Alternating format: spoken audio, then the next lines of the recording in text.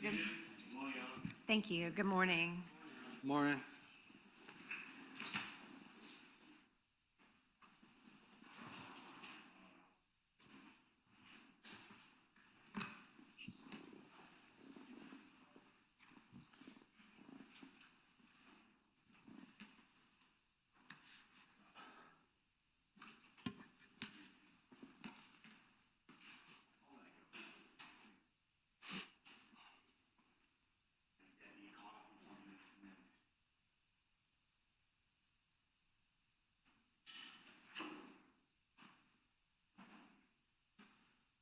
Is there anything that we need to take up prior to starting the trial? No, Your Honor.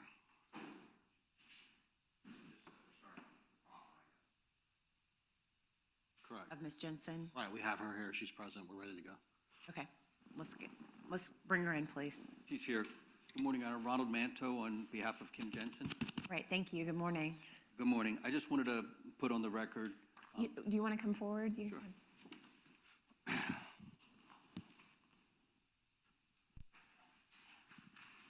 I was trying to pull up my transcript. Give me just a second, okay?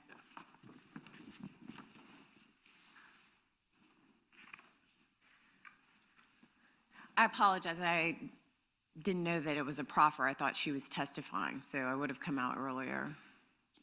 No problem. And just for the record, Your Honor, my name is Jesse Dreiser. I represent Mr. Fernandez, who's present, Mr. Hill is present, Ms. Day is present, and Ms. Nepstead is present. All right, Mr. Mizrahi, if you could put the state of Florida's appearances on the record. Christina Stifler, Alan Mizrahi, and Steve Siegel on behalf of the state. Okay. Okay, Judge. Yes, just based on the statement of particulars that were filed by the state on July 24th, I believe that Ms. Nelson would be in a position to invoke, but she's been served to testify, and therefore I believe she's under the protection of Florida Statute 914. Well, my understanding of the case law is that she cannot just blanket invoke. So it has to be question by question. What is she going to testify to and what she's not? And then the court has to make a finding about whether there is any type of meaningful ability for cross-examination in order to determine if she would testify. That's my understanding of the case law.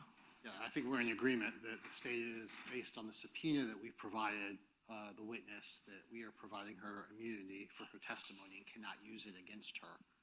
And therefore, she's going to be willing to testify. I think Counselor just wanted that on the record, that what she says cannot be used against her. And that's Okay. a true statement. Therefore, she doesn't have to invoke for every question. We're in agreement that she's afforded the protections. All right. So where is Ms. Jensen? She's right here, Your Honor. Okay. Good morning, Ms. Jensen. Come on. Come forward, please.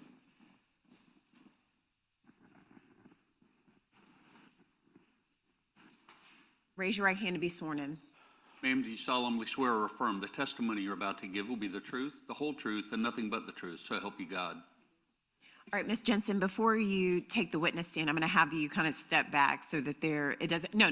I mean, back outside when you're called as a witness, so it doesn't appear that there is something unusual going on. Most witnesses just come in from the doors. Do you understand? In just a minute. So I need to have a conversation with you, though. Give her a microphone, please. And Judge, maybe a little bit of background as to what we expect is going to happen. Mr. Mizrahi is going to enter proffered evidence, and then unless there's a major changing in the court's ruling, I do not believe Ms. Jensen called Would not. would not be. It's on. Okay. All right. So, Ms. Jensen,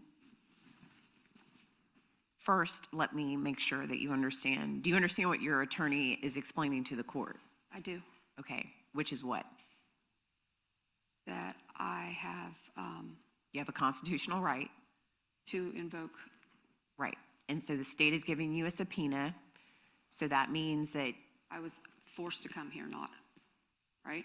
Compelled. right, but you're compelled to come here. Right. But on top of that, more important than that, is that if they gave you that subpoena, that means that your testimony, since they're compelling you to talk, to testify, then you would have immunity as to the answers. Yes. Okay. So that's important to understand, because otherwise, if you did not have that, then they could possibly use this as some sort of information or statements to use against you. You understand that? I do. All right, so the second part of this is that this is a proffer, meaning that they're going to call you to the witness stand. There won't be a jury here, so I'm going to determine whether these questions would be asked in front of the jury or not. So what's important is that, like, I try to explain this to witnesses because proffer means an offer of proof. So he's going to ask you some questions that he would want to ask in front of the jury. So I like to explain it to witnesses because you're like, why are they asking me the same thing again? It's because the jury's not here.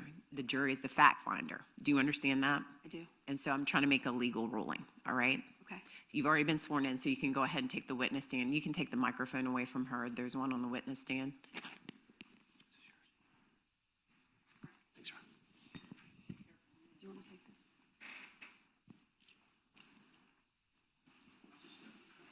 So there's a slight incline here, okay? I thought you wanted her to go out and come back in. Did you want me to go back out? No. No, not yet. You just have a seat.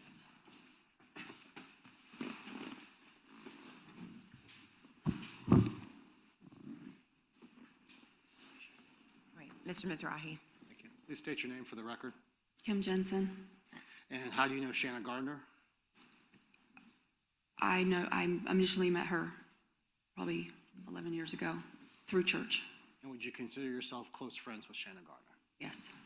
Have you had the opportunity to review a series of text messages that have been labeled States Exhibit 10F for identification? I did. And are these some of the text messages that you and Shanna Gardner exchanged and you and Susan Lee exchanged? They are. That Your Honor, I would enter this as a court exhibit. All right. Exhibit 1. I'm assuming no objection to that for the court exhibit. As a court exhibit, no objection. Okay, can I see it? Thank you. You can proceed. Thank you. So, Ms. Jensen, any of those text messages have to do with Shanna Gardner's ex-husband, Jared Bridegan. Is that true? Correct. Describe for the record how the divorce went and how the child custody went with regard to Shanna Gardner and Jared Bridegan.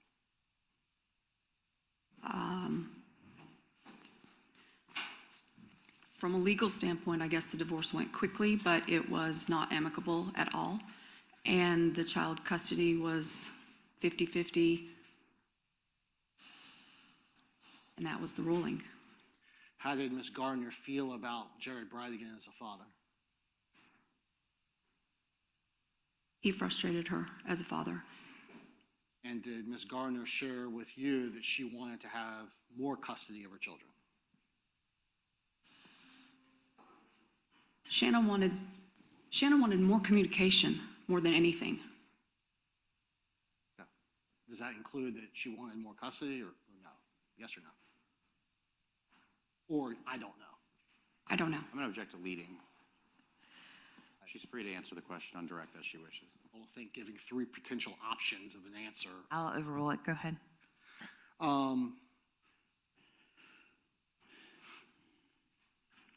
You would, Sorry. let me ask you this. In those text messages that have been entered as a court exhibit, did Shanna ask about a hitman? Those were in the text message. And based on that request, you texted another friend, Susan Lee, about finding somebody for Shanna. Is that fair? That's not fair. Okay. What do the words say? The words say that. You've testified previously that you were joking about this. Is that fair? Something that had nothing to do with Shanna, yes. But you would agree that shortly after Shanna asked you for a hitman, that you then reached out to Susan Lee. I'm going to object to leading again. I'll overrule it for the purpose of the proffer, okay? So we can get through it. Yes, ma'am. I did reach out to Susan Lee. And the words are what they are. They are what they are. Describe for the record how Shanna married Mario, what you knew about it, and then what your relationship was with Mario Fernandez. How she married him? Yeah, what did you know about it? Was it fast? Was it slow? It was fast. She met him and then married him within just a few months. It was it was quick. And what did you think about Mario Fernandez? I thought she shouldn't marry someone so quickly because I didn't know Mario particularly, and I didn't think that she was ready to move on. And do you see Mr. Fernandez here in court? I do. Can you say where he is so you can identify him for the record? Right there in the blue suit. May the record reflect that witnesses identified the defendant. Yes.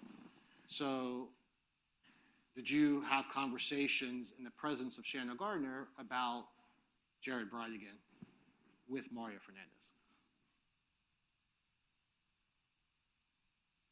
Maybe. Most of my conversations were strictly with Shanna.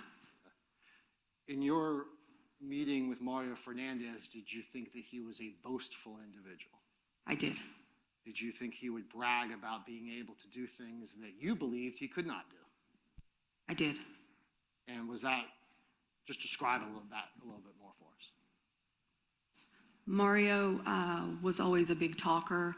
I always believed that he wanted to be the biggest person in the room. His personality was such that he always had a story about everything. He always had, he always knew somebody. That was his personality. He had a very big personality. And did that big personality sometimes relate to his Navy career? I think it was Army, but yes. Okay. So he would talk about doing big things in the Army? Yes.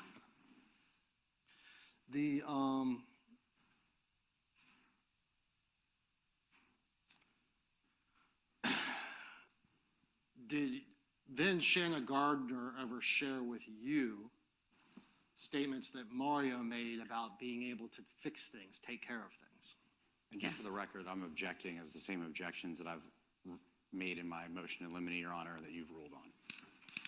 So just so that I'm clear, this is the objectionable part that you're indicating. There's no objection to the previous testimony? Just so I know what I'm ruling on. Yes, well, it's very complicated. There's going to be two separate things that I don't think any of that other stuff get to if this statement doesn't come in and your ruling stands. And I think Mr. Mizrahi agrees to that. Those conversations that Ms. Jensen just testified to, Mr. Mizrahi specifically said that Mario was present for. So obviously there's no marital privilege to that. Right, so y'all keep doing this. A proffer is get to the objectionable part. So like I'm if not doing there is no, Mr. Mizrahi, if there is no objection to that, I've heard Ms. Jensen testify before. And so if you could get to the part that you believe I need to make a ruling on, that's what I'd like to get to.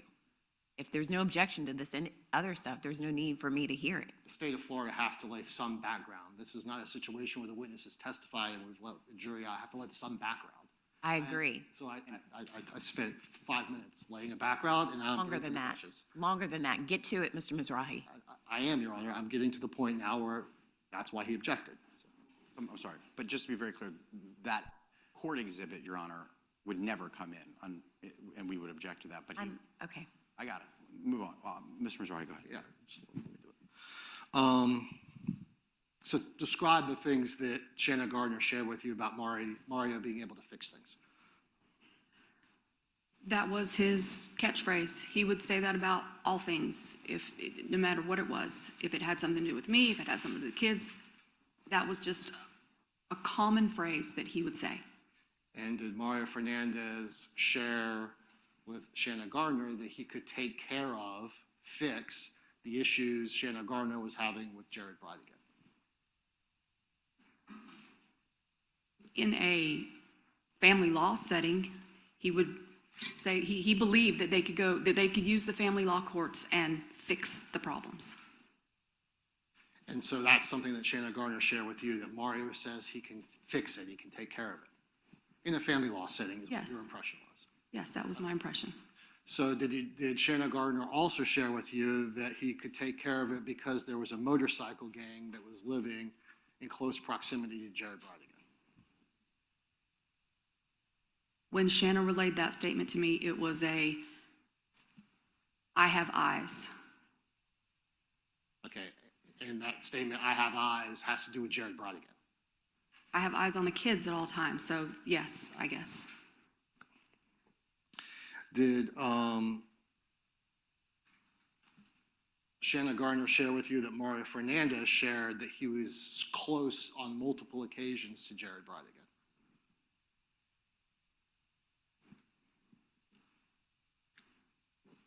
I don't know that I remember that.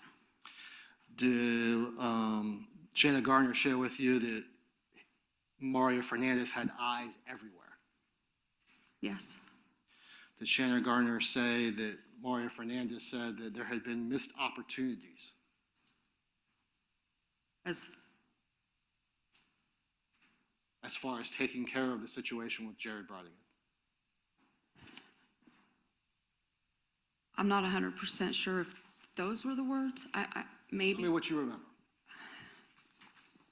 You're asking me to go through years. I just need you to be more specific, please. Okay. Well, have you previously testified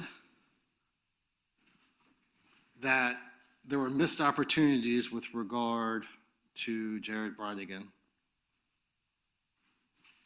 Have you had the opportunity to review your grand jury testimony? I did, Would you refresh your memory to look at it again? please. You have it.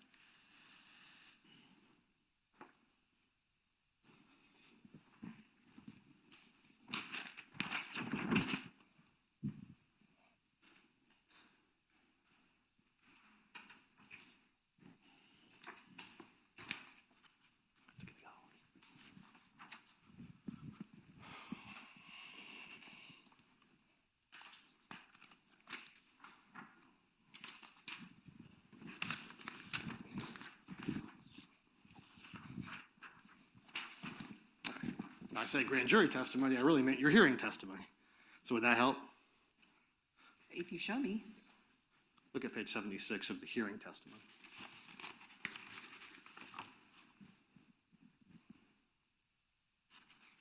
You can go up there.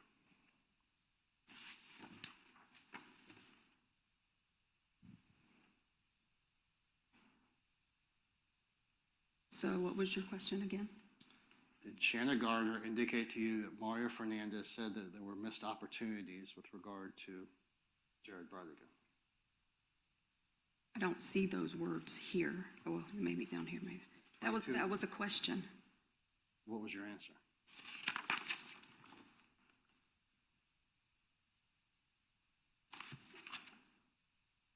I don't see an answer here. I said, my answer is, I heard the whole hearing, so I did hear the statements. I don't see where I answered that question. Well, if you keep going, you do. 18, 19, page 77, lines 18 through 25. Depending on the question, I guess it's possible, but I don't think so. Okay. Now, turning to page 78, lines 5 through 7, do you recall the statement, we'll just do it like this, it's quicker, Okay. that there was a delay based on COVID?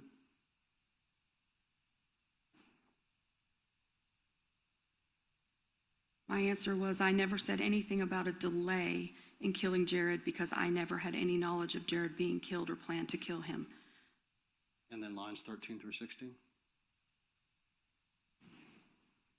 Not long after that, Mario had made a statement that he never goes anywhere. Neither did anyone else in COVID. Like it just didn't seem. You know what I mean?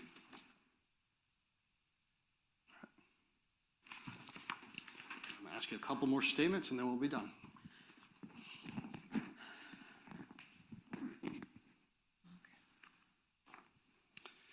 Do you remember a statement that was made shortly before Jared Bridegan's killing? Can you be more specific? Hawaii. I remember talking to you about Hawaii. Okay. Tell, for the record, and tell the court what you remember Shanna Gardner telling you. Shanna told me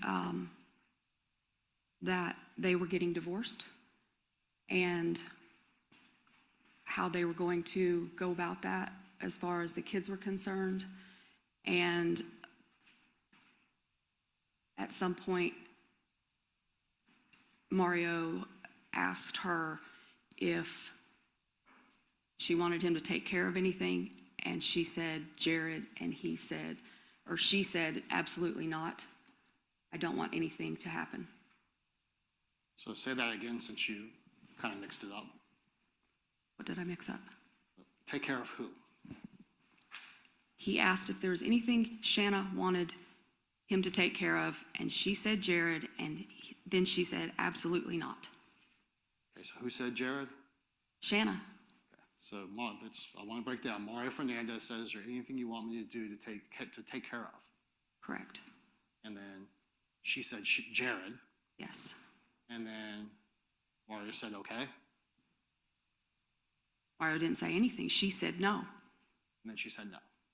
She said absolutely not is what she said. And this is what Shannon Gardner is relaying to you a week or so before the homicide. I can't be sure. I told you originally that I wasn't 100% sure which trip that was, because every trip had something to do with divorce in the past, in the couple of years prior. But you know when the murder was, I do. and you were aware of this statement a couple of weeks before the murder. If it was that trip, but I said I couldn't be sure because there were many trips. Okay. All right, Your Honor, that's all the questions I have.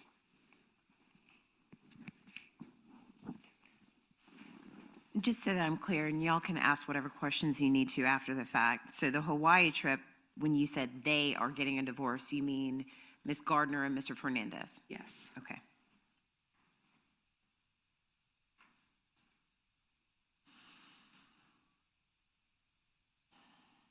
All right, Mr. Dreiser.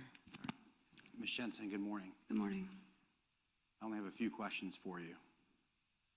To be very clear, this is what Miss Gardner is telling you, Yes. a conversation that she had with her husband. Yes. You have no doubt in your mind that Mario Fernandez did not know that she was sharing these things with you, correct? Correct. And Mr. Fernandez you have never heard any of the words that you testified to regarding this last conversation, and most of your testimony, that Mr. Fernandez wasn't present for that. That's what Ms. Gardner was reporting to you that her husband told her, correct? Yes. And even that last statement, you don't know what Hawaii trip it happened on, do you? I don't. And there were many Hawaii trips, correct? There were. And divorce was something that was talked about from time to time with you and Ms. Gardner, correct? Yes.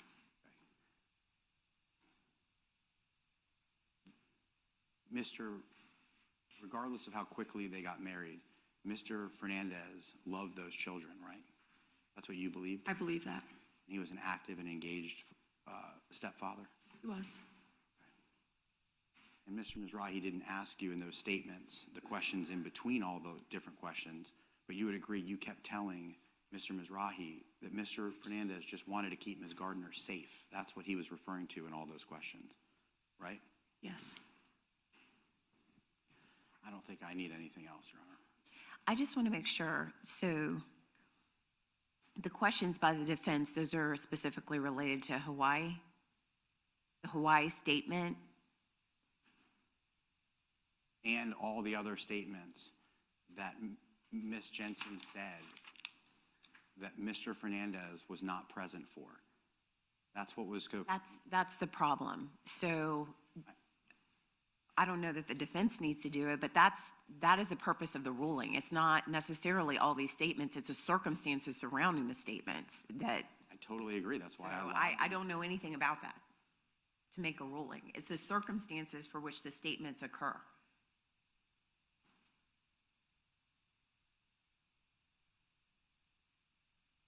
Circumstances under which the statement occurred, there's a state theory, two-prong way why this comes in. I understand the state's second theory, that it's about child custody. However, I thought, so I want to be clear. I think about 45% of her testimony could be admissible. I find probably 3 statements that she couldn't make. I don't think that this is admissible. There are no circumstances for the court to make a ruling. However, the facts and the circumstances related to the Hawaii trip, I don't know, were they just made via witness to Ms. Gardner or vice versa on a telephone call? Was he sitting on the couch? That's what I mean, the circumstances. It was a call between Shanna and I. I believe so. Judge, there's no dispute. Mr. Mizrahi will agree with me. Mr. Fernandez was not present, and he did not know that she was ever going to share those communications. So there's nothing in your ruling that you heard today that's different. Well, I want to be very clear. I did not say that she couldn't testify. Like I said, I think probably about 45%, but for these private text messages back and forth between, I don't know who some of these numbers are. They're not. But anyway, you're not. Okay, so I'm not making a ruling on that. You just want it admitted for what purpose?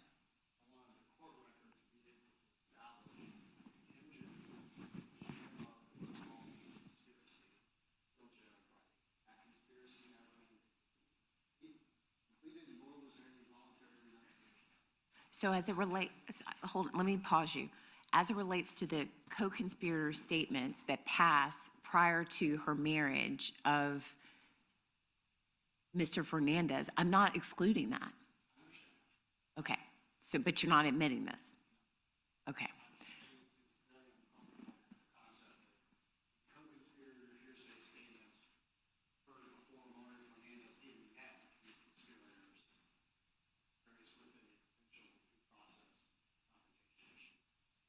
Okay.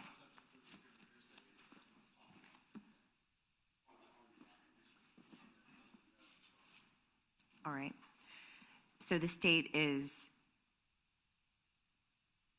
all right, so you're putting in a court exhibit that you do not intend to actually introduce as evidence. However, the statements, I only really see 3 potential problems with the admission of some of these statements. The Hawaii statement, a private conversation between this witness and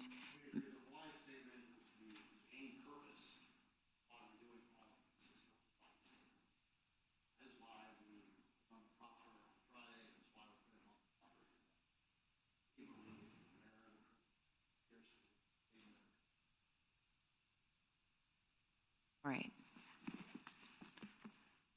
Thank you, Ms. Jensen. Do you have anything further for Ms. Jensen? No. Can I have 1 minute with counsel? Okay.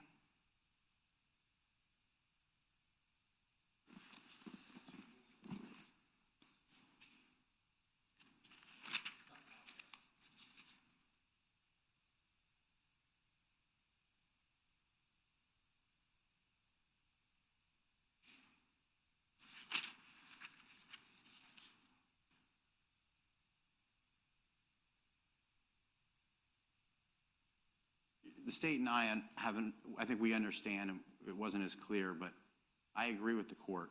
Anything that she heard Mr. Fernandez say, it would be admissible if the state so chooses to call her. I did not object every single time this morning because Right. I was trying to get through it. Most of what she testified to was just what Ms. Gardner told her, and the state agrees with me. They're not calling her to put any of that in. So just so the court's aware, I would have objected to every single question where she was reporting what Ms. Gardner told her Mr. Fernandez said. With that being said, I think the witness can be excused. All right. Just temporarily so that I can make a ruling. Okay. Okay. Thank you.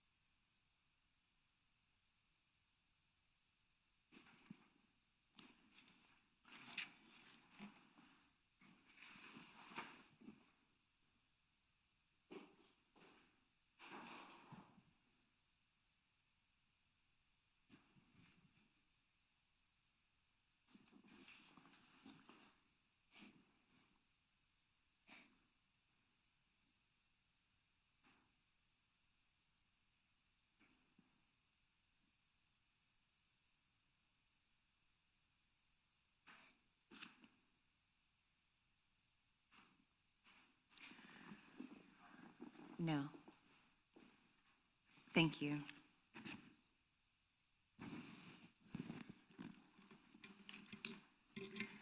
So I wrote in the court's order, the state's secondary theory related to Ms. Jensen. I've rejected that line of thought. I saw no support in the law nor the rule that would allow the state to submit that statement and pierce the marital privilege.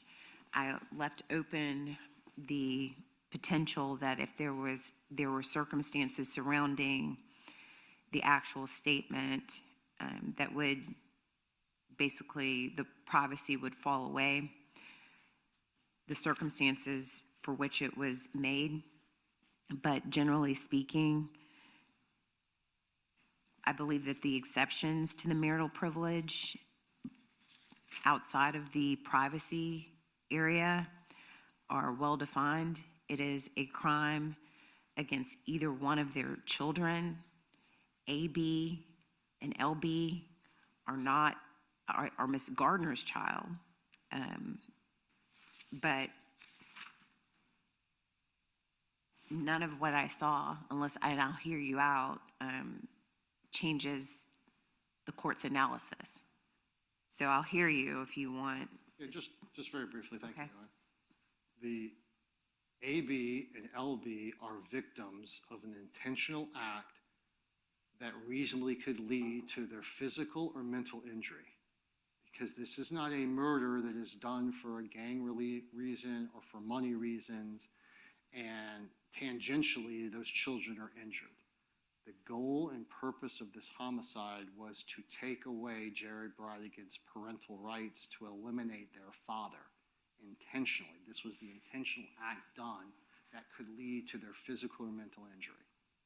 LB and AB are children of Shanna Gardner. Therefore, she has the ability, her statement pierces the marital privilege because it's a statement about the homicide involving her two children. That's the theory. The reason why we put on Mr. Ponder yesterday is it was direct evidence from the defendant's mouth to Mr. Ponder's ears that the purpose of this homicide, the purpose he hired someone to do this, was for child custody issues. So this isn't the act itself was an intentional act to inflict physical or mental injury upon these children, in addition to, obviously, Mr. Bridegan, but that was the goal of it. In order to prove a child abuse, the act has to be intentional. So the court's concerned that it was just some random act of violence. That would not be intentionally to the children. The court. That's not my concern. Okay. What criminal case has ever centered on child abuse where the children are physically safe in their house and let's say the other spouse gets beat up, or let's say it's that, beat up by the other spouse, and then somehow that pierces some sort of marital privilege. AB and LB, I believe we all could agree, were safe, at home, dropped off, physically safe. So the mental argument by the state is that, I guess, do you know a case where that's been the child abuse theory? There are cases where the child abuse theory has been premised on mental injury, 100%. There is not a case that deals with child abuse that mental injury is the reason to pierce marital privilege. No. Have you seen a child abuse case where one parent is trying to get custody over another parent and therefore the state of Florida intervened with criminal sanctions saying that, no, that's child abuse? No. There is not a child abuse that I'm aware of, at least an appellate case, an opinion case, where the murdering or injuring of another parent for child custody. I'm not talking about, let's say not murder. Let's say just a third-degree child abuse where the state of Florida goes and arrests another parent because they want more custody than another parent. Well, that would never be a child abuse. Okay, but that would be mental That would be mental injury on the child potentially, right? No. Okay. Talk about murdering their father. All right. It What has nothing to do about with breaking their legal- legs? Well, no, Breaking their legs or doing something horrible to the other parent? That doesn't interfere with their custody. They still have custody of their child if they're beaten up, if their legs are broken, if they go to the courts. That's all legal methods. You're talking about the only true way that they could eliminate custody, the only way they could take this father away from his children was to murder him. There is no other way. That's our theory, is that that was done intentionally, and that reasonably could lead to the children's injury. It's a very unique set of circumstances. Certainly, we don't have any third-degree child abuses under that premise because it wouldn't exist. We do have third-degree child abuses with an act that it could intentionally lead to mental injury to a child. Those exist. Quote me a case. I don't have a case right off the top of my head. It's the statute. And there are certainly premises under the statute, under 8, I don't have the right book, under 82703, it says an act that reasonably could lead to the physical or mental injury of the child. And we have to be able to prove those elements. There's not a, I mean, I could probably find one. I don't have it at the top of my mind because there's not one. I concur with the court. There's not going to be a case that says that pierces marital privilege. There are, and I submitted in our argument, cases where the reckless driving pierced marital privilege. Right, but that was one parent that was driving and then injured the child. That's, in my mind, so factually distinct from this scenario. I don't think the child was injured at all, Your Honor. If you read the case, that child was subject. I've read a lot of cases very recently, so I apologize for getting it, but I believe that it related to the child. I'll pull it back up. The child was in the car and the person was driving recklessly, and that could lead, that was considered a child neglect. It wasn't an abuse, it was neglect. For failure to provide the care necessary for the child's well-being by driving recklessly while the child was in the car. I agree that was, the child was in the car when the recklessness occurred. But it doesn't change the state's argument that the intentional act was to eliminate the parental rights and take away these children's father. That case also went to the premise of the psychopatient privilege. That's what the court was ruling on, not the marital privilege. They punted, they didn't need to go to the marital privilege because they relied on the psychopatient privilege, which does not have the same elements as the marital privilege.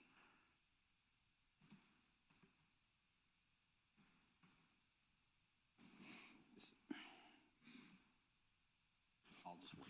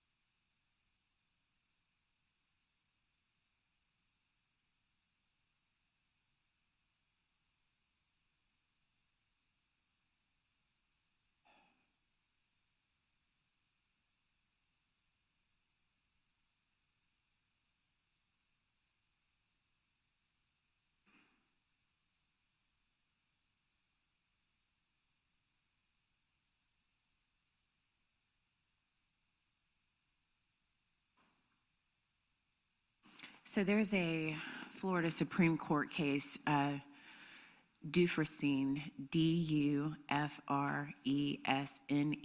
v. State. It's a Florida Supreme Court case, 826 Southern 2nd 272, that goes through, I guess there was a challenge to the phrase mental injury, where there was a constitutional challenge for vagueness, and it goes through the history where it falls. The Florida Supreme Court, it says that we note the definition of mental injury now found in 39, that's when they redid the statute, this is a 2002 case, is a limiting definition as opposed to a broad definition, which benefits the defendant. Thus, mental injury, as defined, will present only in limited circumstances, thereby discouraging arbitrary and discriminatory enforcement. Accordingly, pursuant to this analytical framework, which sets forth in Fuchs, we conclude that the district court properly held that the challenge statute is not unconstitutionally vague. Mental injury is adequately defined, is what it says, and I'll go back up to what they are affirming is not vague, which in 39, I know the state is focusing on the intentional part because your theory is that the murder is the intentional act that would somehow produce this, which is mental injury means an injury to the intellectual or psychological capacity of a child as evidenced by a discernible and substantial impairment in the ability to function within the normal range of performance and behavior. And so you're saying that LB and AB, that would have been, that is the fact. So I would need more facts there. I understand the court's, I understand that law. I'm very well of the mental injury law and what is required. I would point, Your Honor, to Hill v. State, which I argued at our last hearing at 846 Southern 2nd 1208. It's a 2003. Repeat the last numbers. I'm sorry. 846 Southern 2nd 1208. It's a 2003 50 CA case, and under head note 5, 6, and 7. Your Honor, we don't have to prove beyond it to the exclusion of a reasonable doubt that a child abuse occurred. In fact, the court quotes, and I'll read it for Your Honor, although we have found no case in which the defendant has been convicted of this crime of child neglect based on reckless driving of a vehicle, if the defendant's reckless driving is shown to be sufficiently gross, there is no reason why the charge could not be proven. Because of the clear statutory language in both Section 39, which is what we're going on, we agree with the trial court that the psychotherapist patient privilege does not exist in this case as to any communications relevant to the child neglect felony count. So the law doesn't require you to prove. I'm not putting that burden on the state. I'm sorry, what? I'm not putting that burden on the state. I don't want you to even argue that. I'm not putting that on there. However, I do have to find that that would be potentially a child abuse, correct? In some form. I'm not saying that you have to prove beyond a reasonable doubt each and every element, and I don't want you to think that I'm doing that. Okay. And as well as I don't want you to put on an entire proffer of things that I probably about 80% I would allow. I'm not putting the state in a box like that. Instead, I don't know, just like the state is being cautious, saying that we don't want to put in evidence that there was a pre-existing conspiracy for confrontation. That's your choice. That's your strategic choice. However, I need a legal path to admissibility. Admissibility isn't beyond a reasonable doubt. So I want that to be very clear. I'm not putting that burden on the state. Okay. But I do, you would agree, Mr. Mizrahi, that this is unorthodox. I wouldn't call it unorthodox. I would call it using the law to get in pieces of evidence. That's what I would call it. I wouldn't call it unorthodox. All right, so Earhart is like my favorite book. I love it too. Okay. I've seen him lecture many times. Me too. All right. You have. Total fan club. However, I don't see the Earhart has anything. And doesn't. he is a guru on evidence that would even suggest a path like this. My argument to the court's last inquiry about whether or not it is inconceivable that a 9-year-old child whose father has been murdered would not have some discernible psychological issues as a result of the elimination of that parent. This is not unorthodox or way out there. It is incredibly logical that if a child loses a parent, that they will be subject to some type of psychological damage as a result of it, discernible as required by Dufresne. So I think the court's analysis ends there. Is that reasonable? Yes, I think that's reasonable. Therefore, it pierces husband-wife privilege, and it is admissible. That is the state's argument. And if the court, I agree with the court that there is not a case on point, on all fours, that deals with this issue. I agree with that. I agree that with the reckless driving, the child is in the car. This is a mental injury situation as opposed to a reckless driving situation when the child is in the car. Those are two different scenarios. Well, let me ask you this. Can I, I'm still messing. I've got to figure out what Mr. Mizrahi is, what his path to admissibility. And he keeps saying all these much higher hurdles that I'm not putting on the state. Okay. And so let me, go ahead. What's your objection? my objection is, and I've been quiet and letting the court and Mr. Mizrahi go, is that you made a ruling and you gave a pathway to the state to see if they could breach the marital privilege. And they put on their proffer. There was no breach of the marital privilege. And now Mr. Mizrahi is getting essentially now what's been 30 minutes of an opportunity to re-argue and start citing case law of cases you've already ruled on, you've already read, that is not what today's hearing was for. It was, your ruling was very clear. If they can breach the privacy, then you made the ruling. You've read Hill. You've read all these cases. So I'm just sitting here letting him get a second bite at the apple in the middle of the trial, and I think that's unorthodox. I think your ruling, which was written, well thought, well written, and took time and days before we got a decision, is now just being relitigated on the very premise of not what you said they could do, which is break the marital privilege. And that is frustrating as I sit here and allow this to go on, but it's as you see fit, Your Honor. So this is where I'm at. In that hearing, there was the opportunity to call these witnesses. It didn't happen. The state is able to make a record, which they're allowed to do, which is a proffer.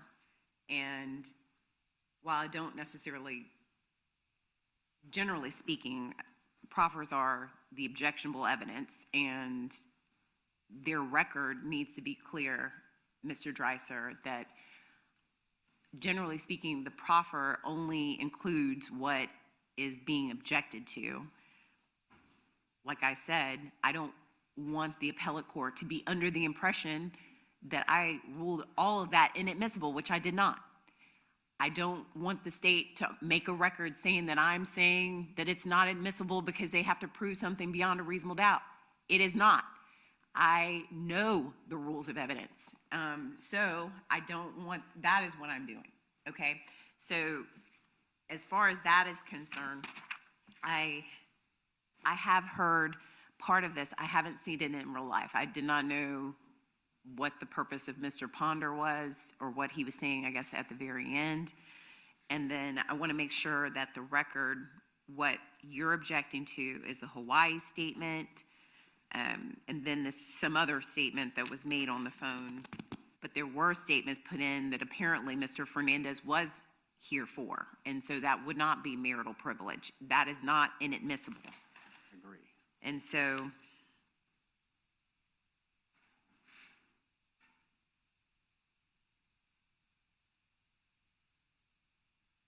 my last question for Mr. Mizrahi is that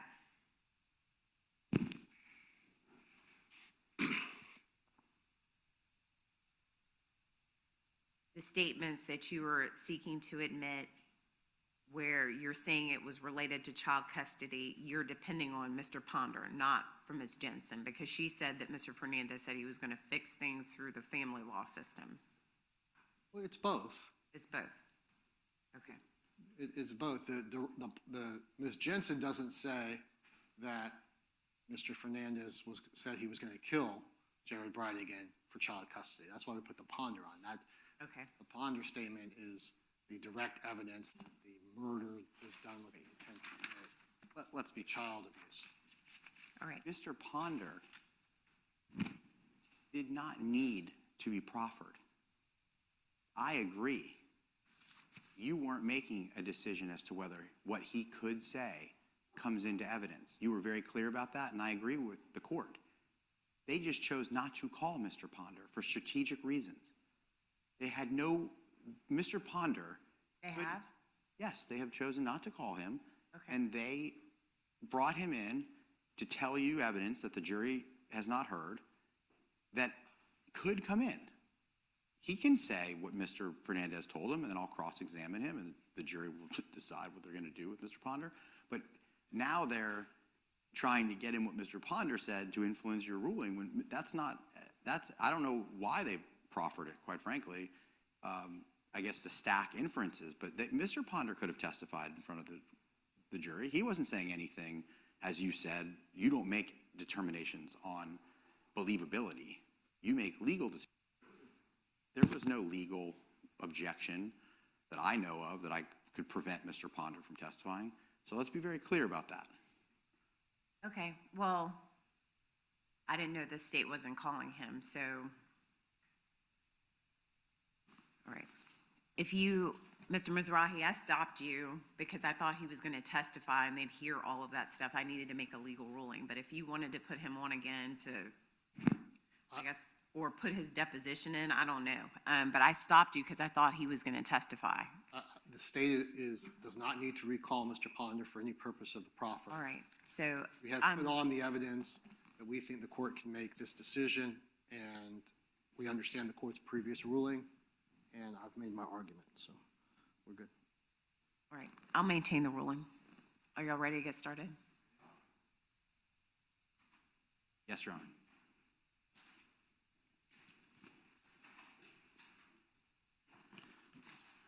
Ms. Jensen, you don't want her anymore? Jensen is excused and needs to appear for the Gardner case. And she's under subpoena. Okay, thank you. Nice meeting you. Ready?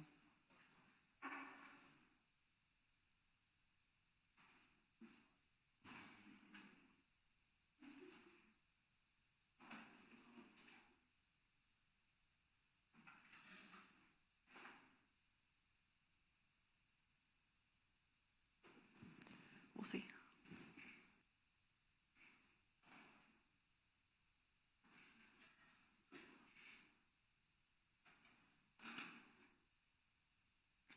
Mr. Hathaway, will you get that exhibit?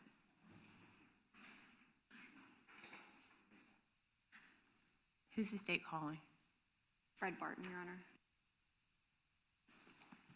Thank you. Waiting for them to be Sorry, I didn't ready. hear that, Mr. Conversation.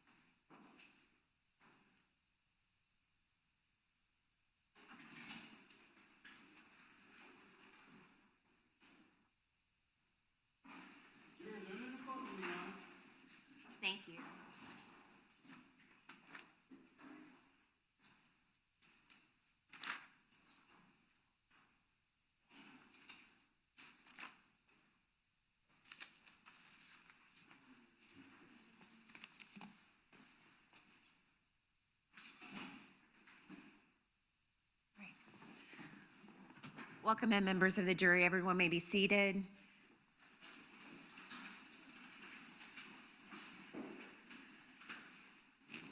Welcome back, members of the jury. I hope that you all enjoyed your weekend. We are in the 6th day of trial. I want to, before we begin the proceedings today, just confirm that you all followed the communication rule over the weekend's recess. If you could all answer out loud. Yes. Okay, great. Now, to remind you where we are procedurally, the state of Florida is presenting their case. They're going to call their next witness. Ms. Stifler? Your Honor, the state calls Fred Barton. Fred Barton, please.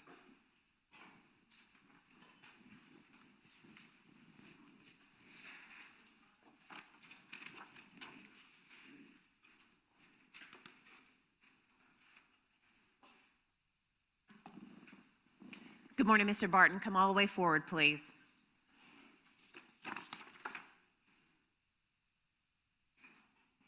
All right, raise your right hand to be sworn in. Sir, do you solemnly swear or affirm the testimony you're about to give will be the truth, the whole truth, and nothing but the truth, so help you God? Okay, sir, go right to your left and then be seated in the chair. Pull yourself all the way up so that you're speaking into the microphone, okay?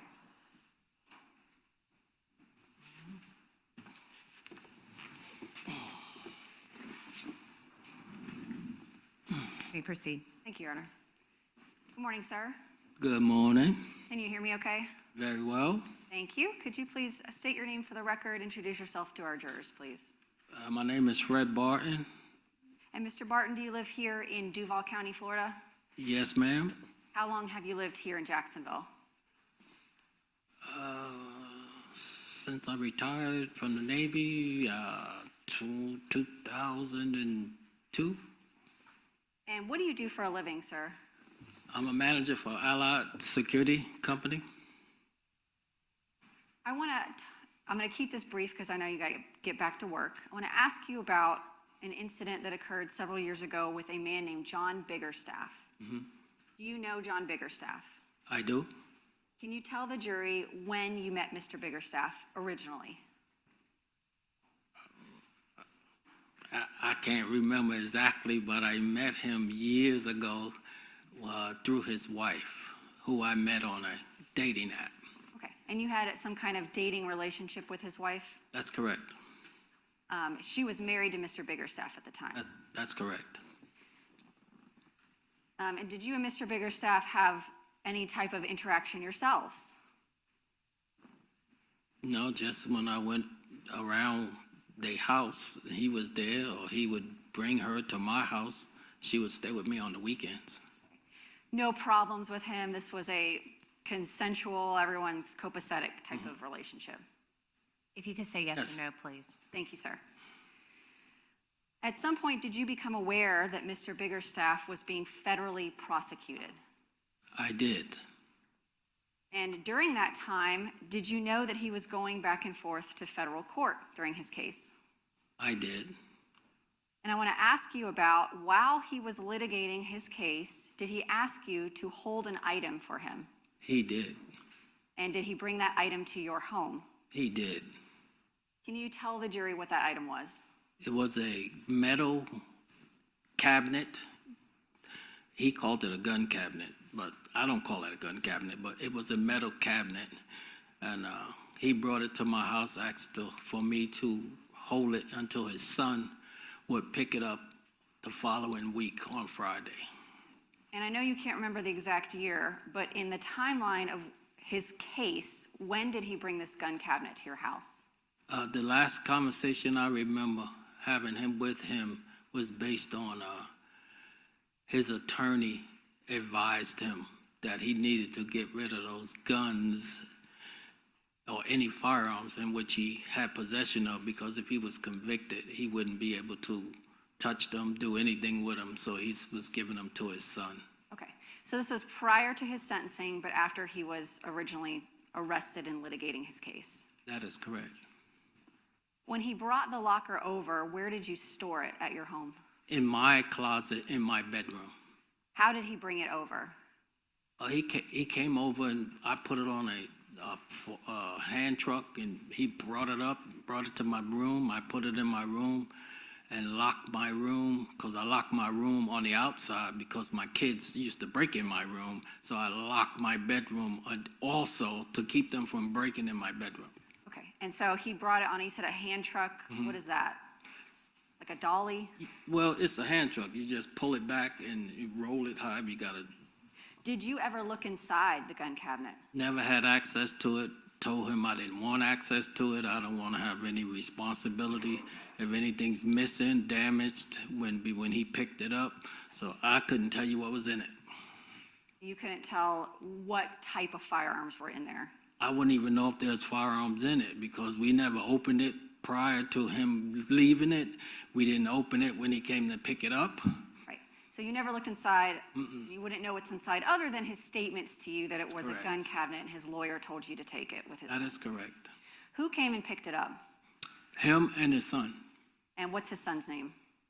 Juan. How long after Mr. Biggerstaff dropped off the gun cabinet did they come pick it up? It's about a week, the following Friday. Did you keep any firearms or ammunition that Mr. Biggerstaff brought to your home? No, Would any of his firearms or ammunition, if they were in that gun cabinet, have been left at your home? no, Do you have any of Mr. Biggerstaff's firearms or ammunition to this day? no.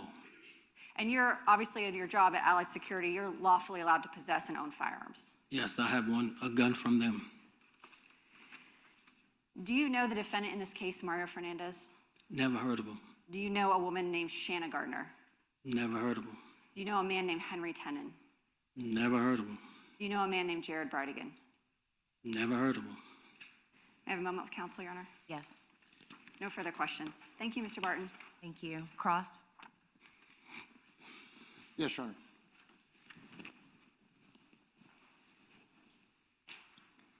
Good morning, Mr. Martin. Good morning. Nice to meet you. My name's James Hill. I represent Mario Fernandez. If I understood correctly from your testimony, sometime in a year that you don't recall, Mr. Biggerstaff brought over this cabinet as you described it. Is that a yes? Yes, Sorry, we just have a court reporter. She needs to hear exactly what your answer is. I got you. My understanding is you never opened that cabinet. That's correct. No idea what was in it, correct? That's correct. And if there were firearms, no idea how many. That's correct. Certainly no idea what make and model of those firearms. Say that one more time. You wouldn't know what make or model of firearms in a cabinet you've never opened. He never opened it. I never opened it. He never opened it. I never wanted it to be open. Understood. And that was about a week it was in your closet. That's correct. After that, you testified that his son, Juan, And him. came and retrieved that cabinet. That's correct. Where it went after that, you have no idea. I've never seen or spoke to them ever since that. And certainly you would not have given firearms to a convicted felon, correct? I definitely wouldn't have done that. As to whether or not that cabinet was transported somewhere else and opened, you wouldn't be able to testify to that. I wouldn't know what they did with it once they left my porch. And what year do you believe this? I don't recall what year it was. And ultimately, you and Mr. Biggerstaff had a falling out later on. Is that correct? Well, I distanced myself once he got convicted of what he told me he was innocent of. You and John Biggerstaff no longer had a relationship at that point. At all. Not at all. And I know Ms. Stifler asked you whether or not you knew Mario Fernandez. That name means nothing to you other than maybe at the top of the subpoena that you were served. That's correct. And so you have no information as it relates to the homicide of a man named Jared Bridegan. Except for what I see on the internet. But you personally have no information as to, Never seen him before in my life. Never heard of him. and certainly no information as it relates to Mario Fernandez and the homicide of Jared Bridegan. That's correct. May I have just a moment, Your Honor? Yes.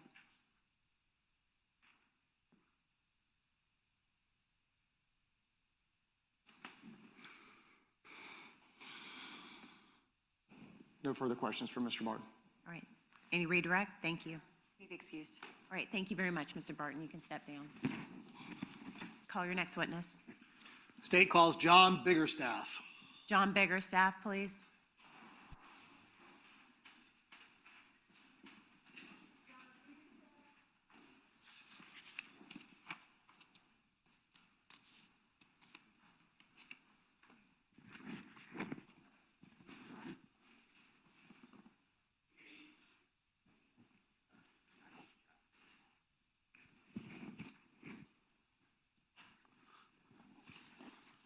He has a walker, so he may take it. Okay.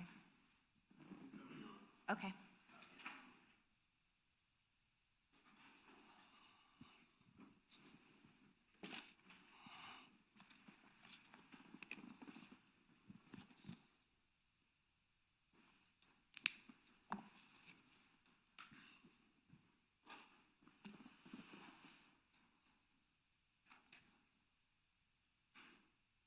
Good morning, Mr. Biggerstaff. If you could walk all the way forward, please.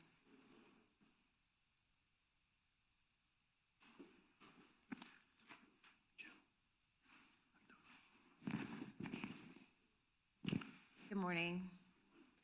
Can you raise your right hand and be sworn in? Sir, do you solemnly swear or affirm the testimony you're about to give will be the truth, the whole truth, and nothing but the truth, so help you God? Sir, if you'll make your way over to your right. Mr. Holman, can you help him with his walker as well? Just get yourself situated in the chair, okay? I need these two things. Purchase of the 10 millimeter document. Okay. Thank you, Kirsten. You have to pull yourself up and talk into the microphone. A little bit. Inventory. Come on. Yeah. And the purchase of the 10 millimeter. Mr. Mizrahi, when you're ready. Thank you. May it please the court. Counsel, Yes, thank you. good morning. Morning, sir. Please state your name for the record. John Robert Biggerstaff. And are you a convicted felon? Yes, I am. When did you become a convicted felon? When I pled to felony misprision in 2017. 2017. At the time, before you became a convicted felon, did you have to get rid of your guns? All of my weapons, yes, sir. Okay, and that's why we're here. You know, that's why we're here to talk about that. I understand that, yes, sir. Did you purchase a 10 millimeter firearm? Yes, I did. When did you purchase a 10 millimeter firearm? I don't know the exact year, but it was prior to 2016. Why did you purchase a 10 millimeter firearm? I was a member of a hunting club for a few years up in South Georgia, and where I was making my hunting stand, there were bears. Did some research and talked to a friend of mine who suggested two different kinds of weapons, a Casco 454, I think it was, and a 10 millimeter Glock. Having served with JSO and my military experience, I preferred the Glock weapons over anything else that I was unfamiliar with. Where's your gun now? I have no idea, sir. No idea where your 10 millimeter firearm is. No, sir.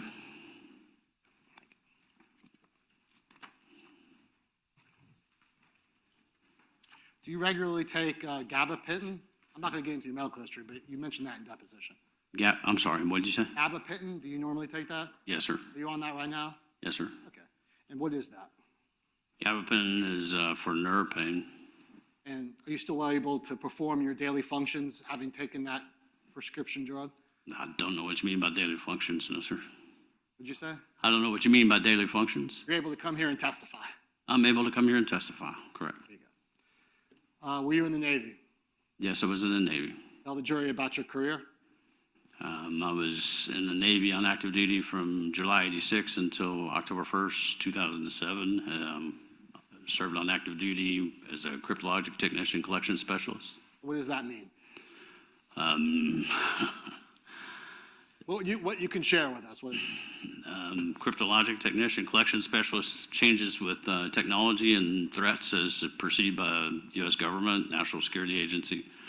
I maintain a top secret sensitive compartment and information facility type of access for my 21 years plus.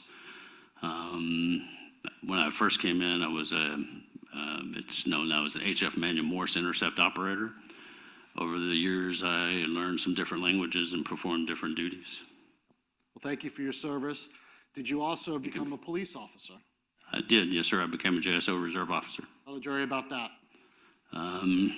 I ran into somebody who mentioned to me he was a reserve officer with Jacksonville Sheriff's Office. Thought I'd be a good candidate. Mentioned to me about the academy and so on and so forth. They're in a safety fair, I believe, at Regency Fair, or Regency Mall at the time. You have to undergo training. Yes, yes. Following my knee surgery, I had a physical fitness test the following week and started academy right away. Yeah. And what years were you a member as a reserve officer with the Jacksonville Sheriff's Office? It was about 3 years long, but I don't remember the exact years. Oh, well, yeah, and it ended in 2016 when I was arrested. And I guess that was my next question. Obviously, you can't be a police officer if you're a convicted felon. Did you have it down, something happened in your life that you've talked about your Navy service and your police service, and did you have some things in your life that led you down a path that you're not proud of? Sure, absolutely. All right, just briefly, we don't have to get into all the details, but briefly tell the jury about it.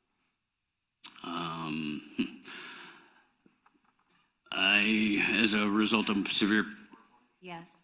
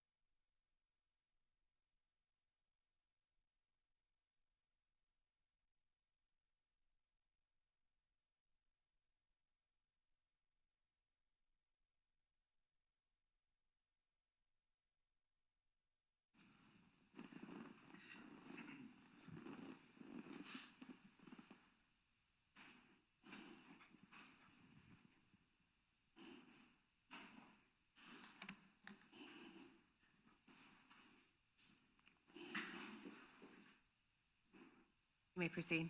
Please, the court. So as opposed to that open-ended question, I'm going to ask you two directed questions. Did you end up with financial problems in your life? Your Honor, if I may. Okay. Needs a break? Well, Let me have the jury step in the back, okay?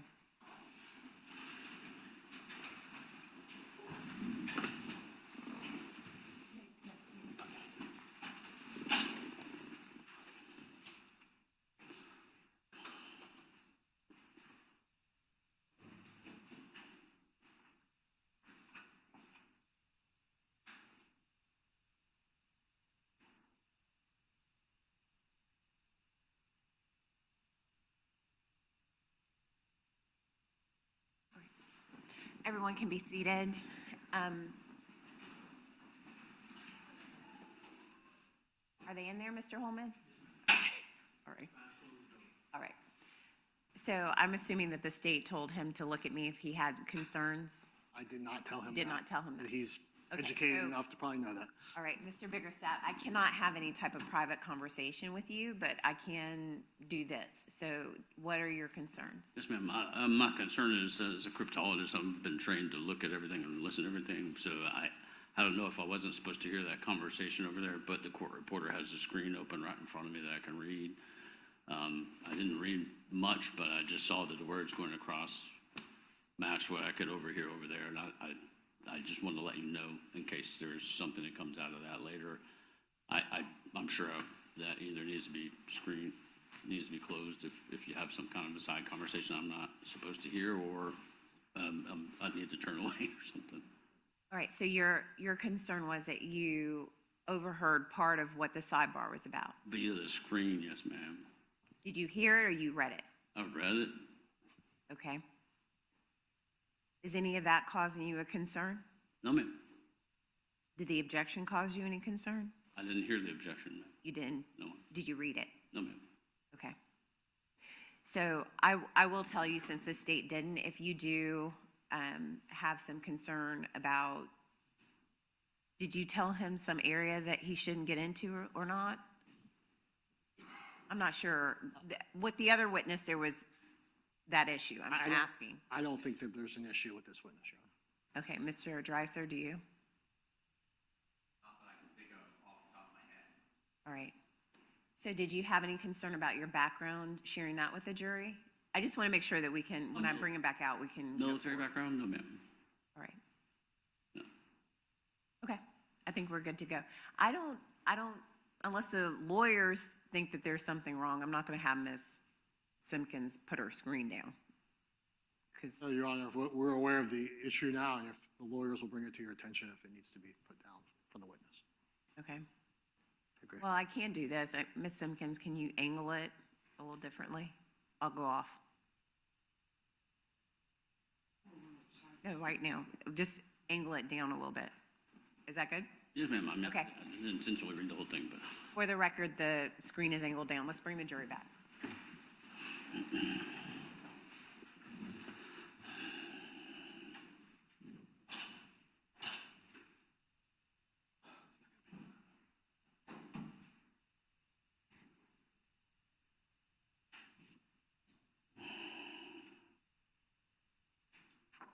You need it up like that? Can you turn it this way? Okay.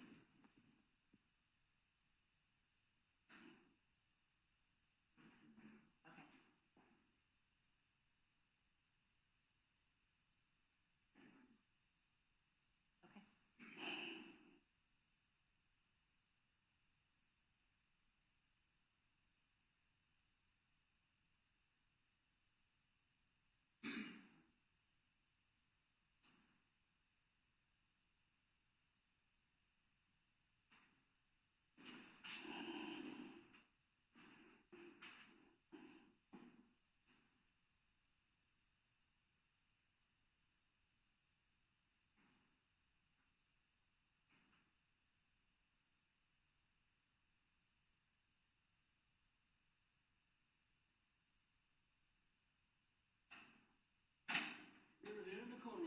Thank you.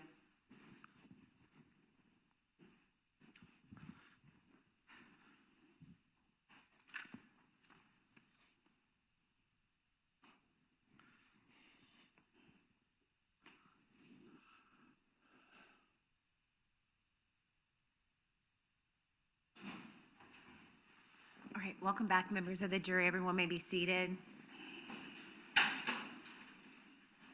Members of the jury, pardon the interruption. Mr. Mizrahi? Please, the court. So, Mr. Bickerstaff, we left off with my question about the change in your life. You were a police officer, you were Navy, and did you end up with financial problems? I had financial problems long before that, yeah. Did you also end up with a drug addiction problem?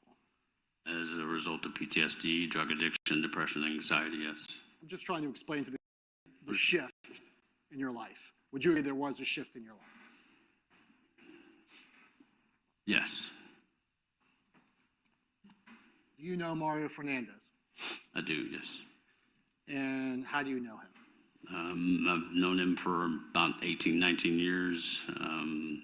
My daughter got a ride home from him one day from school, introduced us, and we became workout buddies for a while. And do you see him here in court? Yes, I do. Did you say where he's seated? Where He's- lying so you can identify him? Seated to my right, What color suit is he wearing? I'm colorblind, but it appears navy blue. You nailed it. Your Honor, this time the state would ask for the record to reflect the witnesses identified the defendant. I think they're all in blue. He said navy blue, although I think Mr. Dreiser is navy blue. All right. Yes. So you explained that you were workout buddies. Just kind of dive into that a little bit for us, please. Yes, in the mornings, Mario would come over and type his Pitbull 0 to my truck, and we would work out. I had purchased a home novelist gym from Sears many years ago and had it in my garage. It was enclosed. My son was playing football in high school and then on to college, and So we would work out in the mornings. Mario, when he was at home in Jacksonville, would come over and work out some mornings. We'd text each other in the morning, make sure I was up and going to work out. I think I was retired at that time, so I was working for Hewlett-Packard, and I was on a 100% travel schedule. So in between my traveling, we'd get together and work out at my house, and then he joined the Army at some point, and I didn't see him for years. Okay. When he got back from the Army, did your relationship begin again, so to speak? Yes, And did you share experiences in the military with each other? yes, occasionally.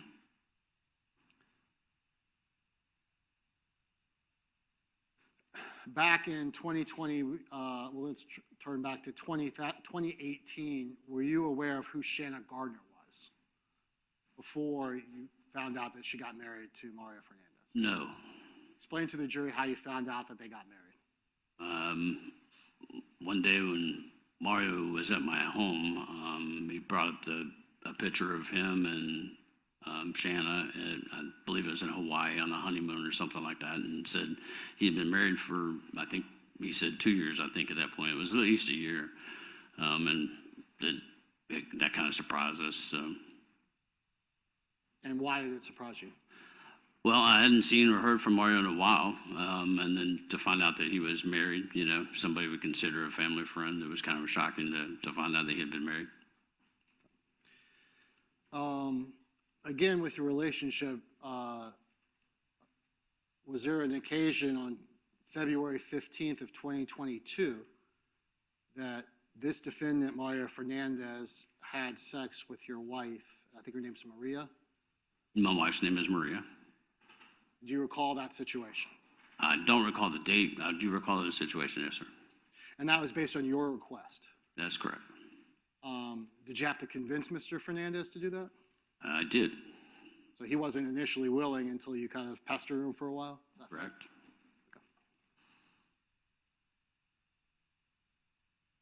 And you would agree that that was recorded? Either pictures or video, yes, sir. And so whatever the pictures or video show about the date, you would agree that that's right? Correct. Okay, so if it does show February 15th, 2022, you would agree with it? Yes, sir. Did you do work for Mario Fernandez, the defendant? I did. What was the most Mario Fernandez ever paid you at a time? I have no idea, but it was at the most hundreds of dollars to a couple hundred. Did he ever pay you by check? No. What kind of work did you do?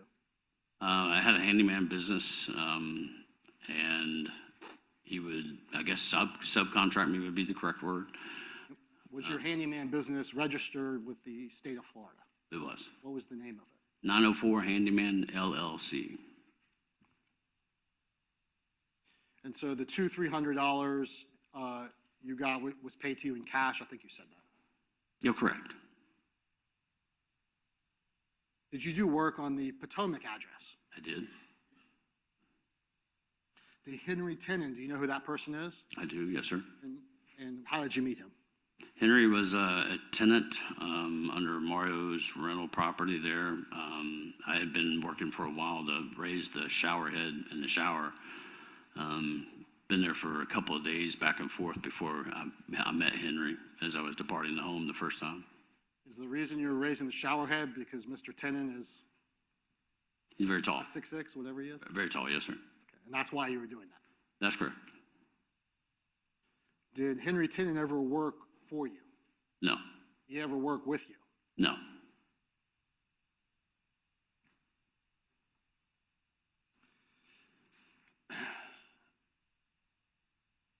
I want to talk a little bit about the defendant's issues that he had with Shanna Gardner's ex-husband.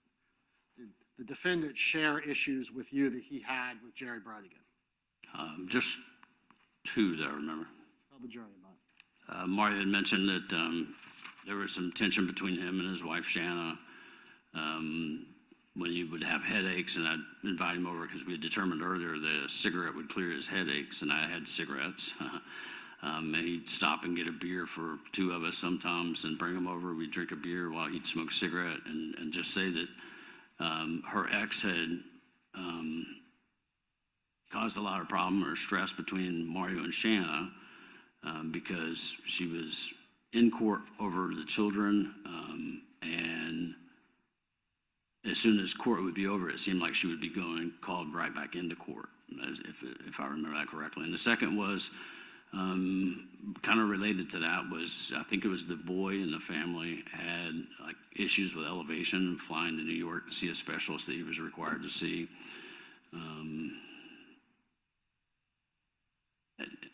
I think that was it. As far as I know, that was the detention between him and Shannon, but those are the only two issues he ever spoke to me about. Okay. And they were both related to child custody issues. Correct. Do you remember on January 25th of 2022 that the defendant came to your house? No. Would you have known what the defendant did after he left your house? I have no idea. And you have no memory of what y'all would have talked about? No, none. Did you become aware of the fact that Jared Bridegan was murdered?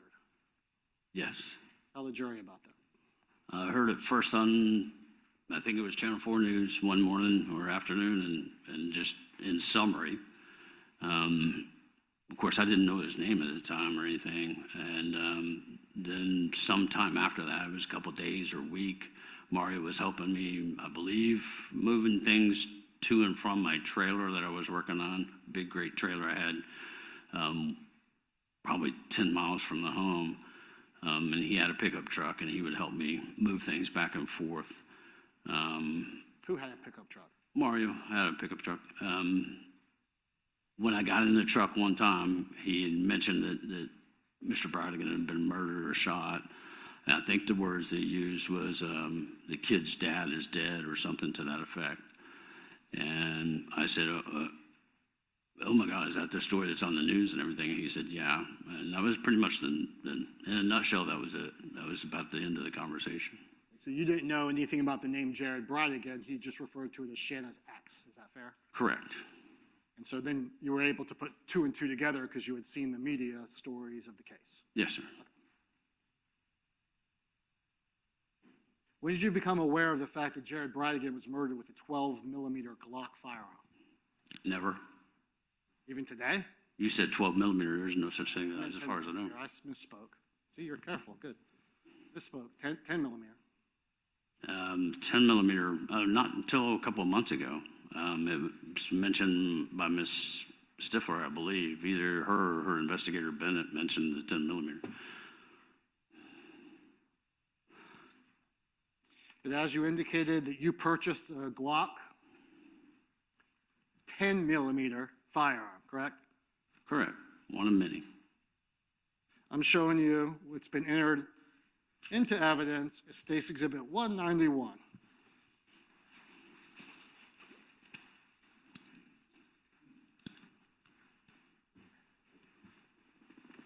Mr. Biggerstaff, if you could review those last two pages of State's Exhibit 191 and indicate if that's you purchasing that 10 millimeter Glock firearm.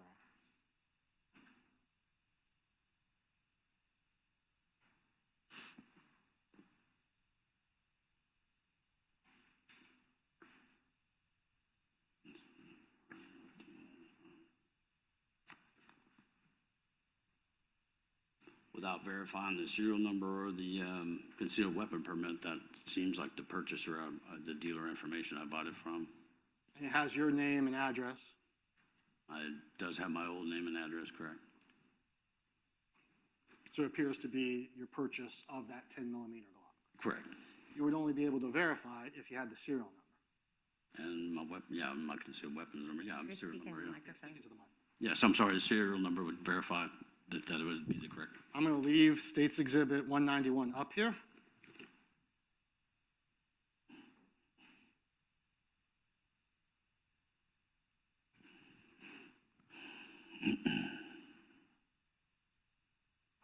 I'm going to show you what's been entered into evidence as State's Exhibit 190, 190.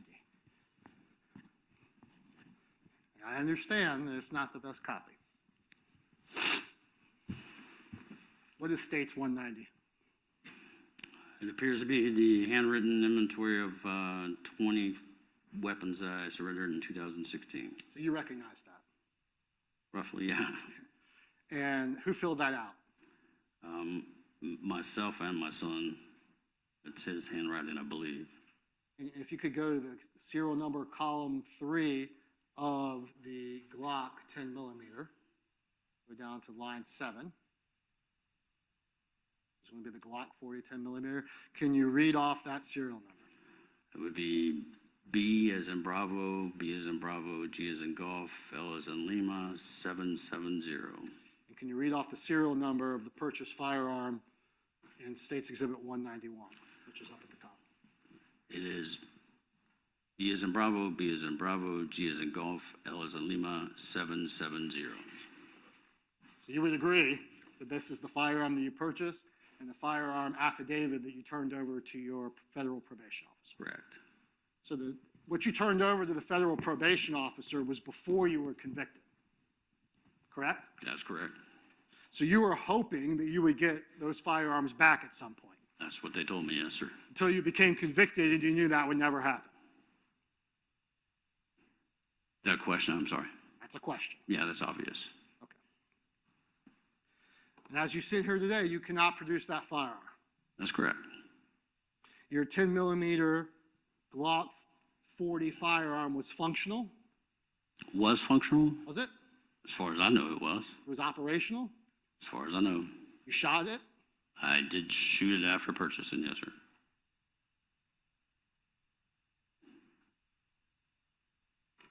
You had ammunition for it. I, at one time, purchased ammunition for it, yes.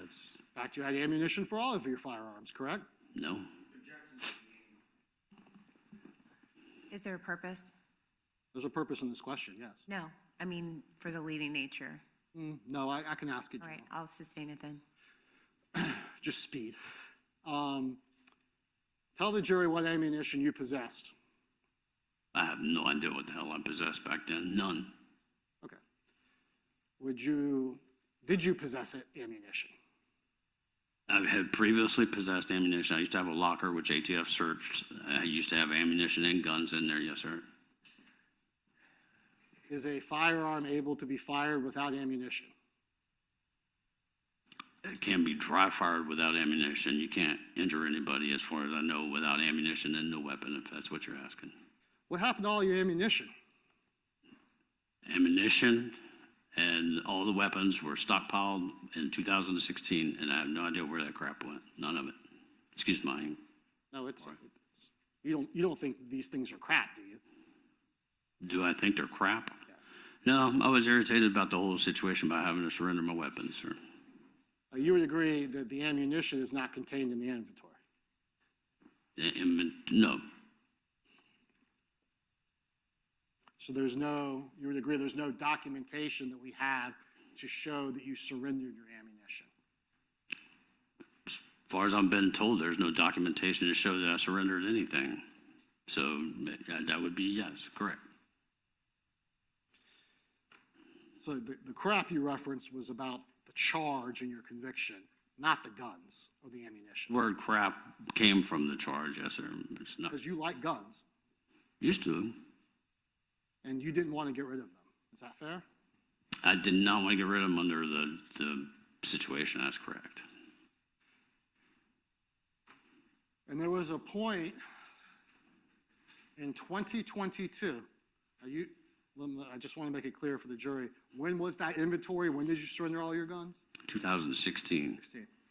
And was there a point in January of 2022, specifically January 25th of 2022, that you missed your guns? No, Never. no. Stifler, can you find that search for me?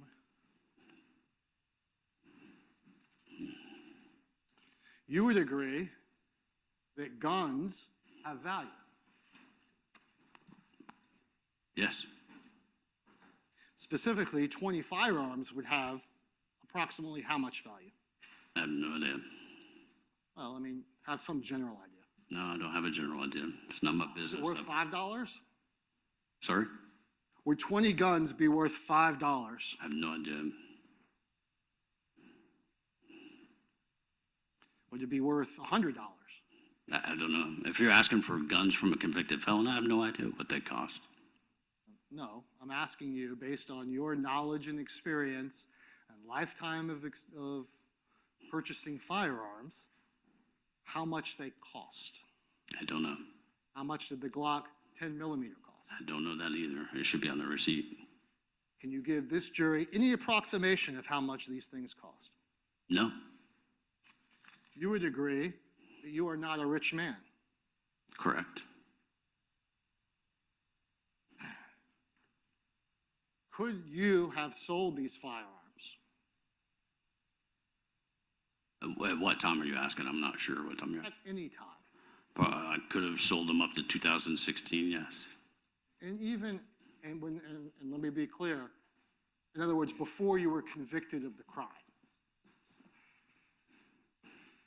could you have sold them? Before I had to surrender them, I could have sold them, yes. Okay. Even after you surrender them, do you believe you could have sold them? No, And why not? well, I know better than that. I haven't been in JSO, sir, and worked on some of the things I worked on. I know how some of the systems and checks are done. You would agree, Mr. Biggerstaff, that your son Juan, I'll ask another question. Just try to get, who is Juan Biggerstaff? It's my son. And at the time, was he in law enforcement? Yes. You would agree that he helped you. I'll ask the question in a different way. I'm sorry, you said at the time, what time are you referring to? At the time that you surrendered your firearms, 2016? I don't know that he was. I don't think he was. was Juan Bickerstaff a prohibited person? In other words, could he have sold your firearms had you given them to him? Yes. And it was Juan Biggerstaff, the person that helped you compile your inventory list. That's correct. I think he was law enforcement because of a situation where I transferred one to him in that whole stockpile. You think you transferred him one of the 20 guns? Yep. Yes. And which one was that? It was my backup JSO pistol. It was a Glock 40 millimeter. Glock 27, 40 millimeter? It was 27 I model? don't know the model number. I'm sure you do. Do you know anyone else that owns a 10 millimeter? No.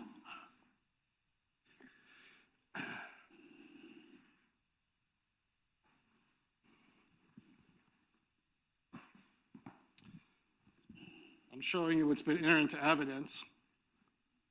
The State's Exhibit 197.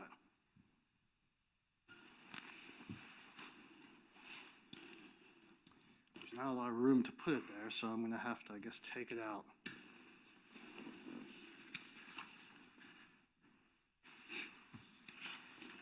Mr. Biggerstaff, don't get too far away from the microphone. Pardon me.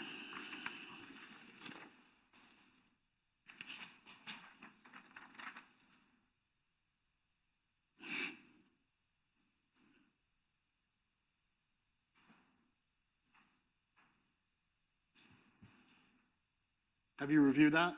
Yes. And we talked about this in your deposition. Do you remember that you did search on January 26th of 2022, 10 millimeter firearms? No, like I told you then, I searched on all kinds of things all the time. I believe I clicked on bookmarks from the look of this. Okay. But you would agree with the record speaks for itself? Yes. Okay. And then showing you, did you also, I think we talked about this in your deposition, search furniture with hidden compartments? Yes.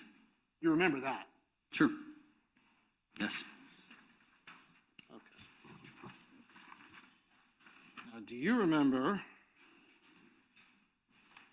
making the statement that you missed your guns? Yes. Okay, so you do remember making that statement? Of course. Okay. And I understand you might have been speculating, but that may have been one of the reasons why you were searching for Glock 10 millimeter back in January.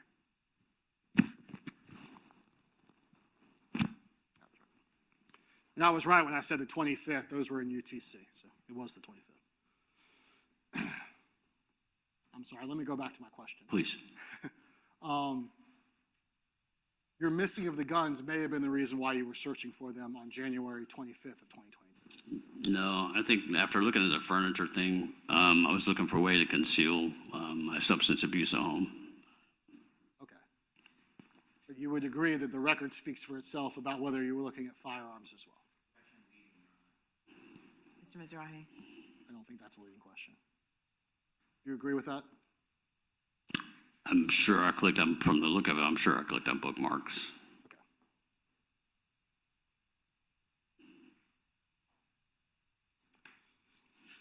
Going back to your son, do you remember Juan Biggerstaff coming to your house?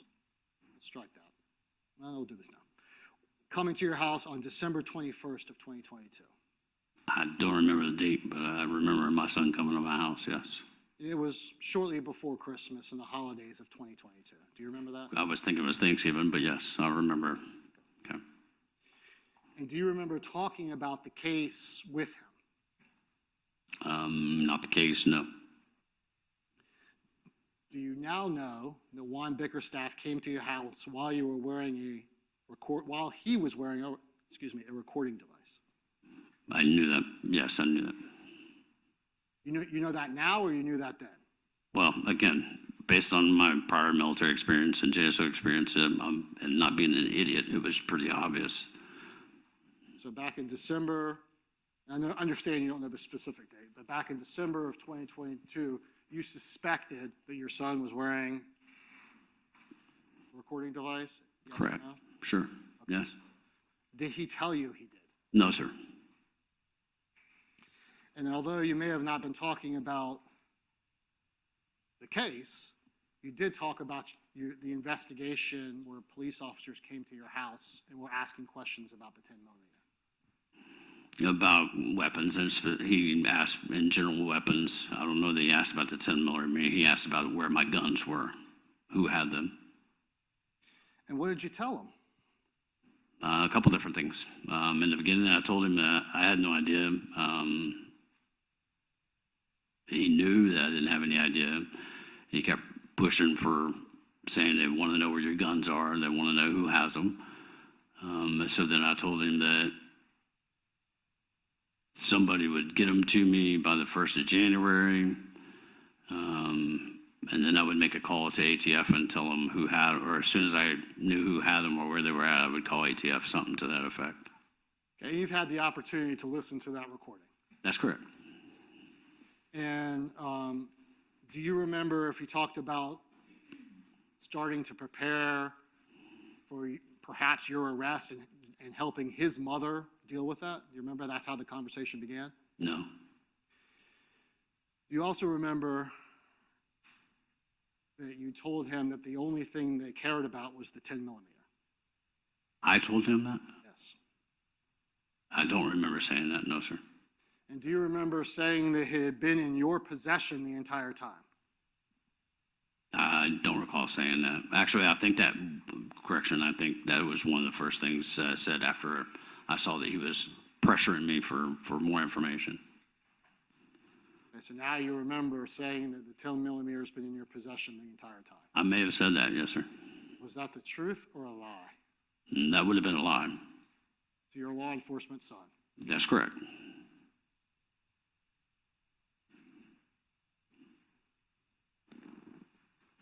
Do you remember discussing that you felt law enforcement was concerned because of your relationship with Mario Fernandez? Do you remember that discussion? No.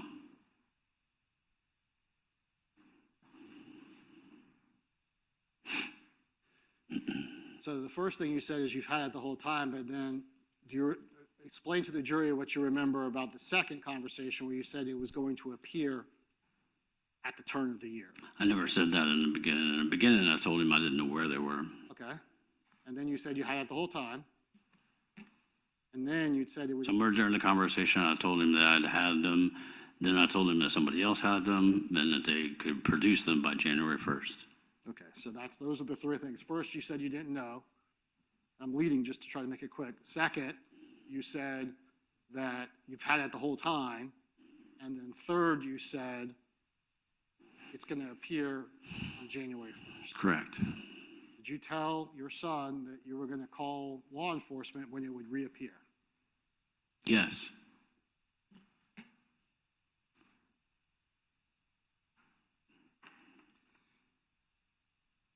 And this conversation would have been before January 25th of 2022. Before, no, 2022. This would have been, excuse me, after 2022. Sorry, I said it wrong. Holy crap. Yes.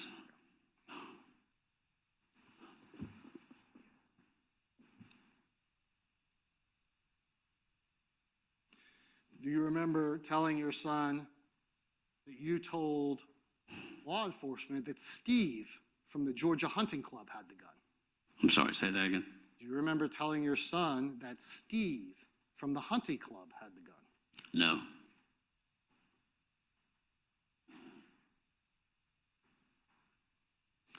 Do you remember apologizing to your son that you had put him in this position? Yes. Do you remember telling your son that you wouldn't tell him why he had to wait until January 1st to find out where that gun was? I remember saying something when he asked me why January 1st or something along those lines. I responded. I don't know how I responded. I don't know the words I used. Was that a fair? No, it's not fair. I don't remember.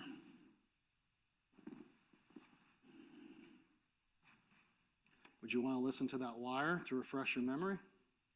You can try. The wire was pretty crappy. I helped you guys pick out some of the words before, but we can, if you want to. Okay, well, we may do that at the appropriate time. Okay. Okay.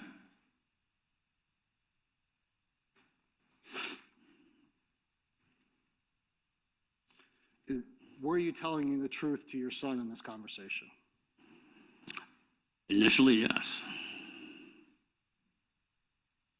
And then what changed? I wasn't telling the truth. That's what changed.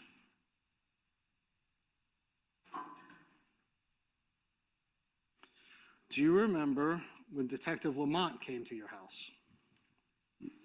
No, Detective Lamont, I don't know. I'm terrible with names. You remember when Jacksonville Beach scheduled a meeting with you and you said, what? If you're talking about when I was working at the school, like 4 years ago, yes. Yes, I remember. You remember scheduling it for the next day? No, I remember being contacted. I remember they came to the house in the morning as I was leaving to go to work, and they asked me if they could come back in the afternoon, and I said yes. And then I think that afternoon they contacted me, asked me to go down to the station, which I did at nighttime in the evening. I think it was the same day. I don't think it was the next day.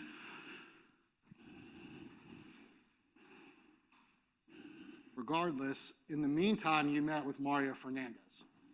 No. That day? No.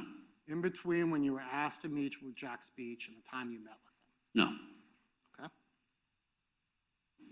Do you remember deleting things off of your phone in between those two events? No, sir. So if the records show that, they would be wrong. I don't remember them. I delete stuff all the time, sir. Okay.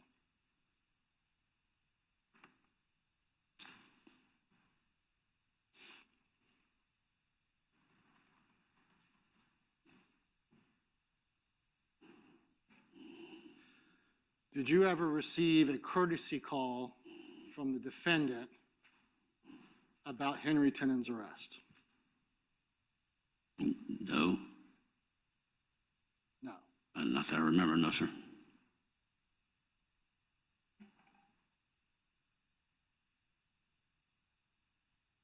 Do you recall making a statement to law enforcement that Mario Fernandez contacted you and gave you a courtesy call to tell him he might get questioned? Told me he had been questioned, that the new tenant at the home I was working on in Potomac might be questioned, and then I might be questioned as well. Okay, so you do remember. I remember, yes, sir.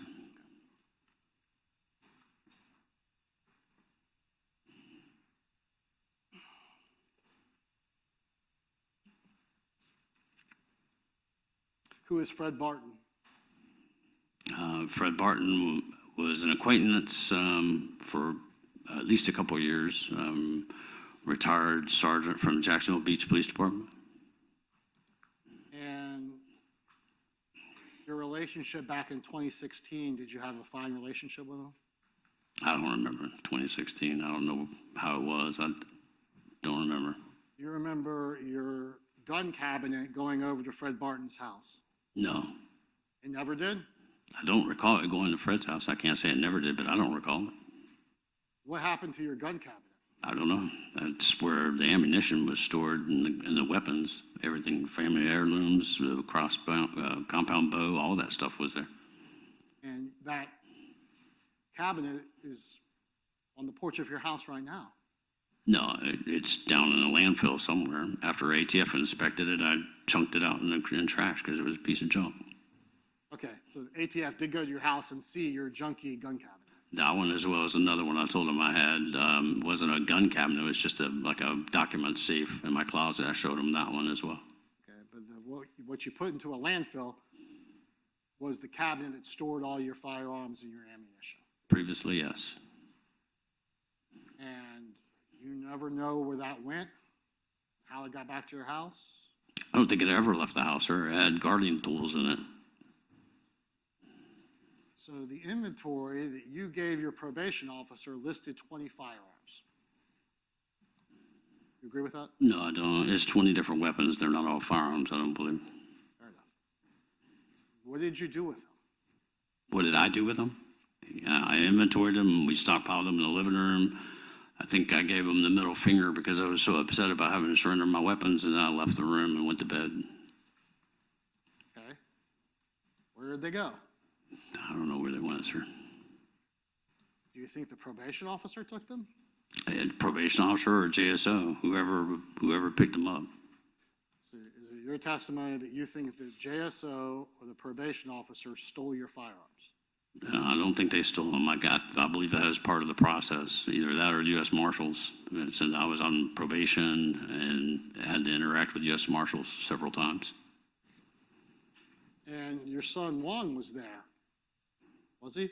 Previously stated, yes, sir. He was there. He helped me with the inventory. Do you think he took them? Do I think my son took my firearms? No, I don't think he took those. Only the one that I told you about. Glock. The Glock 40 millimeter, yes, sir. So the 19, you don't believe your son took? If that's the 10 millimeter that you're asking me about? Asking about all 19 other things documented on that list. Oh, the other 19 things. No, sir. My son didn't take those. I'm sure of that. But you don't know where they are or where they went? I have no idea where they went. I have no idea where they are. No, sir. And did you ever go to Fred Barton's house to drop off your gun cabinet and then pick it up a week later? No, sir.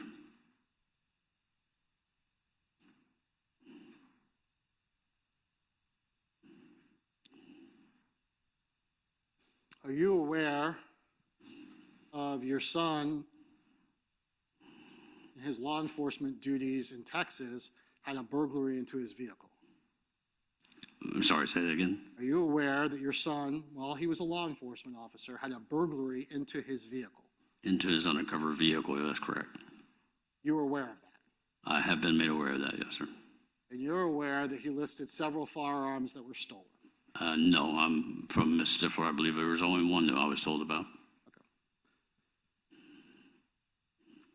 Are you aware that he took more than one firearm of yours that he says you gave him? No, I'm not aware of that.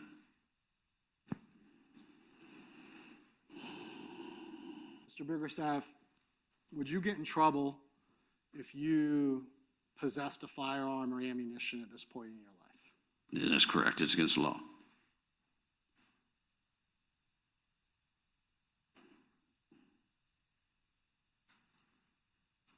Your Honor, that's all the questions I have at this particular time. All right, let me check in with the jurors. Is everyone okay?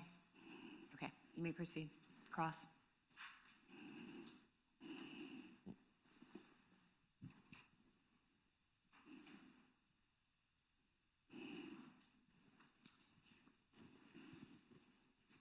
Good morning, Mr. Biggerstaff. Good morning, Mr. Reiser.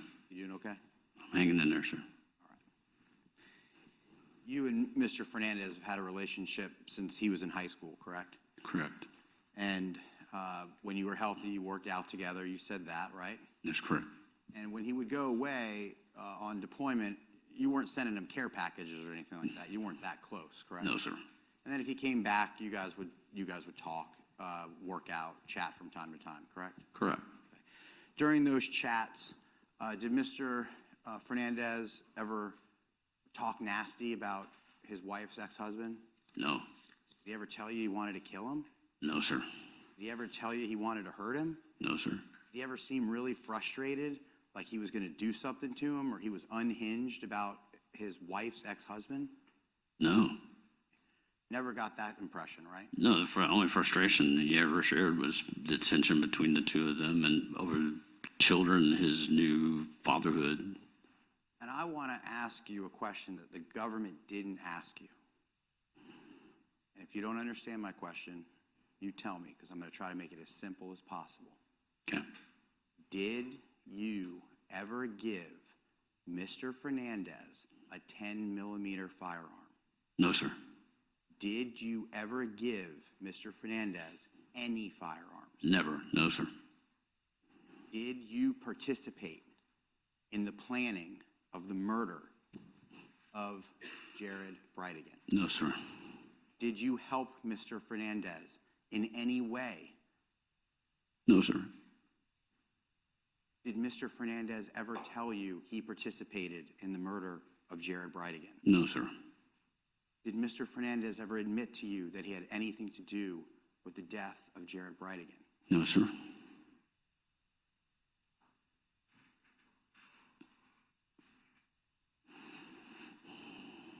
You told this jury that you don't remember what happened to your firearms. Is that my understanding? That's correct. And you don't remember going to Fred Barton's house, is that correct? That's correct. And you don't remember what firearms Juan took? In fact, what your memory is that he took one firearm. That's correct. Yes, sir. Didn't you hear the government ask you a lot about history? Correct. You know, I don't recall them asking you about an injury that happened to you in 2022. Yeah, I'm going to object to the form of the question. I'll sustain it. Were you asked any questions on direct about an injury that you sustained in 2022? No. Okay, why don't you tell the jury what happened to you in 2022? I had a slip and fall injury on July 21st, coming out of a Circle K gas station. Sorry. I came out of a gas station with my hands full of products. On my way to my son's, and his wife had, we just came back from Key West for the weekend, celebrating my wife's 50th birthday and my son's proposal to his wife. And they were going to show us all, both sides of the family, the venue that they were going to do their wedding in and see if it was available. And then we were all going for pizza. I went to a Circle K gas station because I'm a horrible cigarette smoker. I had to have my cigarettes and some caffeine. While I was inside, there was a 4-foot or so laminated poster that came out of the bottom of a frame that they use on the outside of the store to announce the breakfast sandwiches and such. It slid out of the bottom of the frame. I slipped on it. I slammed backwards, injuring my head and my spine. Did that result in you being diagnosed with a traumatic brain injury? Yes, sir. And was that by Dr. Emis, a neurosurgeon here in town? Correct. Since the time that you have been diagnosed with a traumatic brain injury, is your memory as good as it used to be? No, sir. Would you agree that you don't have as good a memory as to things that happened before that? Absolutely. I'm on medication for short-term memory loss even. Currently, right now? Correct. Yes, sir. Okay. And could that affect your ability to remember details from 2016 and 2017? Absolutely. Yes, sir. When Mr. Fernandez would pay you for work that you did, you said it was $200 or $300. That's not total, correct? I don't recall any amounts, to be honest. I was asked to throw a figure out there. You would get paid per job, correct? Correct. So you don't know, Mr. Fernandez may have paid you thousands of dollars over the years, right? It could have been, it should have been documented in the invoice program that I used for my company. And fair enough, you did fall into some substance abuse issues, correct? Correct. So you wanted to be paid in cash, right? Correct. Because that's how you would buy drugs on the street, right? That's correct. Yes, sir. You're clean and sober now? I am a little over 3 weeks. Yes, sir. Congratulations. Thank you. But during the time that Mizrahi asked you about conversations that you had with Juan Biggerstaff, were you using drugs at that time? Yes.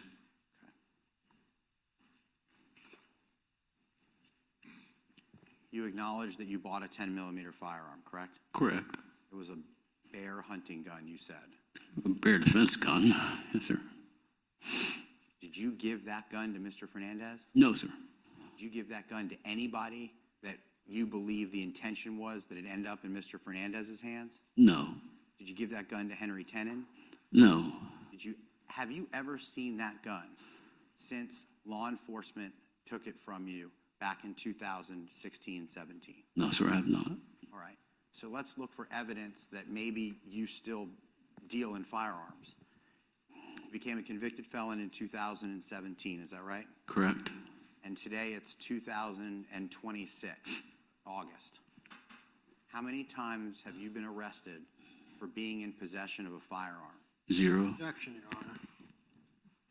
Let me see it sidebar.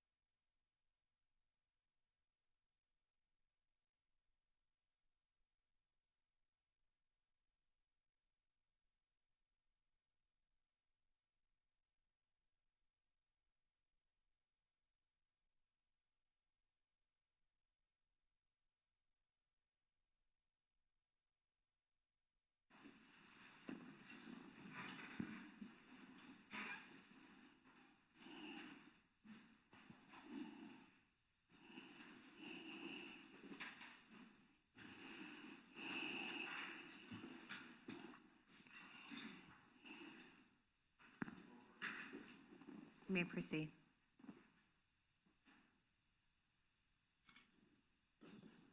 During the course of this entire criminal investigation, law enforcement has made contact with you on a number of occasions. Is that correct? That's correct. They've come into your home. That's correct. They've searched your home. Correct. Did they ever find a firearm in this case? No, sir. Did they ever find a bullet or an ammunition in this case? No, sir. Have you ever been arrested as a result of this investigation for being in possession of ammunition? No. Have you been arrested as a result of this investigation into you still having a 10 millimeter? Have you been arrested for felon in possession of a firearm? No, sir. Okay.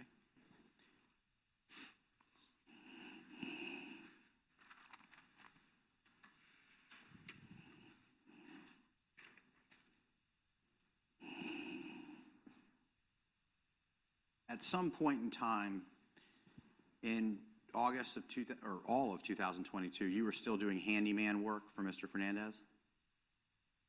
When you could, from time to time. I believe so, yes, sir. You were still fairly injured back then, is that? Very, yes. Your work was limited to what you could do? Correct. There was a time in August of 2022 where you did go to Potomac to try to do some tile work. Do you recall that? I don't recall the time, but I recall trying to do some tile work in Potomac, yes. And that's when Mr. Ordway was living there? Is that the blonde-haired young man? White guy? I don't know the names. Yeah, Caucasian male, yeah. And you would meet Mr. Fernandez there to sort of go what work you should do and how to do it? I think it was all via phone call and text at the time. You were texting about tile work, right? Correct. And maybe you just don't remember, but if there was video of you and Mr. Fernandez at Potomac, you don't suggest that couldn't be true, you just don't remember? Correct. I think that was more about the drywall when he was Other present. renovation projects going on? Correct, yes, sir, yeah. So, Mr. Biggerstaff, also, well, let me back. There was evidence that Mr. Fernandez, you were a swinger, you and your wife were swingers, correct? Correct, we were. And Mr. Fernandez was not the only person that would sleep with your wife that you would videotape, correct? Unfortunately, that's correct. Did you give any of those other people a 10 millimeter firearm? No, sir. Did you give any of those people a gun? No, sir. Okay.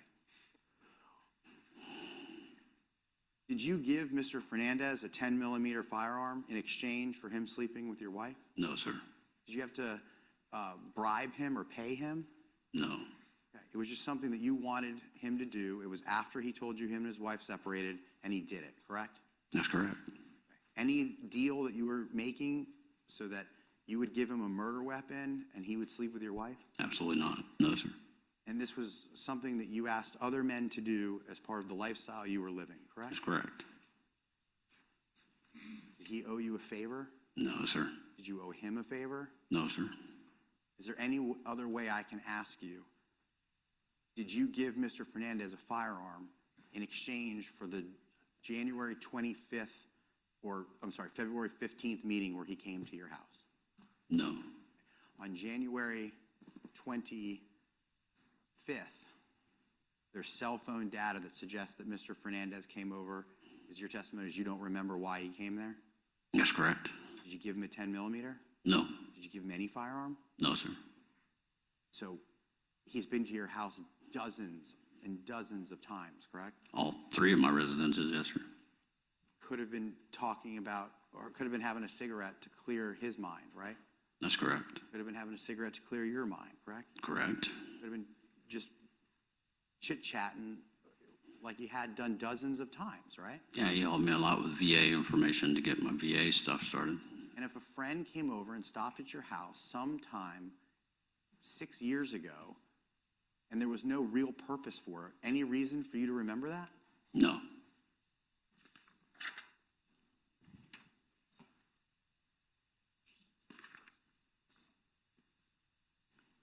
And going back to the hidden furniture search, is my understanding is you were searching for hidden furniture so you could hide drugs from your wife. Correct. That's the only reason, right? That's correct. It wasn't to hide weapons from anybody, correct? No. And law enforcement has searched your house? Yes, that's correct. Has law enforcement threatened you in this case? Yes. How have they treated you? At times, pretty ugly. Have they cursed at you? Yes, sir. People in the state attorney's office, have they cursed at you? Yes, sir. Do you think they treated you fairly? No, definitely not. They told you that they wanted you to tell the truth and they would give you immunity, correct? That's correct. Did you ever accept?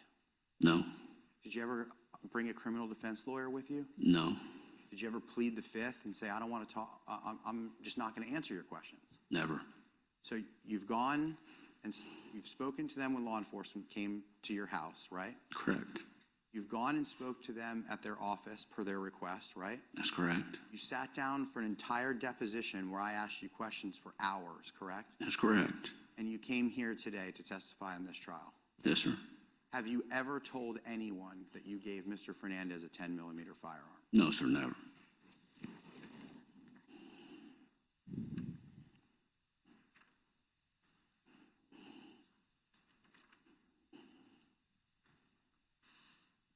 They've told you they consider you a co-conspirator in this case, That's correct.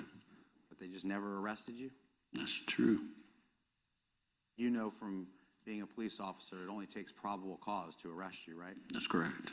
And nonetheless, with all the allegations and the threats and the cursing, they've never arrested you. No, I have all the junk, nothing, no arrests.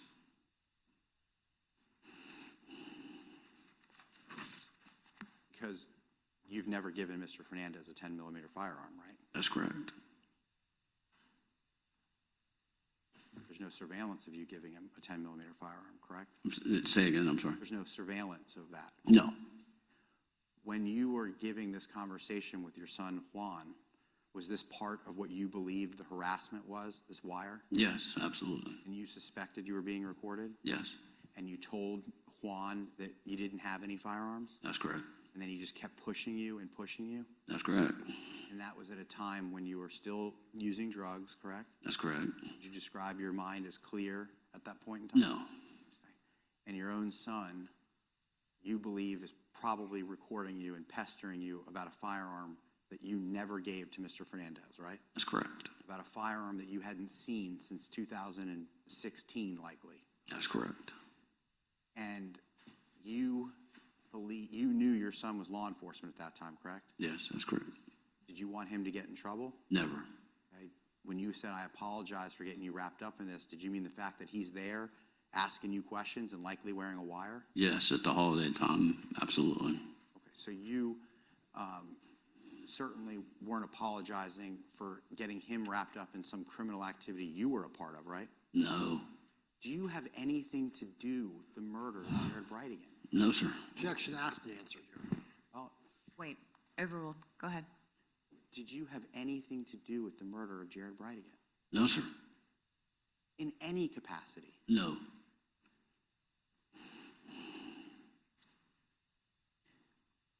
So Mr. Mizrahi asked you, did you said something like the weapons will show up in January. Is something to that effect, is that right? correct. Did they show up in January? No, Did law enforcement ever come back and say, give us the 10-millimeter? no,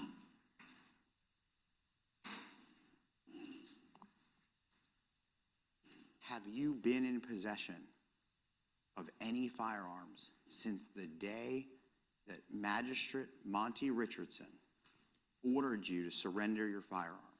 if that's the Middle District of Florida, then that's correct. Not one single firearm since then. And that was unfair to you, because I've shown the jury that it was Magistrate Monty Richardson who signed the order making you surrender your firearms. So if I represent that that's in evidence, Okay. that's the person or the judge. Have you been in possession of guns since then? No, sir. Ammunition? No, Weapons? no, sir.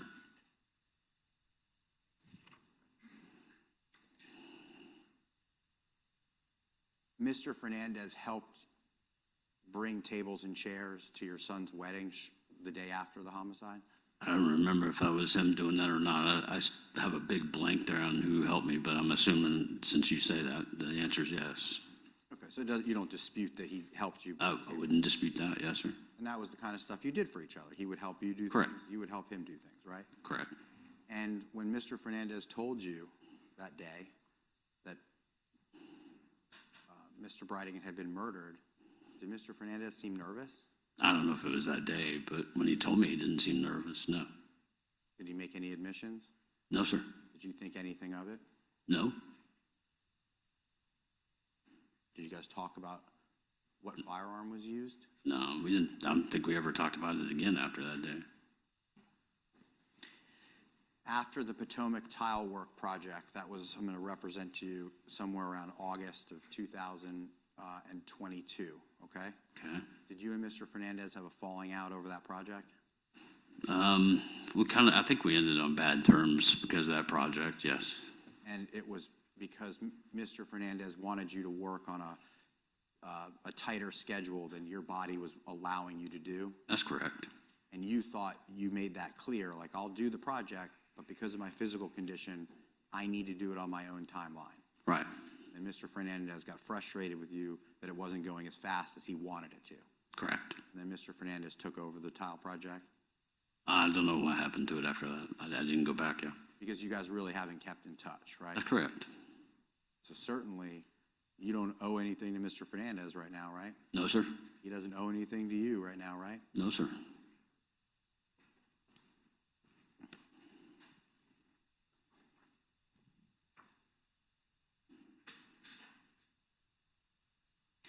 Part of your fall at Circle K, did you hire a personal injury lawyer? After, did you say? Yeah, after you fell, did you? Yes, I did, unfortunately, yes. And was his name Randy Reap? Correct. Okay, so if you had searched for Randy Reap, also on the day you were looking at those thumbtack, whatever you described it on Google, that's because that was your lawyer at the time? That's correct. Mr. Mizrahi mentioned things like you don't have a lot of money.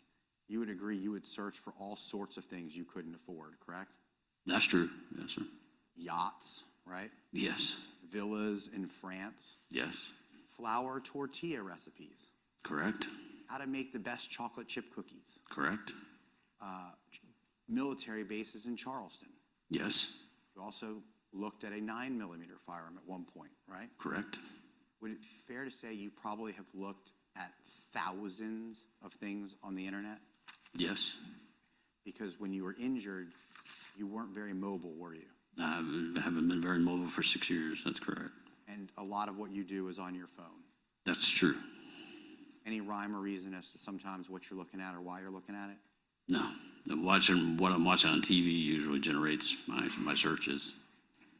And if you had looked for a 10mm at one point in time, would you agree you wouldn't have had to do that if you still owned one? That's a true statement, yeah. You could have gone to wherever it was and looked at it if you still owned one, right? Right. But you didn't do that because you didn't own one, right? Correct. And in those particular searches, you would acknowledge that that you never searched anything to do with firearms that had anything to do with Mr. Fernandez, correct? That's correct. May I have one moment, Your Honor? Yes. We have no further questions. Thank you. You're right. Sure. Mr. Biggerstaff, you mentioned that the state of Florida offered you immunity. Remember that line of questioning? Yeah, yes, sir. And who was that, me? You, correct. You and Ms. Stifler, yeah. We're both assistant state attorneys, right? That's as far as I know, yes, sir. Well, your conviction, was that in state court or was that in federal court? Federal court. Did you, in the course of this investigation, ever sit down with a federal prosecutor?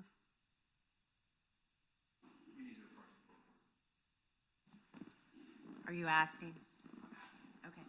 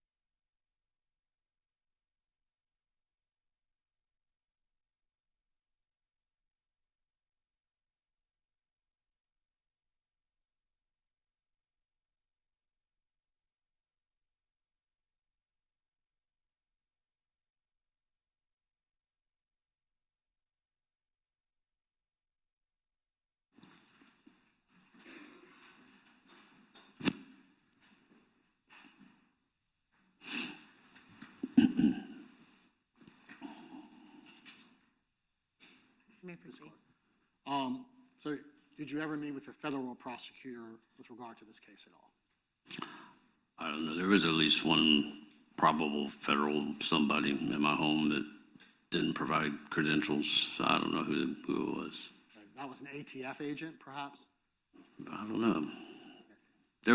They were with an ATF agent, yes. When the talk of immunity came up, it was just me and Ms. Stifler. No. Who else was there? Jacks Beach Homicide, police detectives, an agent from ATF, and some female, I don't know who she was. It's your testimony that an agent from ATF was present when we discussed immunity with you? Correct. Okay, that's all the questions I have here. Anything further? May the witness be excused. All right, Mr. Biggerstaff, you're excused. Thank you, ma'am. Thank you. Thank you. Take your time.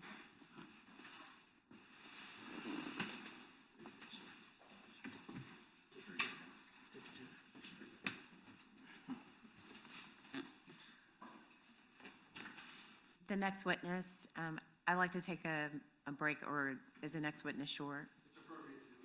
Okay. Members of the jury, we're going to take 15 minutes, okay? And then we'll come back for the next witness. Can I see the lawyers at sidebar for scheduling?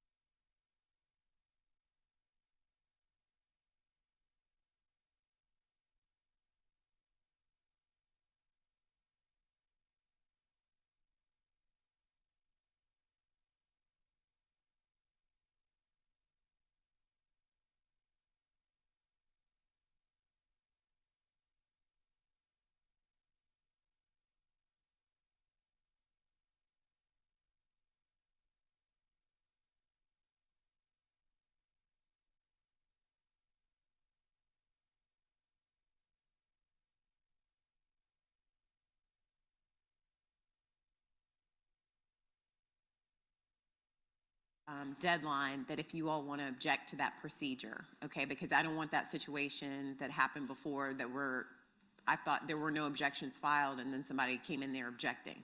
So I'm going to set aside the deadline so that you all can object if you need to. But based on her case, I don't know how many media outlets would be interested, and it's limited space back there. So I'm also amending the order to say that I need you all to let me know that you want to participate in the individual voir dire, because I don't have enough room back there, and if I don't have enough room, then I need to find another place to do it, okay? So I'm just giving you all a heads up. So if you want to, when the order gets filed today, it's going to be filed today. If you want to transfer it to your counsel, you can, so that they know that there is a deadline for them to object. There's a notice requirement that y'all want to participate or not, okay? So I can make arrangements to have, the only thing that I'm excluding are the videotapes, the videoing of the jurors. So it would be the same procedure, just no cameras back there, so, because they're disclosing sensitive information related to their finances and family and medical situations, okay? You're welcome.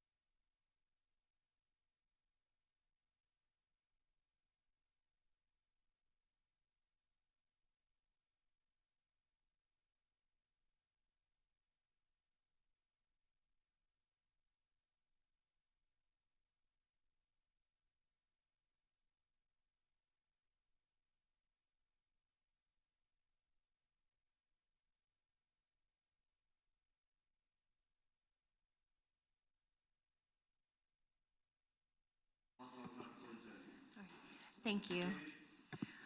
All right, both sides ready? State's ready. Okay, Mr. Holman.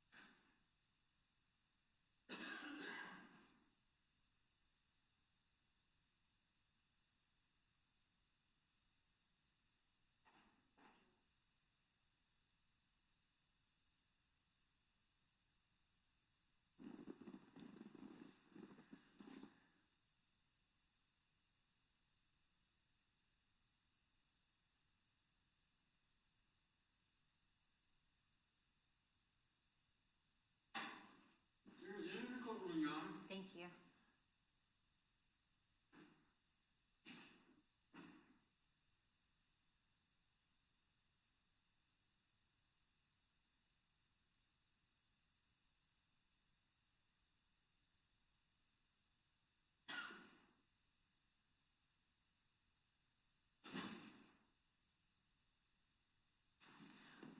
All right, welcome back, members of the jury. Everyone may be seated. The state calls its next witness. State calls Juan Biggerstaff. Juan Biggerstaff, please.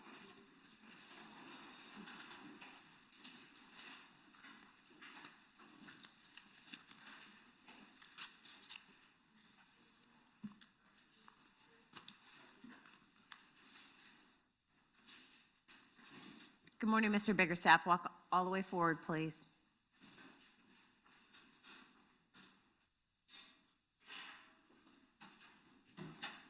Please raise your right hand to be sworn in. Sir, do you solemnly swear or affirm the testimony you're about to give will be the truth, the whole truth, and nothing but the truth, so help you God? All right, sir, head to your right. Watch your step.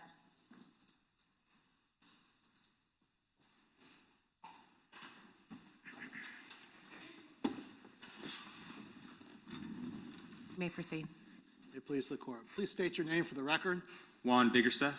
What do you do for a living, sir? I'm an independent contractor selling roofs. How long have you been so employed? 2 months. And what did you do? Yeah, we do some of these questions to make sure that you project your voice and things. Previous to being a contractor with roofs, what else did you do? I was in law enforcement, How long were you in law enforcement? about 8.5 years. When did you resign your law enforcement position? March of this year. March of 2026. Yes, Were you under investigation at the time you resigned? yes, I want to turn your attention to February of 2022. Were you employed in law enforcement in February of 2022? yes, And were you living in Texas? yes. Is that a suburb outside of Dallas? No, it was in Dallas. You were in Dallas? Yes, What police department did you work for? Irving. Which is a suburb of Dallas? Yes, Okay. So you're living in Dallas but working in Irving? correct. Is that where the stadium used to be, the Dallas Cowboy Stadium? That's correct. So do you know a person named Mario Fernandez? Yes, How do you know him? he was a family friend of ours. And do you see him here in court? Yes. Could you say where he's seated and what he's wearing? He's seated to my right. He's wearing a blue suit. Is he the person closest to the jury or furthest from the jury? Furthest. May the record reflect the witnesses identified the defendant. Yes. Who is John Biggerstaff? It's my father. I want to turn your attention to when your father got in trouble with the federal government. Do you remember that? Yes. Were you working in law enforcement when that happened? No. Well, how short after when he got in trouble did you become employed with law enforcement? I became employed with them September of 2017, so about a year. Okay. And do you know where that was in relation to his conviction as opposed to when he was indicted? No. Around the same time, maybe shortly thereafter. Yes, At that time, obviously, you were not a prohibited person. correct. And did you help your father in the preparing of the federal affidavit relinquishing his firearms? Yes. Tell the jury how you went about doing that. We collected the firearms that were in the house at the time. Just went by serial number and make and model of all the firearms, and then I transported them from the house day of or day after to my sister's apartment. The jury has already seen this, but just for consistency in the evidence, showing you what's been entered into evidence of State's Exhibit 190, is this handwritten affidavit that you and your father filled out? Yes, Whose handwriting is that? mine. And that's lists 20 firearms or items that he was surrendering? Correct.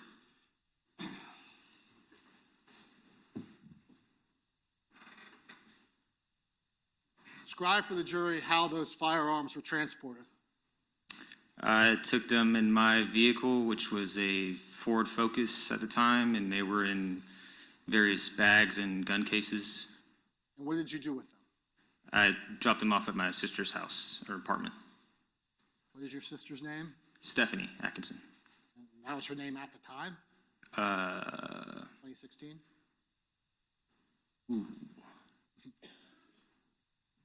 yes, I believe she was married in 2016. And how long did the firearms remain at your sister's house? Several months. They purchased a house, and at that time is when I went and picked them back up. So this is, and just for the jury's orientation, this is in 2016, 2016, early 2017. before your father was convicted of the crime. I don't recall the actual conviction date, but I think so, yes. If you don't know, that's fine, but if you remember, it was while he was on pretrial release that he had to collect his guns. Correct, yes, that's right. And then he was convicted later in 2017. Right. So after the guns were in your sister's, what happened?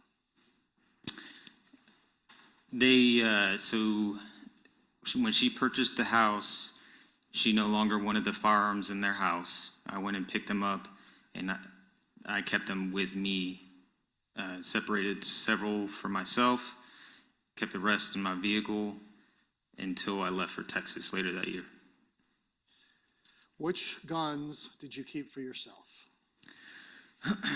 There was a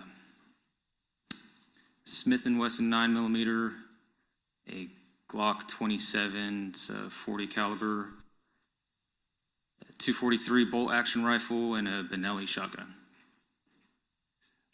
Was one of the guns that you did not keep a Glock 40 10mm firearm? Yes. What happened to that firearm?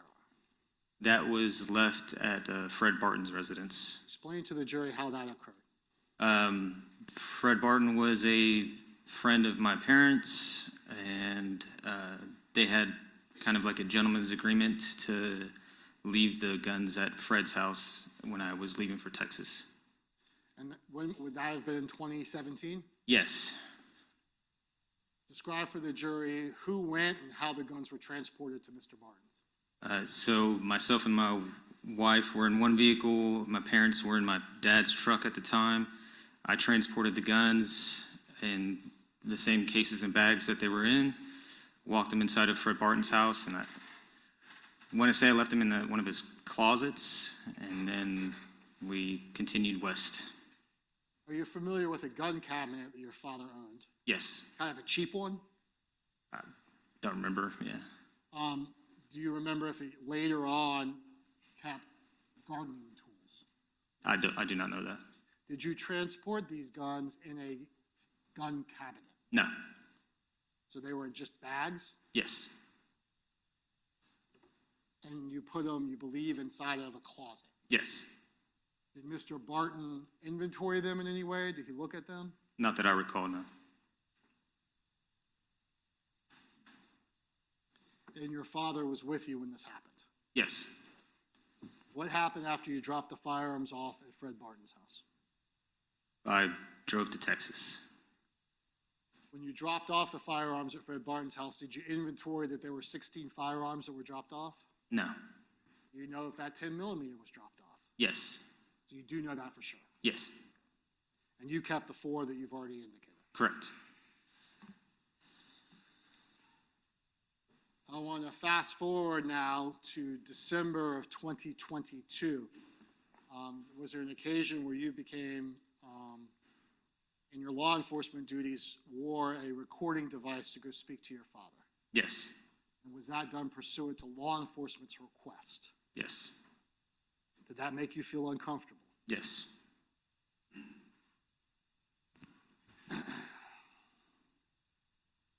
Why did you do it? That's a good question.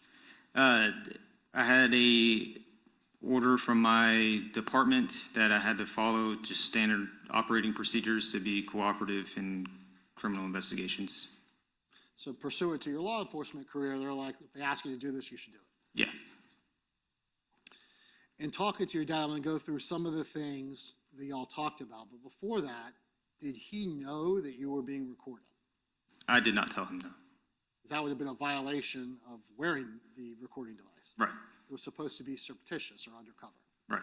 And you did. Did you do work as an undercover police officer back in Texas? Yes. So you were familiar with that policy. Yes. Can't tell the people that you're recording them. Right.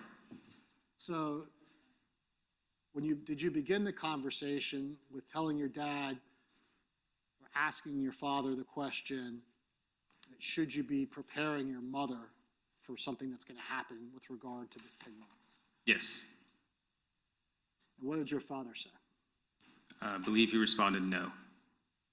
Did your father indicate anything about the 10 millimeter? In regards to 10 millimeter, no. Just that the guns would show up January 1st. Did you remember if your father told you that the authorities only care if the 10 millimeter matches the 10 millimeter involved in the murder that they were investigating? Yes. Do you remember your father telling you that he had the 10 millimeter the entire time? Sorry, I do not recall. Yeah, you had an opportunity to listen to The Wire before. Would you like to listen to that again? No, it's fine. If that's what is transcribed, then yes, that's what happened. Do you remember your father saying when they knocked, the 10 millimeter was here? Yes. Do you remember your father telling you that it was here and it will appear later? Your Honor, I'm going Not to yet. object. Grounds. Hearsay. He can't testify to what his father is telling him. He can testify to what he Wait. tells his father. What's your response? It's impeachment, Your I'll overrule the objection. Honor. You remember your father telling you that the 10 millimeter firearm was here, meaning with him, and would appear but just cannot yet. Yes. Do you remember your father telling you that he did not know where it was at the current time? Yes. Do you remember your father telling you that it would appear after January 1st? Yes. Do you remember your father telling you that he did not know who had the gun, but they would appear after January 1st? Yes. You remember your father telling you that he told ATF that Steve from the Georgia Hunting Club had the gun? Yes.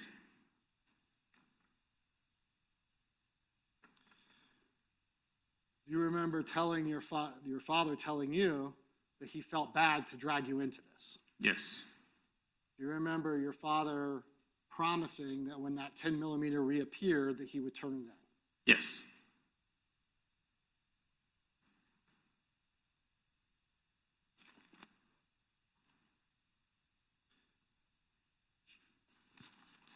Mr. Juan Bickerstaff, I'm just going to say your first name just to clarify from your father.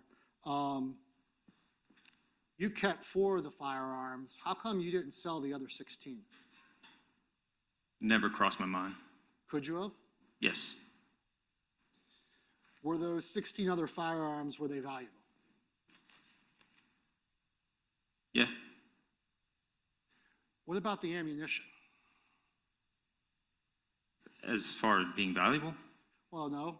Just what happened to it? I don't know. As you sit here today, do you know what happened to that 10 millimeter Glock? No.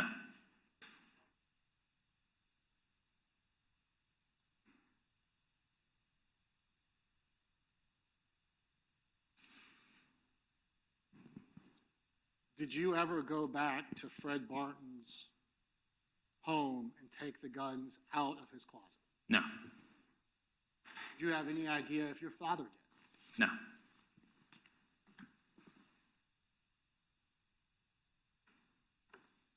I'm going to fast forward to June of 2023. Were you the victim of an auto theft / burglary? Yes. Tell the jury about it. I had a early 2000s GMC Yukon that was a pool car, meaning it was one of the worst cars to have in the department. I had it parked outside of my residence, and I had just gotten out of training for the day. I left my belongings in the car, getting ready to go on vacation with my wife. Came back from like a 3 or 4 day vacation, saw the car was gone, immediately contacted Dallas Police Department. And while I was on the phone with Dallas Police, I noticed that my car was stopped at the end of the street, abandoned, and several of my bags were stolen out of the car. So the car was taken from your home, and how far away was the end of the street? Maybe a quarter mile. And you were able to see that, I guess, while you were on the phone? Yes. And what was stolen? My department issued Glock 31, which is a 357 SIG, and my Glock 27, which is a 40 caliber, and ammo and other police paraphernalia. When you provided the serial numbers for those firearms, did you make an error? Yes. Tell the jury about it. So when I was waiting for Dallas Police, I referred back to that inventory and just unintentionally copied down the incorrect serial number, which happened to be for the Glock 10 millimeter, not the Glock 27. I understand those are on lines 7 and 8? I believe so, yes. I'll approach just to make sure.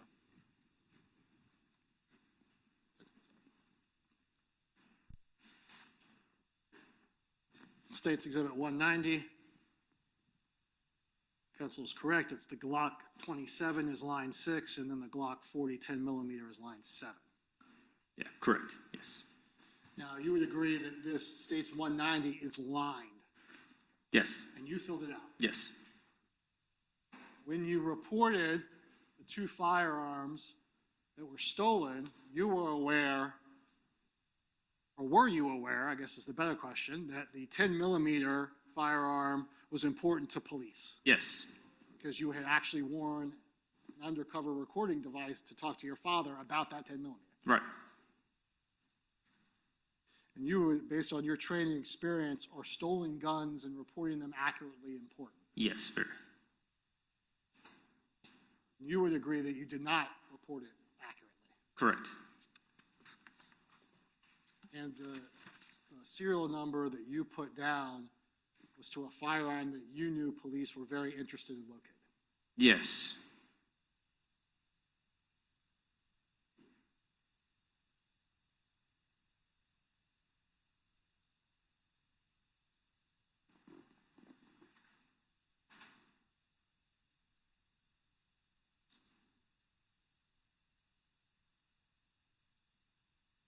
You know why your father would lie to you in that recorded?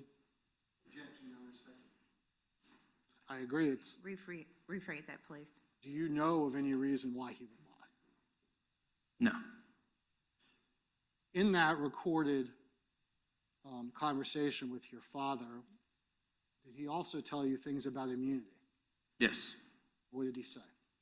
That he didn't believe in the immunity that was offered, and he thought it was BS. That's all the questions I have. Cross.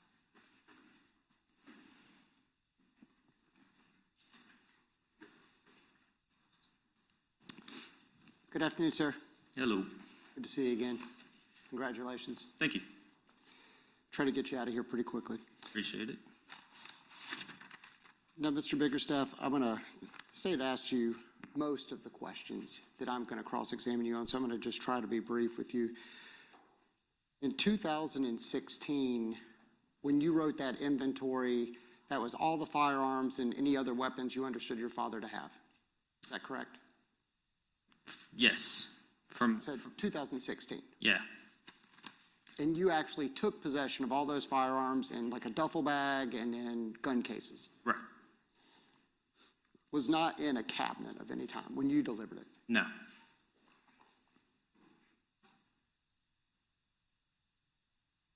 Now, I know the state asked you, just trying to get you to project your voice, asking you questions about how long you've been in Jacksonville since you left Texas, and I understood that was since March. Correct. No, I've been back since April of this year. You resigned your position with the law enforcement office out in Texas. Yes, You were not fired. correct. And to be a law enforcement officer, you took an oath Yes, to uphold the laws and the Constitution? yes, And I believe Mr. Mizrahi asked you, I'm fast forwarding a little bit, to when you wore a wire. The reason you cooperated was because that was policy of your own department. correct, So it would be in violation of that policy to lie to other law enforcement. correct.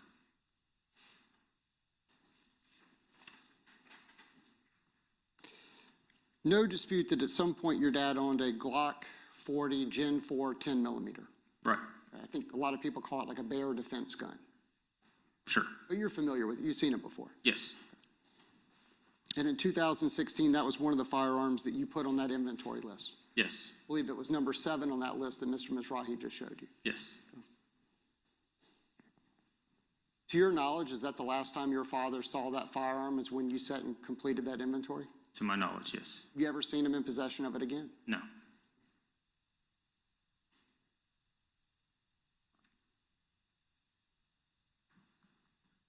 One of the firearms you kept was the Glock 27 that was stolen out of your vehicle, correct. and that was item number 6 on that list, correct? Yes, And the jury's seen that list and they're going to take it back in evidence, but that was just handwritten right above the Glock 10. yes,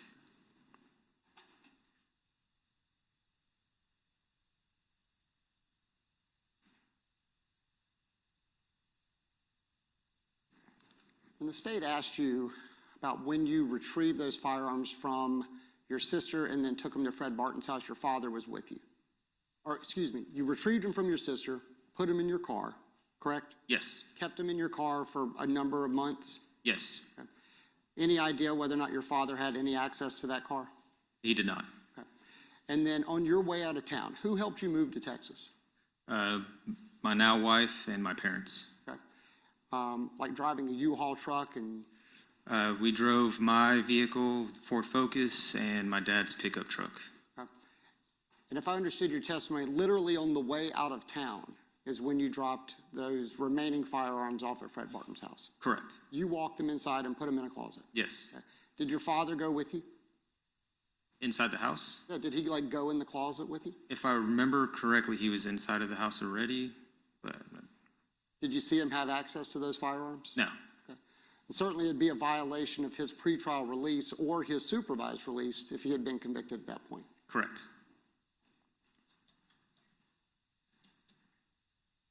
You then drive to Texas, you become a law enforcement officer out there. I believe it was in 2018 is when you actually got into patrol. Is that accurate? Correct. Okay. And at that point, you're just a police officer in Texas. You would come back and forth from time to time to visit family? Yes. Okay. Any time coming back and forth that you ever saw those firearms? No. Okay. Ever see your father with a firearm? No. You guys ever go shooting or anything during that time period? No. That would also be a violation of, at that point, his supervised release. Correct. And you, as a law enforcement officer, during this time period, would somewhat be required to report him if you saw him in possession of a firearm. If you saw him breaking the law while you're a police officer, you'd be required to report him under those policies that you mentioned earlier. Yes. Safe to assume you never reported him because you never saw him in possession of a firearm. Correct. In February of 2016, did you come back to Jacksonville? Yes. Why? I was getting married. Okay. Do you recall when you actually got back in town? It was the morning or afternoon of the 16th. Okay. Did you come to learn that that was the same date as the homicide of Mr. Bridegan? Yes. When you came back in town on February 16th, did anybody give you a 10 millimeter? No. Did you see your father on February 16th? Yes. Did you see him approximately around 8 or 9 o'clock that evening Correct. with your mother? Yes. And your mother doesn't drive at night, does she? No. Okay, so your father had to drive your mother to your sister's house that evening, Correct. and you saw him that evening. Yes. Didn't appear nervous or anything out of the ordinary? No. No indication anything was wrong with him. No.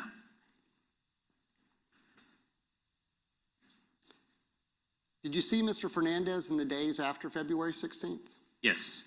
Tell the jury about how you saw him. Mario had offered to help, or my dad asked him to help pick up some chairs and tables to set up for a rehearsal dinner that we had. And do you recall what date that was? That was the 17th, I believe. Day after you got back in town? Yes. Okay. Did he appear nervous or looking over his shoulder? No, I only saw him for maybe 5-10 minutes, but no, he did not. Otherwise, he just helped set up like you understood he had agreed to do. Right. How long did you stay in town? Full week, I believe. Did your father or anyone else give you a 10 millimeter to take back to Texas with? No. And then at the end of the week, you just went back to Texas? Correct. Continued being a law enforcement officer? Correct.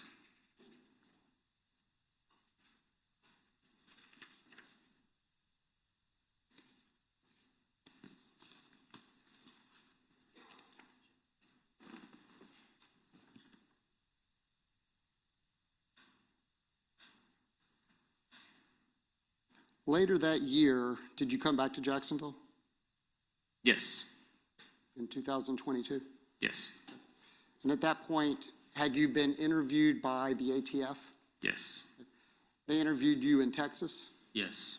Were you truthful with them? Yes. Did they ask you about the 10 millimeter? Yes. Did you tell them the same thing you've told the jury this afternoon, that you did not see the 10 millimeter? Correct. And did you also get interviewed by the ATF here in Jacksonville? Yes. Was your story the same? You Yes. had not seen it? Yep. And again, that's part of the policies in which you have to follow as a law enforcement officer, is your truthfulness with other law enforcement agencies. Correct. And as Mr. Mizrahi mentioned, in December of 2022, you agreed to wear actually 2 recording devices. Yes. One in your pocket and then one that was like a cell phone. Right. Okay? And these were things you were familiar with from your own law enforcement experience. Yes. Okay? My understanding is they maintained observation of you to make sure that you couldn't call your father to say you were on the way over there, in order to tip him off that you were wearing a wire. I don't know that to be true. Okay? Did you tip off your father you were wearing a wire? No. Didn't write any notes or anything to say, hey, Dad, I'm wearing a wire, don't say anything? No. Did he mention Mario Fernandez at all during your discussion with him? Not that I recall, no. Your dad told you a whole bunch of different things during that conversation. Yes. Some inconsistencies as far as so-and-so has the firearm, or I don't know where it is, or it's going to show back up. Right. Okay? In essence, 3 different stories about this firearm. Yes. Now, your father had, my understanding, a traumatic brain injury in 2020, somewhere around that time period? Yes. Yeah. Did you notice that he had some difficulties after that accident? Yes. Did you come to understand your father also had some substance abuse issues? Yes. That combined with the brain issues, you noticed a big difference in your father? Yeah. Kind of his cognitive abilities Yes. and his physical abilities? Yes.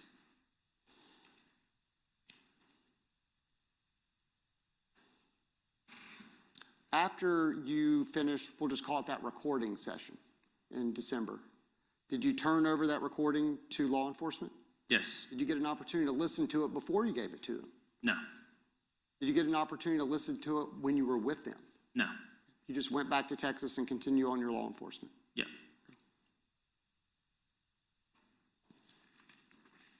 State asked you in June, when you were back in Texas, your vehicle got stolen. This was your undercover vehicle? Correct. And the Glock 27 that was stolen, was that the one that was given to you by your father? Yes. With the serial number that was listed on number 6 on that handwritten inventory? Yes. And as you told Mr. Mizrahi, you just simply put the wrong serial number, correct? Correct. Did you refer to the inventory for that number? Yes, Okay. And you did not put it was a Glock 10 millimeter that was stolen. You would agree with that? correct.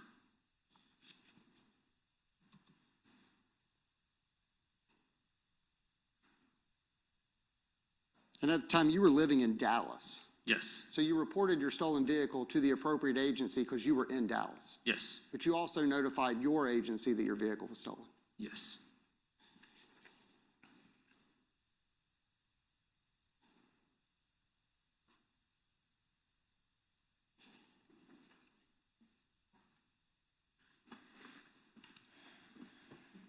At some point, you came back to Jacksonville and you were interviewed or met with the state attorney's office again. Is that correct? Yes, And during that subsequent meeting, it had become clear to you that law enforcement did not believe your position on the 10 millimeter, correct? correct. Someone had actually filed some sort of a complaint with your agency that they didn't believe you were being truthful. Correct. Ultimately, they put you on administrative duties as a result. Yes, No one actually found that you were being untruthful, but because of that complaint, they placed you on administrative duties. yes, You understood that the people sitting at this table, Ms. Stifler and Mr. Mizrahi, didn't believe you. correct. They said as much. Yes, And during one of those meetings, they actually offered you immunity in the event you wanted to tell a different story. yes, Did you accept that immunity? no, And you know what immunity is from your law enforcement experience, correct? yes, And whether or not that included federal authorities sitting in the room or otherwise, you were interviewed by ATF multiple times yes, and by state law enforcement. yes, Do you stand by every statement you've given to them? yes, I do. You told the truth every time. Yes, Certainly don't want to have a negative impact on your new family by being untruthful with them. correct. Mr. Bickerstaff, did you have any involvement in the homicide of Jared Bridegan? No, Do you have any reason, do you have any evidence that Mr. Fernandez had any involvement in that homicide? no, I do not. Do you have any involvement with disposing of a firearm? No, You consulted with an attorney out in Texas during your administrative duty time period? yes, employee attorney. Yeah. It was an employment lawyer, Yeah. correct? Do you have any other information that would actually implicate Mario Fernandez in this homicide? No, Have just a moment, Your Honor. Yes.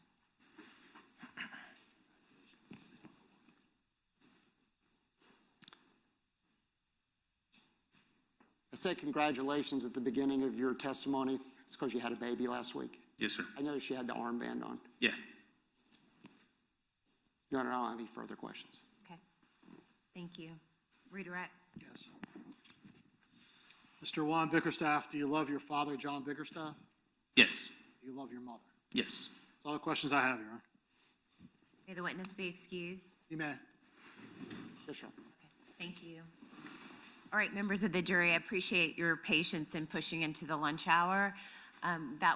He will be the last witness before the lunch break. Please leave your notepads on your chair, follow the communication over the lunch recess, and I'll see you we'll call it 1:30. We'll come back, okay?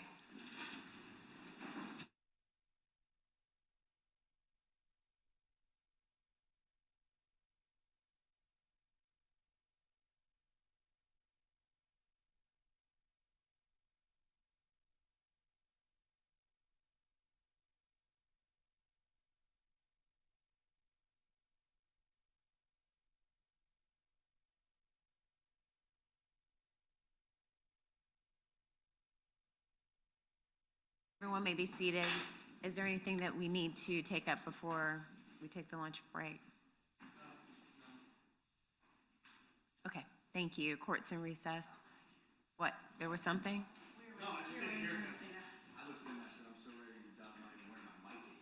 Okay. All right, thanks.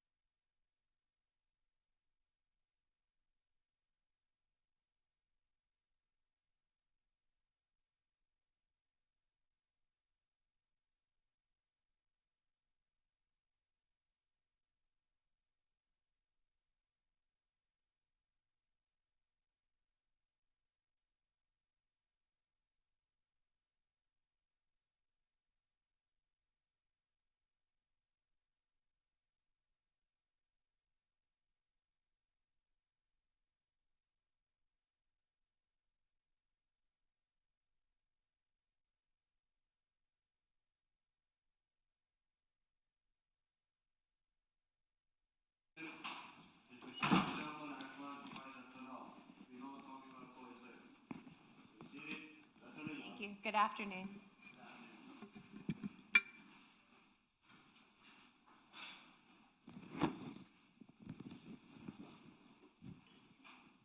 Both sides ready? State's ready. Mr. Dreiser or Mr. Hill? Okay. All right, let's bring in the jurors, please.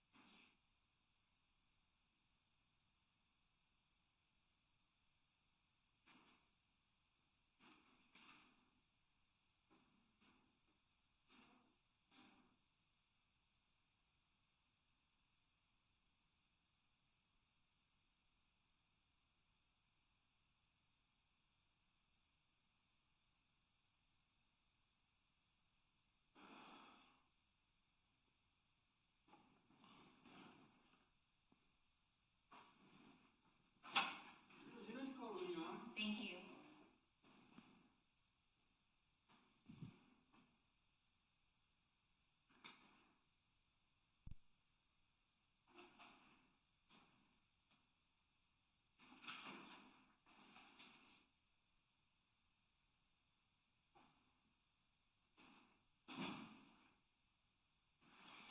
All right.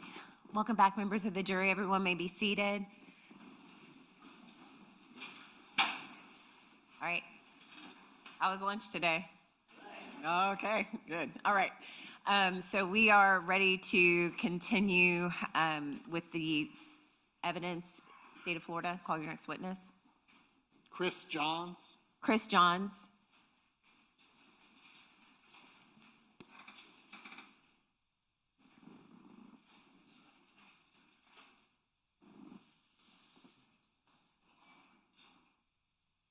Good afternoon, Detective.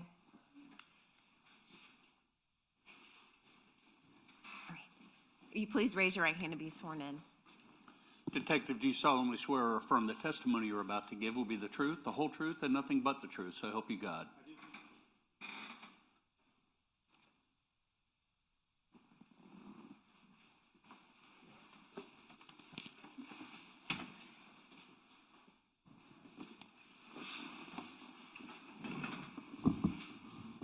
Hey, You please. proceed. Thank you, Your Honor. So jury knows you. We don't have to go through any introductions. You've been brought back primarily to discuss the financial records that you obtained during the course of your investigation. But there was one thing we forgot to ask you, and that's State's Exhibit 199. Detective, have you had the occasion to go to the Potomac address, Mario Fernandez's former rental house, to see how it looks today? Yes, I have. I'm showing you it's been entered into evidence of State's Exhibit 199. Is that a fair and accurate depiction of how it looks today? Yes, it is. And I think in the top left-hand corner of the picture, it says the Google Earth image is approximately March of 2025. That's correct. So State's Exhibit 199 would have been after Mr. Fernandez sold the home. Yes.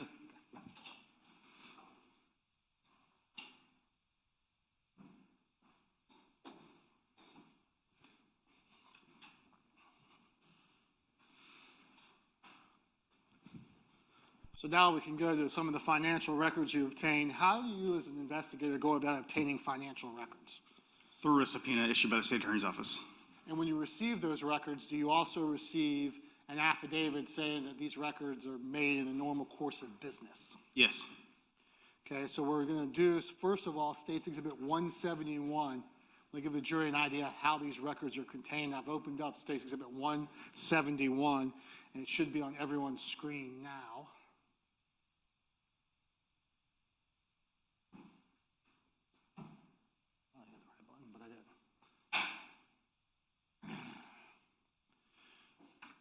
So when the jury looks at the tenant financial records, we see two different folders come up. Can you explain that to the jury what those are? One of them is a Credit One bank credit card, and it's just the credit card statements, and I think the application information. The other folder is his PNC Bank subpoena return, which is his bank account. Okay, if we open up the Credit One, is this what you refer to as his credit card history? Yes, sir. I think it's all pretty self-explanatory, so we don't need to go through that. But let's look at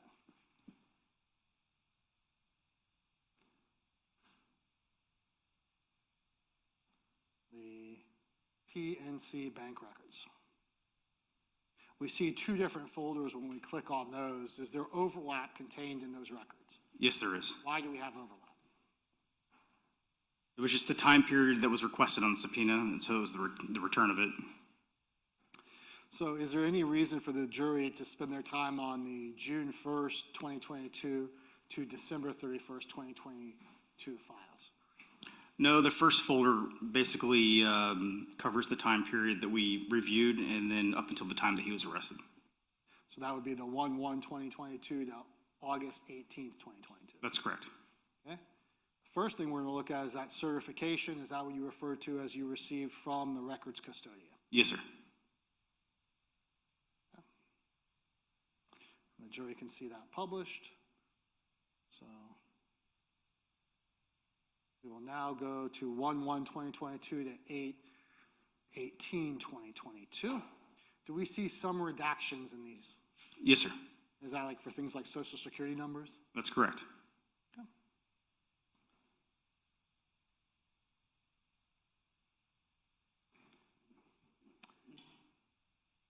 Of course.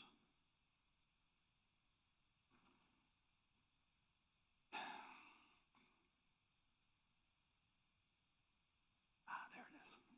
Of course, this Adobe looks completely different from mine Adobe. There we go. So looking at page 22 of States 171, what is the jury looking at here? This is a statement for his checking account at PNC Bank. And if we scroll down on page 22, can you, for the record and for the jury, indicate what the beginning balance and ending balance was of Henry Tenen on his bank statement for the dates of 1/7/2022 to 2/4/2022? I believe Well, I guess let me show that for the jury. Is that 1/7/2022 to 2/4/2022 the period of the bank statement? yes, sir.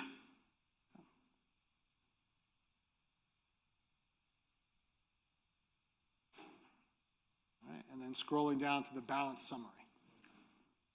The beginning balance is 52 cents and the ending balance is negative $2.38. And how many deposits and other additions were there in the bank account? There was a total of $250 in deposits, and there were deductions in the amount of $252.90. And we see an average monthly balance. Could you read that for the record? The average monthly balance on the statement is negative $66.17. And were there additional charges and fees, like overdraft fees, that were included? $36 for the statement.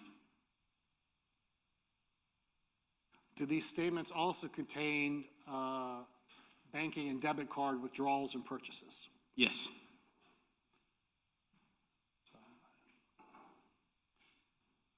Let's go now to the period 2/5 to 3/4. And do we see that at the top of the statement on page 24? Yes. And then going to the balance summaries, can you again show the jury the ending balance, the deposits, and the ending balance? The beginning balance was negative $2.38. There were $703.50 in deposits, $643.80 in deductions, giving an ending balance of $57.30. Okay, we also see significant overdraft fees. There were a total of $144 in overdraft fees. And again, we see the debit card withdrawals and purchases. Yes, sir. So now going to 3/5 to 4/6 of 2022, beginning on page 26, what is the balance summaries? The beginning balance was $57.30. The deposits were $11,518.95. Deductions were $4,601.79.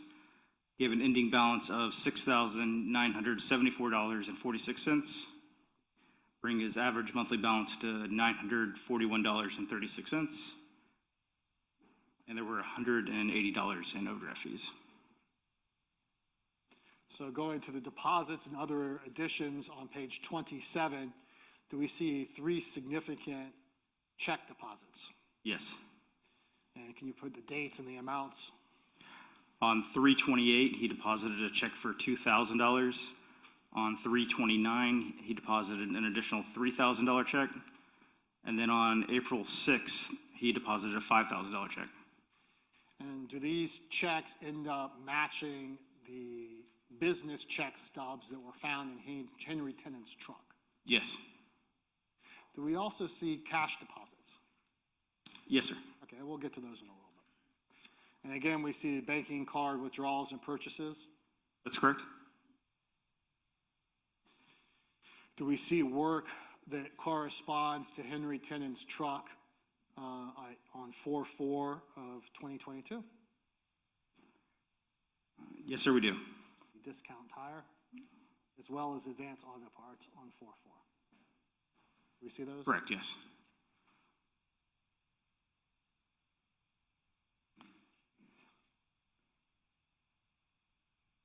So we're going to fast forward to page 39.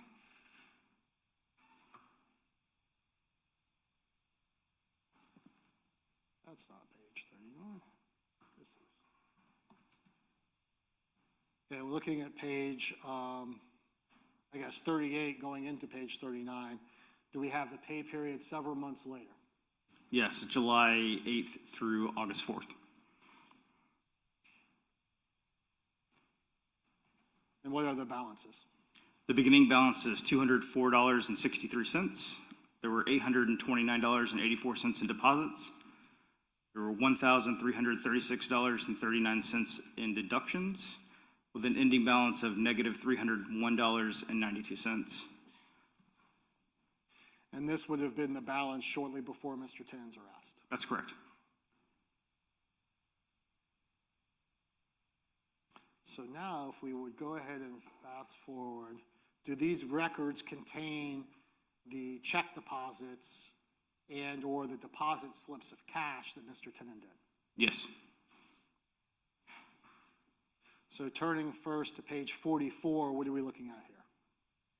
That is a check, like an electronic check for a credit card payment. Let's see here, make it look a little bit bigger. I'm sorry, that's an Advance America payment. I need to make it bigger. So this was paid to Advance America as from Henry Tennant. In other words, he owed them money for advances. That's correct. And that was in the amount of $100 done on July 29th of 2022. Correct. And then we're going to go to page 50. It's smaller.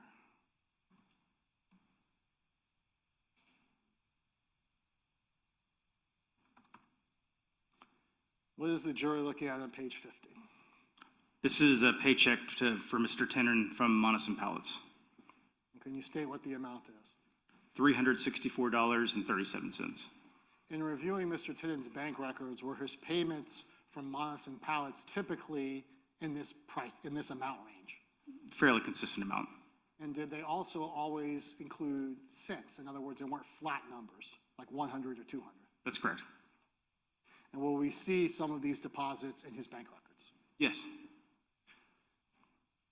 Did you give the date of January 28th of 2022? No, it's dated January 28th, 2022. That's okay.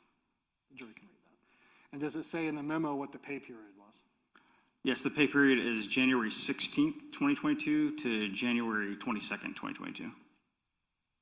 So about $364.37 for a week's worth of work. Yes, sir. And do we see that corresponding deposit? Yes, sir.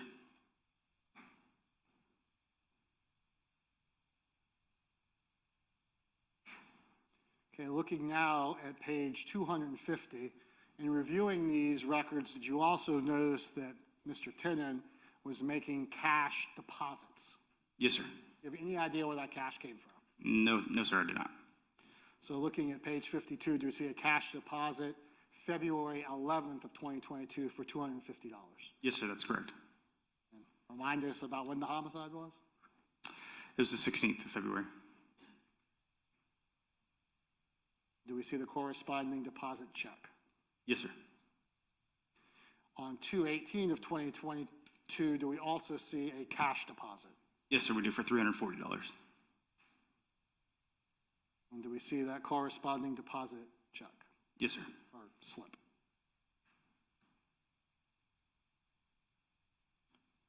Looking now at page 56, what is the date and deposit here?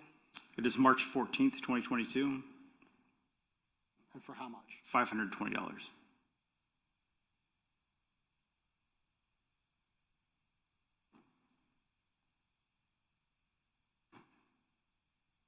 Okay. User error. All right, if we can go to page 56, what are we looking at here? It's a deposit ticket for $520.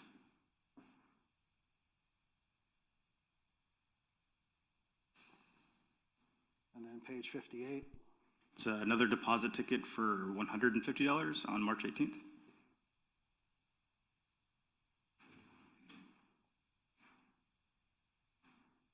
Then on March 28th of 2022, is this the deposit slip for the $2,000 check? Yes, sir, it is. And on page 60, what is that? That is a check written to Mr. Tenen for $2,000 from First Choice Home Rentals, LLC, on March 28th, 2022. And for how much? $2,000. And for what? According to the memo line, it's for landscaping and clearing. The person that writes the check puts that information on. Yes, sir.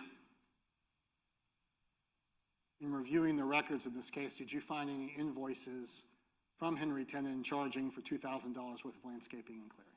No, sir, I did not. And who signed the check? Mario Fernandez. And then on the same day, there's another check on page 62. Please read it for the record. Also from First Choice Home Rentals, LLC, to Mr. Tenen for $3,000. It says keeping up with the roof, also signed by Mario Fernandez. Again, did you see any invoices corresponding to that? No, sir.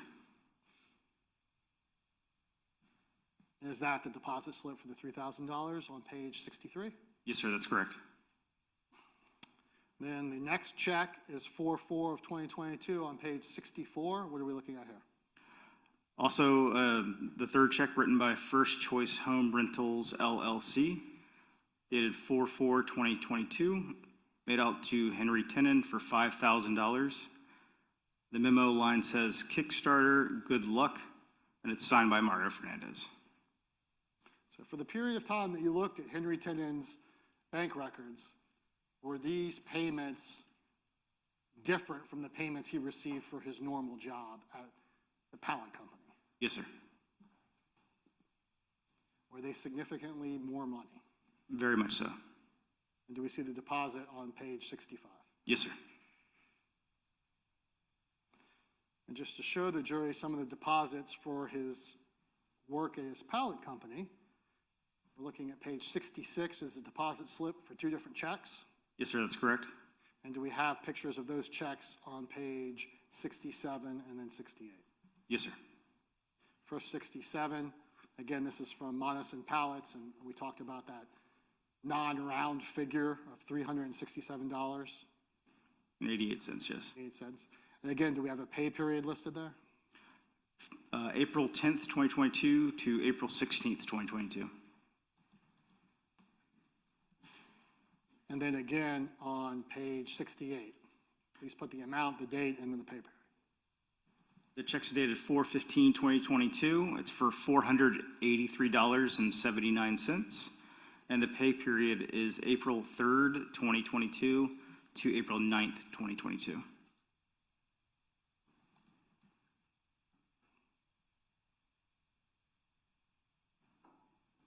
And then we also see some cash deposits. Yes, sir, a cash deposit for $700 on May 11th. Again, you don't know where that cash came from. No, sir. More cash deposits. Let's go ahead and go to 75.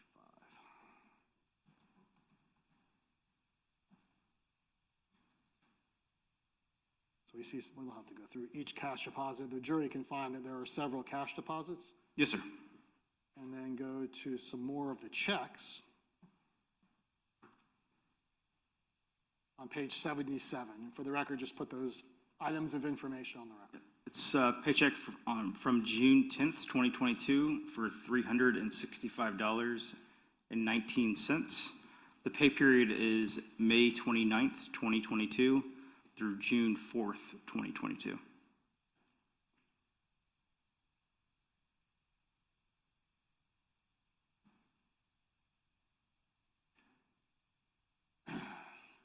And then page 80.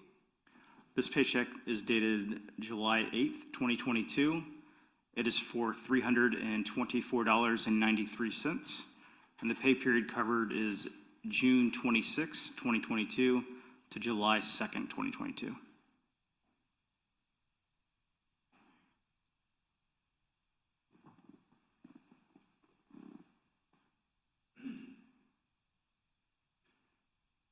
Now, Detective, could some of the cash deposits be situations where the legitimate work that Mr. Tennant did was deposited, then taken out, and then redeposited? Yes, sir. We just don't know where the cash came from. That's correct. Okay. We are now going to look at Mr. Fernandez and Ms. Gardner's financials. So when we open up their financials, do we look at 3 different folders? Yes, sir, that's correct. Explain to the jury what the 3 folders are. The Navy Federal return, which is, I would say, their primary banking institution. And then Mr. Fernandez had some accounts at USAA. And then there was also an account at ViStar, which I believe he might have been associated with, but I don't believe that to be his money. I believe it was his mother's. And these 3 are going to be in States Exhibit 170. So let's look at the Navy Federal, since that's the primary one that we're going to be looking at. Do we see that certification in the first Adobe file? Yes, sir. And I'll start with, what is Navy Federal Beached Bake 904? That is a small cookie business that they owned. And then do we have a Fernandez checking and savings account in the third Adobe? Yes, sir. We also have a First Choice Home Rental in the fourth. Yes, sir. Do we have a Shanna Gardner checking and savings in the fifth? That's correct. And then the Shanna Gardner Irrevocable Trust in the sixth. Yes, sir. So we'll begin first by going through the First Choice Home Rental, because we have First Choice Home Rental checks that were deposited in Henry Tennant's account that we just saw. That's correct.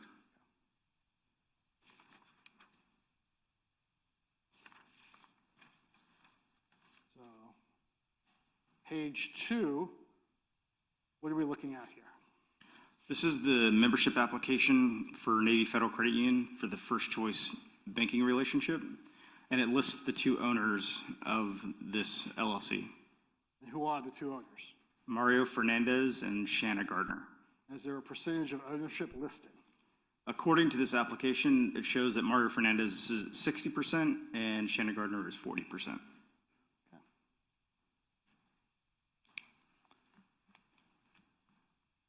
So we are going to go, and certainly all of these are in the record, so I'm only skipping things for time's sake. Page 46, this is going to be for the time period of February 1st, 2022 to February 28th, 2022. Yes, sir. Explain to the jury what they're looking at in the business checking and the business savings account of this LLC. This is the statement for the period that you stated, 2/1/2022 through 2/28/2022. Unlike a lot of banks, credit unions you have a main account number, and then you would have what they refer to as shares, which are just like sub-accounts of your main account. In this case, you're looking at one, which is the business checking account, and then the other, which is just the business savings account. And the previous balances, and then show what's deposited? The total previous balance was $4,206 for both accounts. The total deposits were $56,201.67. Withdrawals were $601.33, and then the ending total balance for both of those sub-accounts is $59,806.61. And then we'll see on page 47, obviously there was a lot of money deposited. Does it say on 222 and 228 where those $5,000 and $50,000 deposits came from? I know at least the $50,000 one came from Mr. Fernandez's account. So from his account into the LLC. That's correct. So we see here a transfer from checking for Courtney Thomas. What is this?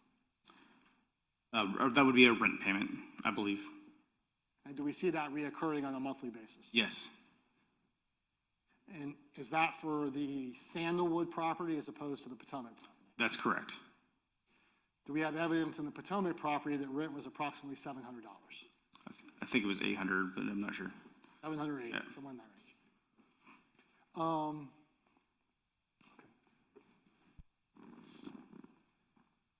Do we see on page 50 that there were some legitimate payments made for the care of the Potomac home? Yes, sir, that's correct. And please show that to the jury. Sure. Should I stop? No, I was just wondering what was going on.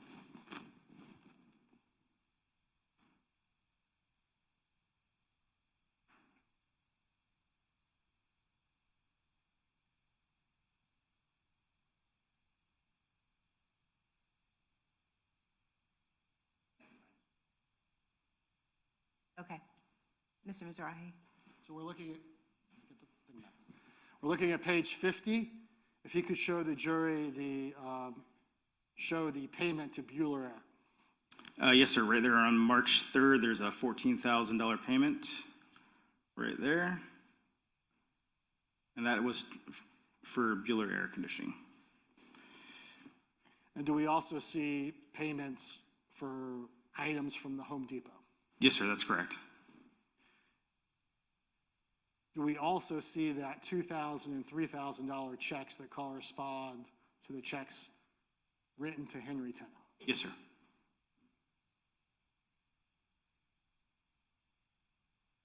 And your review of these records was the balance of over $55,000 unusual for this LLC?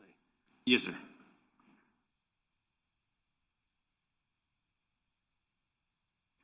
And although unusual, there was a large expenditure to Bueller Air. Yes, sir, that's correct.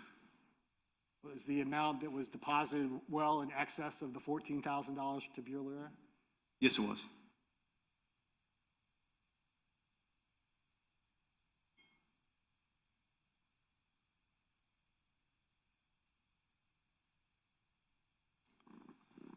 So we're fast forwarding to, well,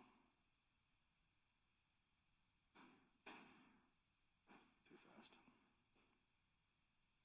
Going back to page 53, which is on a separate statement, do we see that $5,000 check on 4/7 made to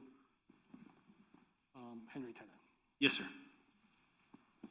Am I underlining it on check 29? Yes, sir, that's correct. We also see a check 30, it was $240. Yes, sir. Did Mr. Tennant also deposit cash amounts in $240 increments sometimes? Yes.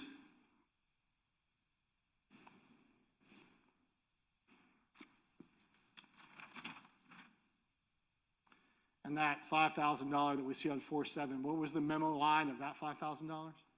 I believe it said Kickstarter, good luck.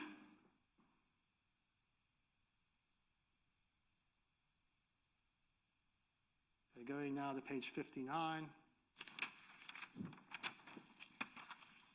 Do we see transfers that reduce the balance in this account directly to Mario Fernandez? Yes, sir. And just, I guess, point the dates out and circle them for the jury. Looks like June 16th, June 23rd for 5,000, and then an additional for 5,000. And then there's another one for 500 on the 24th. I think the $500 was a reoccurring one as payment for like his doing this work. Yes, sir.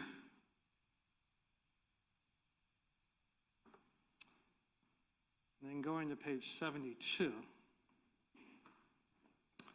What are we looking at on page 72, specifically the October 14th? There was a cash withdrawal for $10,000. And below that, do we see a transfer to, from checking back into the account? Yes, sir. In reviewing all of these records, do there appear to be a lot of money moving around? There was, yes, sir. And in your training experience, could you figure out really a reason why all this money was moving around? No, there was no what seemed legitimate reason for it. Grounds. Lack of foundation and speculation. I'll sustain as a foundation. Well, let me just ask the question, because you kind of added on sometimes. Did you see any reason why any of this should be happening? Let me see it at sidebar.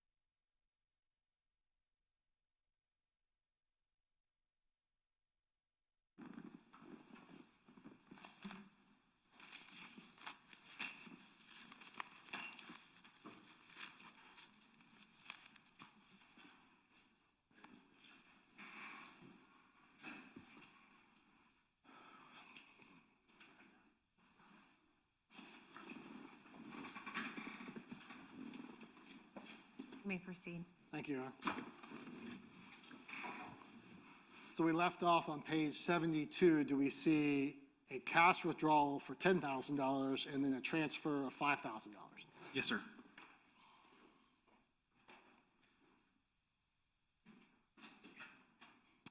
We're going to now, do these records also contain the checks? Yes, sir, they do. And we're going to start those on page 117. So explain to the jury what they're looking at on 117. This is a check written to Tri-H Construction for $2,000. And is there in the memo line or four-line information? Yes, it lists the White Horse property address, and I can't read the rest of the memo line there. It may say Agreement draw, I think. I'm not really sure. Agreement drawn or agreement draw, something like that. And the White Horse is the Sandalwood address? Yes, sir, that's correct. And then on page 118, what are we looking at here? Also a check to Tri-H Construction for $16,300. And it says siding repairs, and it also gives the White Horse Road address. And both of these checks are back in well, one of them doesn't have a date on it. Maybe on the other part of the check it does. Yeah, they're both in 2021. Is that fair? Yes, sir. And then on page 119, Another check to Tri-H Construction for $2,573.99. And it says for siding and electrical. page 120, This check is dated October 14th, 21 to Current Electrical Contractors Incorporated. It's for $317 and is also for the White Horse property. It has an invoice number there. it has an invoice number, okay. Okay, and then on page 121, This is the $2,000 check that we saw with Mr. Tennant's records.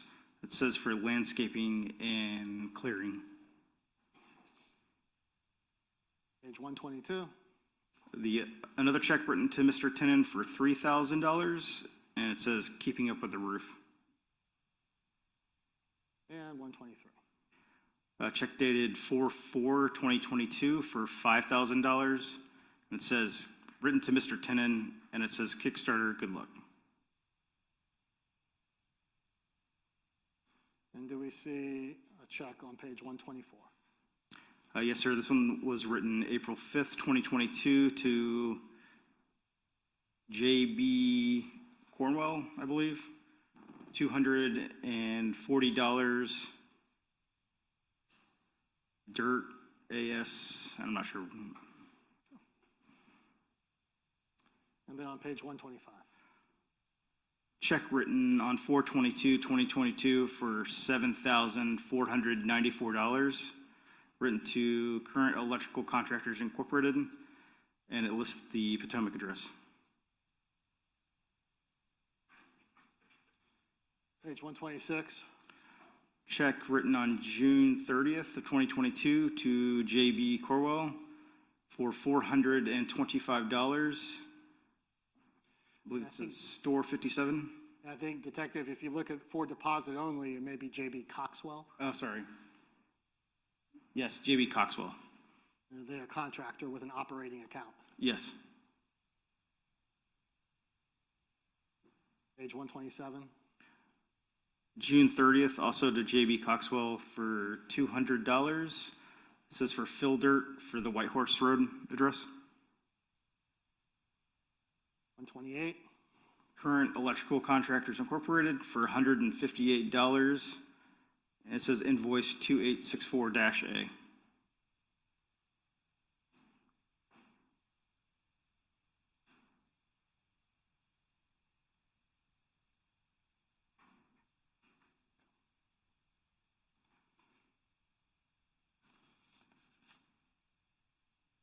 So let's look at the third one, which is Mario Enrique Fernandez's accounts. And do we see his information as well as a family member, which is his brother? Yes, sir.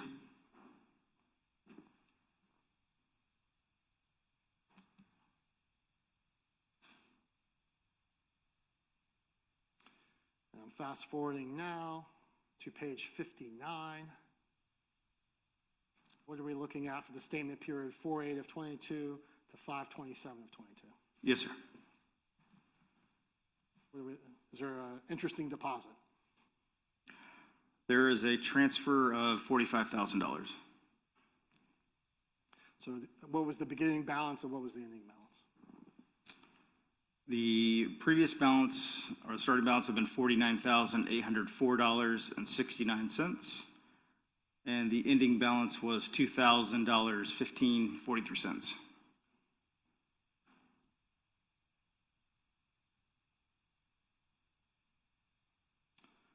We're into page 151.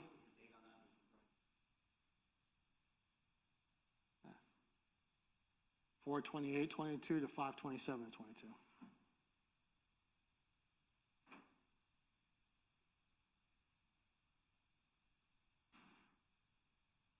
If we fast forward in those accounts, on page 151, turning your attention to 813, what do we see in 813? There was a cash withdrawal of $2,250.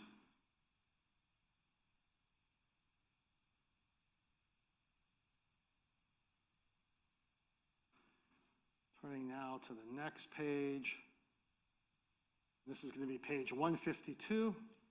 And again, we're looking at a statement period now because we're jumping between different checking accounts in July of 2021. What is this? It's a bank wire that was received for $382,894.34. And did your investigation lead to where that came from? That was the sale of the house that Ms. Gardner owned prior to marrying Mr. Fernandez. And we can see that that money remained in the account for some period of time. Yes, sir. And then turning to the next statement period, going from August to September of 21, we still have a large portion of that money remaining in that account. Yes, sir. Do we have large withdrawals? Yes, sir.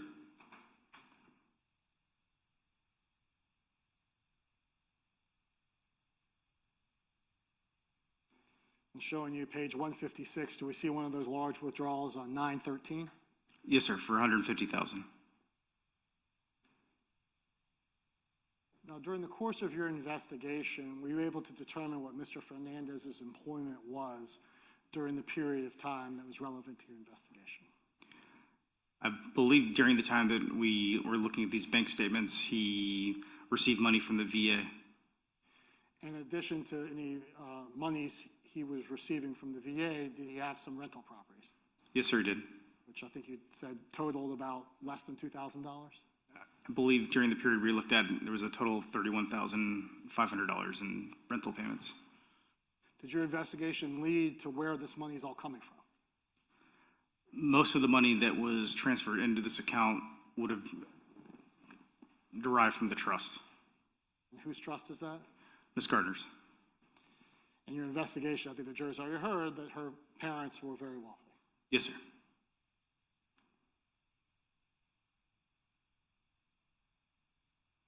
Just look at a couple more of these. 176. Do we see a large withdrawal during the period of time of 1/28/22 to 2/27/22? Yes, sir. There was a large withdrawal of $36,500.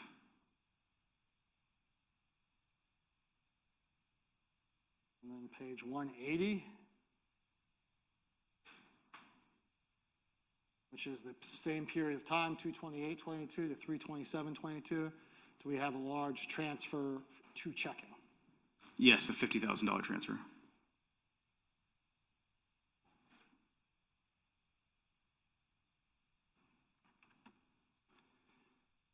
Fast forwarding to page 265, I know the jury's already seen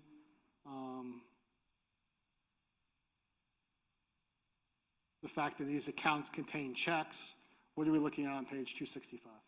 That is a check that was written to Mr. Fernandez from Mercedes-Benz of Jacksonville for $35,000. And did your investigation lead to what that was for? I believe it's for the sale of the Tesla.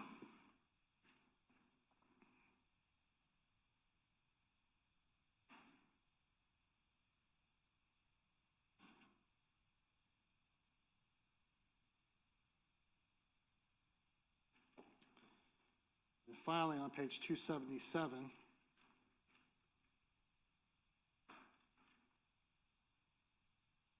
where were we looking at there? That is a check to Mario Fernandez from Shelley and Sterling Gardner for $75,000.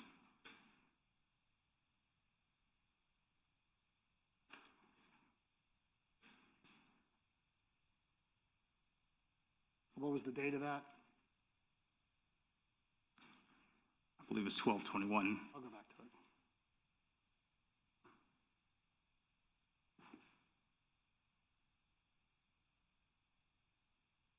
Just for the record. December 21st, 2021. And is there anything on the memo line? No, sir.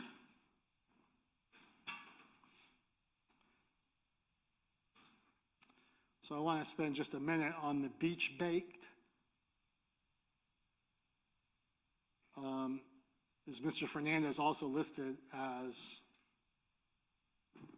the named person on that account? Yes, sir, he is. And does it list the 1511 Marsh Inlet Court address? Yes, sir. And does it also list Ms. Gardner as well? Yes, it does. So just to show the jury, are there any large amounts that are either deposited or written checks on this account? No, they're usually fairly small amounts, less than $1,000. Is that consistent with what you learned about the home baked goods account, business that Ms. Gardner ran? Yes, sir. So just for example, on page 8, we're talking about balances that range between $500 and $1,700? Yes, sir.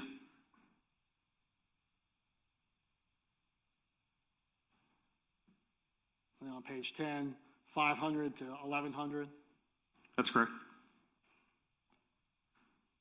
All right. Now, we're going to look at the irrevocable trust. Before we go into what's contained in the bank records, did you also review the trust documents in this case? Yes, sir, we did. And what do the trust documents say about Jared Bridegan? That Miss Gardner could resume being in charge of her trust once she had no further legal entanglements with Mr. Bridegan.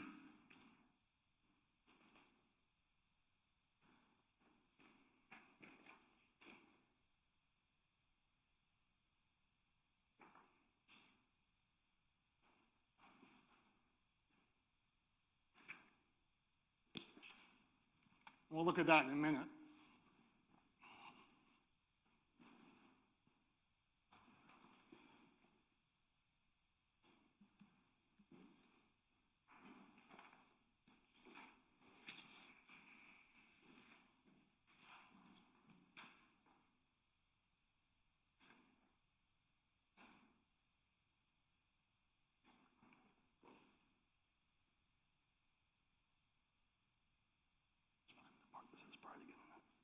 It's definitely here. I just forgot to read the page now.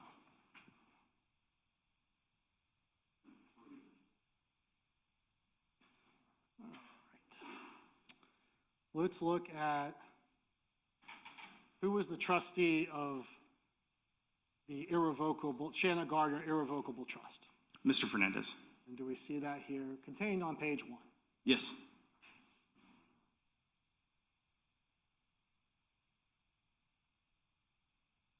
Skip to page 25. Can you explain to the jury the statement period 7/18/21 to 8/27/21, what they're looking at? Yes, it looks like there was one sub-checking account and then 3 sub-savings accounts. And the total balance, or the beginning balance for the statement period would have been $181,195.93. Ending balance for the entire of the sub-accounts was $179,713.46. And the identical balances in the two savings accounts, would that correspond to the accounts that were designated for AB and LB? Yes.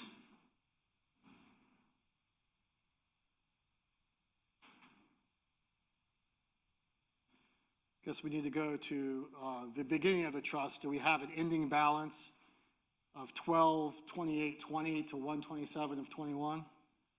The ending balance was $218,655.88.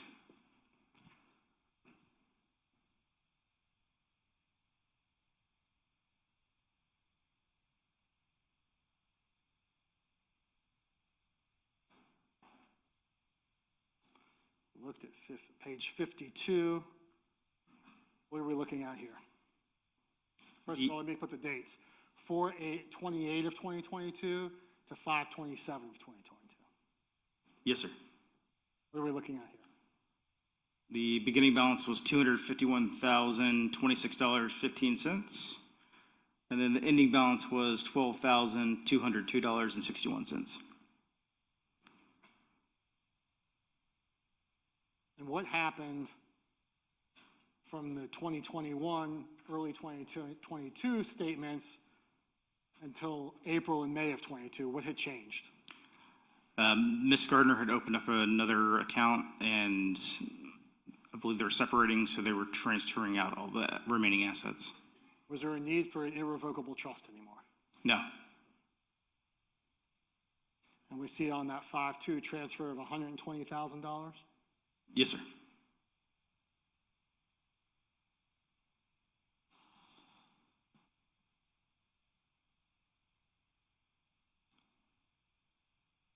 Page 68, which is going to be September of 2022, what are we looking at? This is the Shanna Gardner Irrevocable Trust Statement, and it is $0. And I'm showing you what has been entered into evidence as defense exhibit number 3, subsection C, page 25.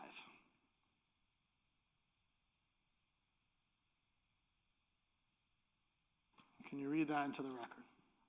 Furthermore, and notwithstanding the foregoing, when our daughter Shanna shall have no further legal entanglements with her ex-husband, Jared G. Bridegan, she may elect to serve as the trustee by delivering a signed and notarized document to the trustee then in office.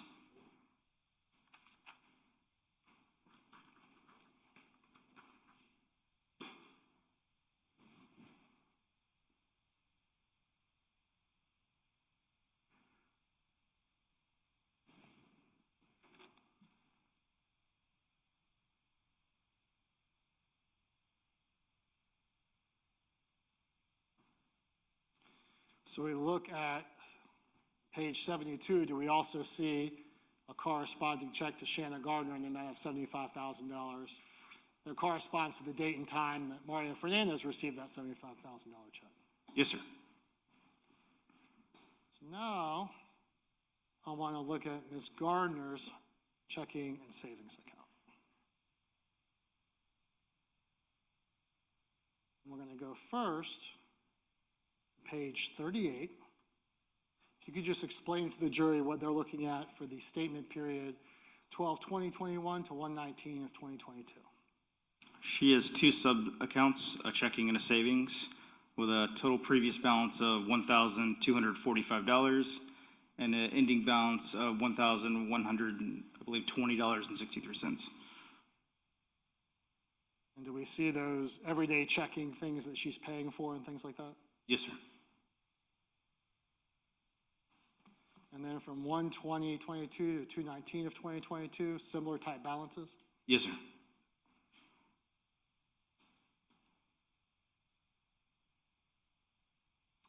And then 2/20 to 3/19, do we have similar type balances? Yes, sir.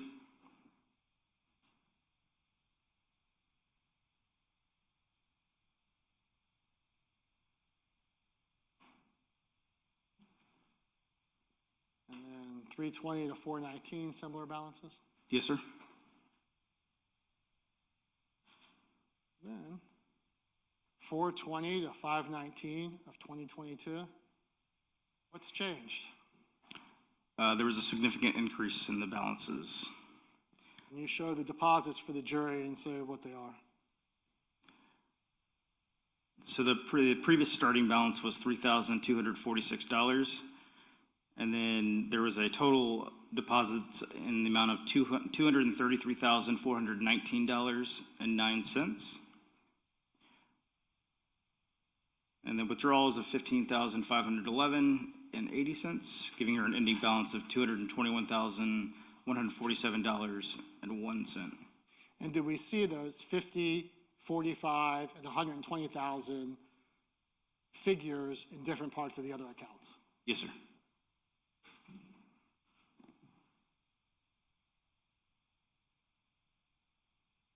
Are you familiar with the $10,000 threshold? Yes, I am. Explain that to the jury. If you take a cash withdrawal or do a wire in the amount of in $10,000 or more,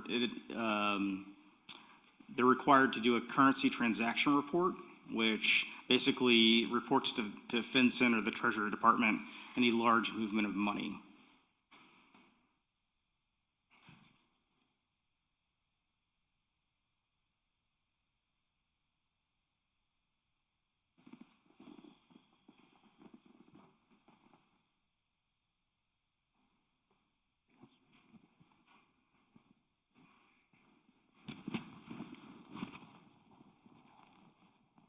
That's all the questions.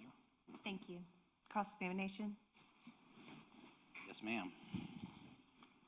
You need a moment, Mr. Mizrahi? Other than dropping my pen, no. Don't. You can take a few trips. It's evident. You need this? No, This is your notebook. yeah, I don't need it at the moment. Thank you, though. Okay.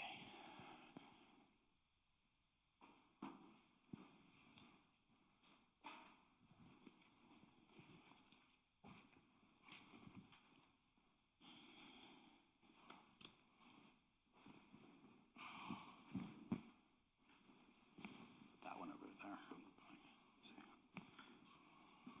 All right. Good afternoon. Good afternoon, sir. Good to see you again. Let's talk about a few things first, globally. Shanna Gardner's family is extremely wealthy, correct? Yes, sir. Hundreds of millions of dollars in yearly revenue, correct? That's what's been reported. You have no reason to believe that's not true, right? No, sir. And Shanna Gardner's parents gave Miss Gardner and Mr. Fernandez money, correct? Yes, sir. And through your investigation, you were able to learn that it wasn't just those two $75,000 checks.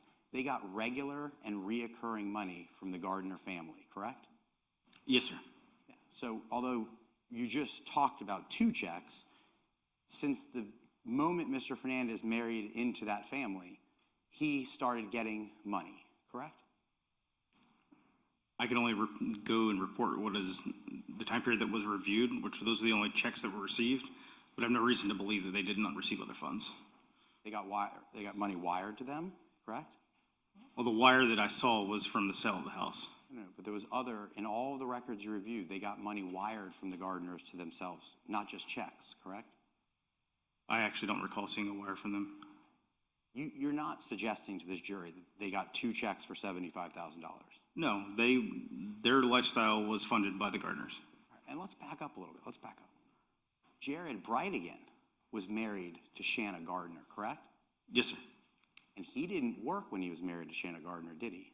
As it was reported, that's correct. He lived off of the Shanna Gardner trust money, correct? Yes. Because you know through your investigation that the Shanna Gardner family paid their children for all sorts of reasons, educational reasons, and as part of their trust fund money, right? Yes, sir. Okay. And you pointed out a big transfer from the sale of the home of $382,000. Do you recall when I asked you on direct examination how much Mr. Bridegan got when Miss Gardner sold the home? I don't recall the figure, but there was an amount he received. About $390,000 that Mr. Jared Bridegan received, correct? Yes. Okay. So no different that Mr. Bridegan received hundreds of thousands of dollars via the Gardner family, right? Correct. Okay.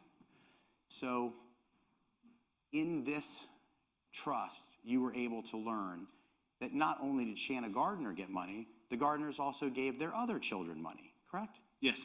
Okay. So there's no disagreement that the extremely wealthy Gardner family gave their children money, right? No. And did you make sure that it was clear, and I will if you didn't, the $75,000 checks dated 12/21, Shanna Gardner got $75,000, right? 75,000 went into the trust and 75,000 went into Mr. Fernandez's account. Right, from the Gardner money. Yes. And the purpose of the trust was so that her money was protected, right? Yes. And you said that you were a financial planner here in town. You have your own business, right? Yes. So you certainly are aware that wealthy people give their children money, right? Yes. For tax reasons, right? Various reasons. To lower their inheritance tax, right? There's several reasons, yes. Dozens of reasons why really wealthy people start trusts for their children, right? Yes. So let's just globally talk about a few more things. That trust document that says that Shanna Gardner can be the trustee of her own trust if she so elects, if she doesn't have any entanglements with Jared Bridegan, does it say anything about Mario Fernandez? No, it does not. So in fact, if she has no entanglements with Jared Bridegan, she gets to control the trust, right? That's correct. Mr. Fernandez is already in control of the trust, right? Yes. He is the trustee, okay? Right? Yes. Okay.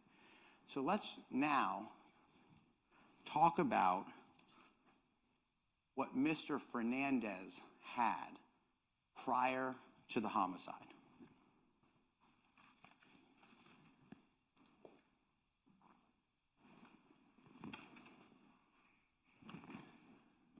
I'll stand here. Can you publish this?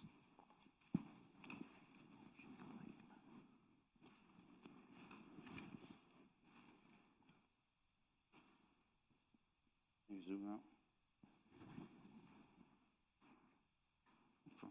Can you see this, Detective? Yes, sir. This would be from the same records that you were talking about from states 170, right? Yes, sir. Okay. This is a Navy federal account, right? That's correct. This is Mr. Fernandez's personal checking accounts, right?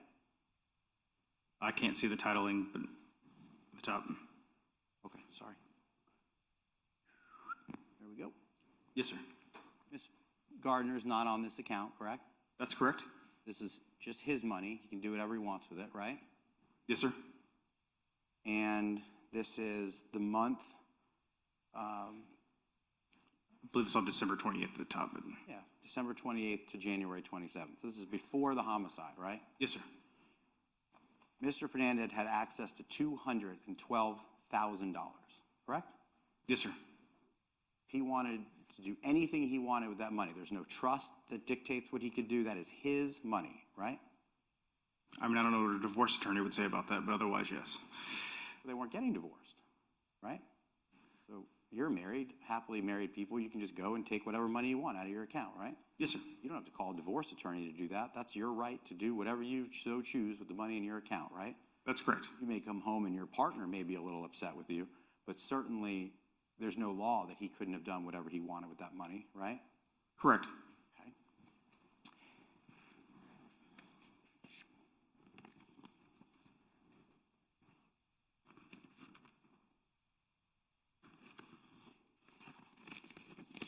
Okay, let's go to the next month.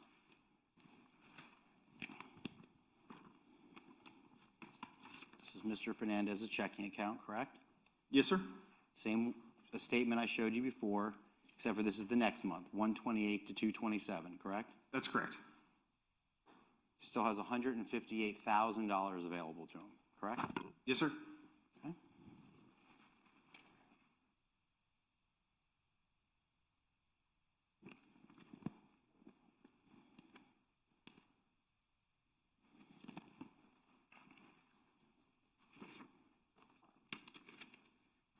This is the following month, right? Same accounts? That's correct. This is after the homicide, 228 to 327, and he had 158,000, the ending balance was 96,000, correct? Yes, sir. All right, and that was his own personal checking account. That's correct. Now, you suggested to the jury that he transferred $50,000. You recall that? Yes, sir. He transferred it to himself, correct? You transferred it to the LLC. First Choice Home Rentals. Yes. So it didn't come from the Gardner Trust, right? So if it was ever suggested to this jury that Mr. Fernandez transferred $50,000 a week after the homicide from the Gardner Trust to himself, that would not be true, would it? I think it's a mischaracterization in the way you're stating it. I want to make sure it's crystal clear. If it was ever represented to this jury that Mr. Fernandez transferred $50,000 from the Shanna Gardner Irrevocable Trust 1 week after the homicide to himself, that would not be true, would it? At least part of those assets would have come from the trust, yes. What assets came from the trust, detective? I just showed you that Mr. Fernandez had $212,000. Then the next month he had $196,000. He had plenty of money in his own personal checking account, right? Yes, that would have come from the trust. We just talked about that on 12/28 he deposited $75,000 from the Gardners, right? Yes. That didn't come from the trust, did it? Overall, I'm saying the amount of money that he was only making $37,000 a year. We have to be really careful with our words. I agree. Money goes from the trust account to, and I'm going to walk you through it. We're not going to guess, trust me. We're going to go through every single trust account record to see where that money went. But I'm asking you a very basic financial question.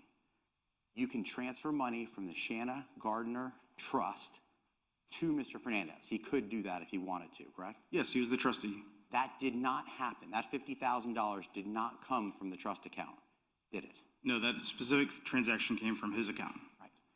And let's say on December 28th, Mr. Fernandez got $75,000. That could have come from the irrevocable trust, hypothetically, right? Yes. But it didn't. And this is why I want to make sure that words matter. Shanna Gardner's parents, Shelley and Sterling Gardner, wrote him a check for $75,000 at the end of the year, right? Yes. That's where that money came from. The assets are commingled. They're not. They wrote him a $75,000 check, and he did transfer $50,000 from his account. Okay, we're really going to figure this out together. The Gardners live in Utah, right? Yes. And they're private wealth clients of Chase Bank, correct? Yes. Because you know that because it says it right on the check. $75,000.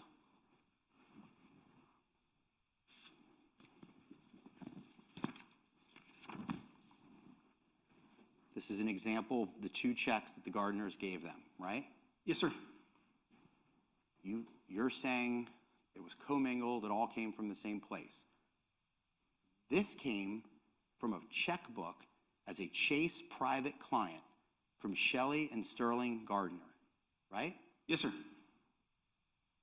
From their bank account, right? Yes, sir. That did not come from the irrevocable trust, correct? No, that check was, the check that you just showed me was deposited into the trust. Right. And the identical check, with the exception of it saying Shanna Gardner, it said Mario Fernandez, right? Yes. And that came from the Chase private wealth management banking account of Sterling and Shelley Gardner, right? Yes, sir. So that didn't come from the irrevocable trust, right? That specific $75,000, no, it did not. Okay. And in addition to all the other money that Mr. Fernandez had, you're saying, well, it's all commingled. It came from the irrevocable trust. Isn't that what you're trying to say? Yes.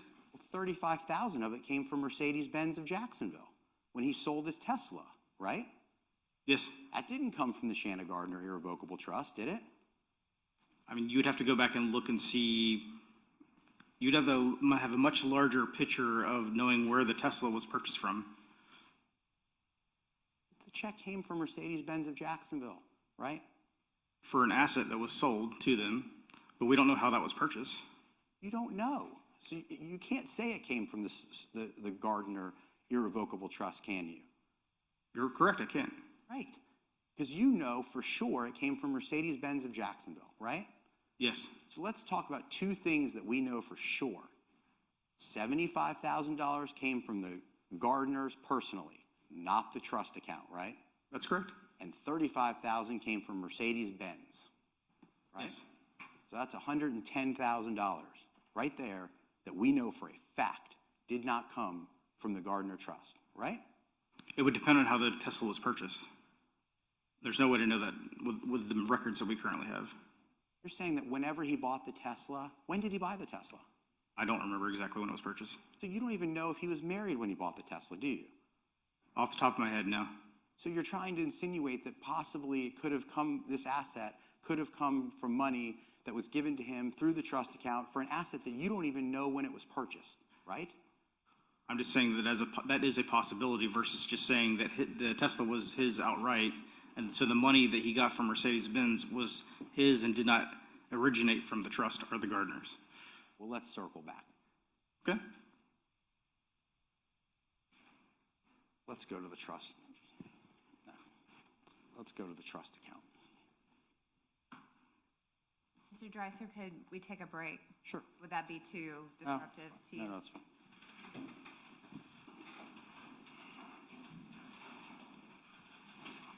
The jury will take 15 minutes, okay?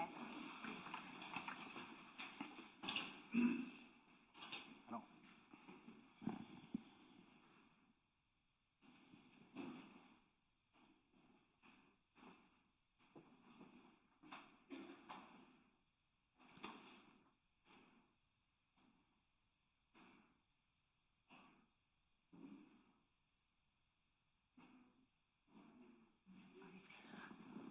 All right, please let the record reflect that the jury's left the courtroom. Everyone may be seated.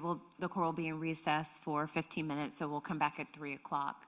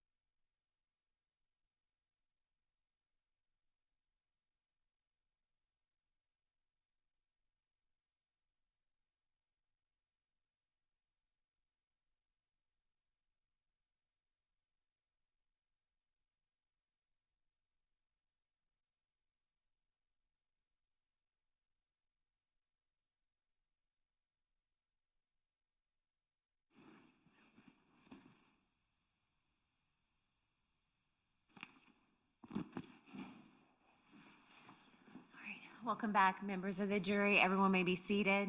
Mr. Dreiser, you can continue.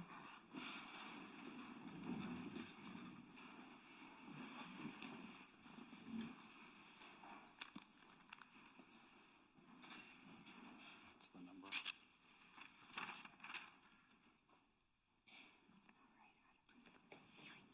A shame.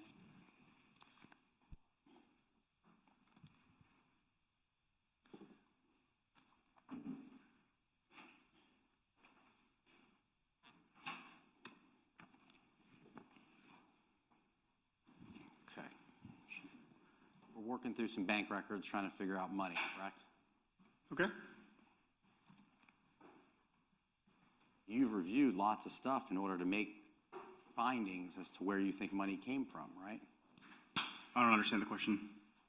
You had access to review lots of documents so you could try to get a better understanding of how the Fernandez family, the Gardner family, and the Gardner wealthy family out in Utah, how they move money. That was part of the job of you trying to figure that out, right? Not necessarily, no. What have you been testifying to for the last hour and a half?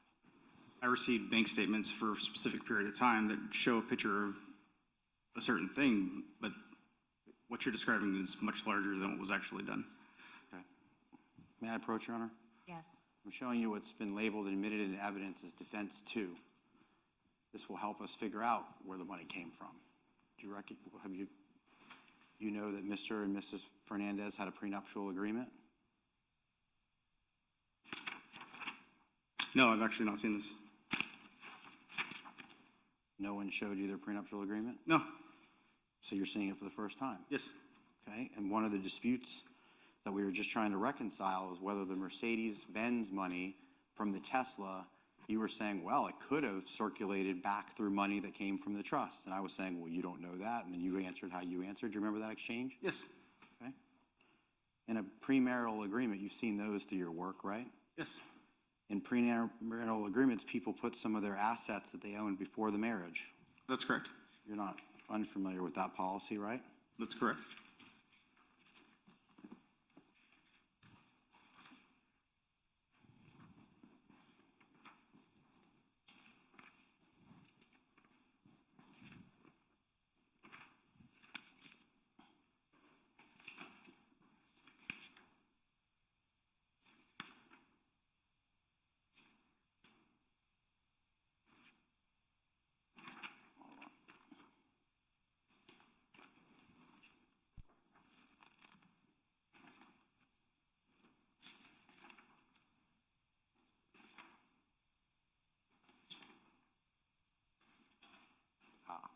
Sorry.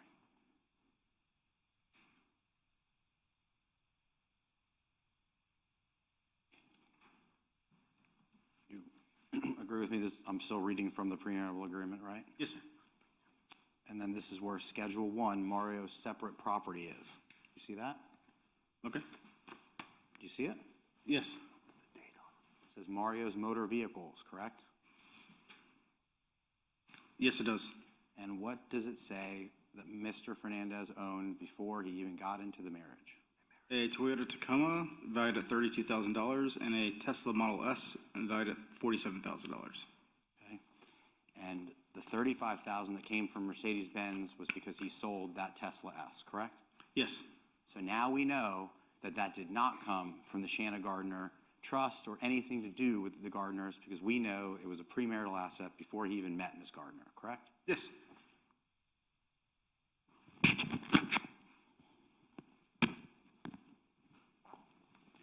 I just need a moment in between. I want to keep these papers organized, Judge.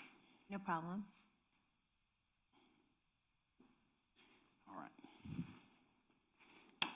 So you testified that Mr. Fernandez,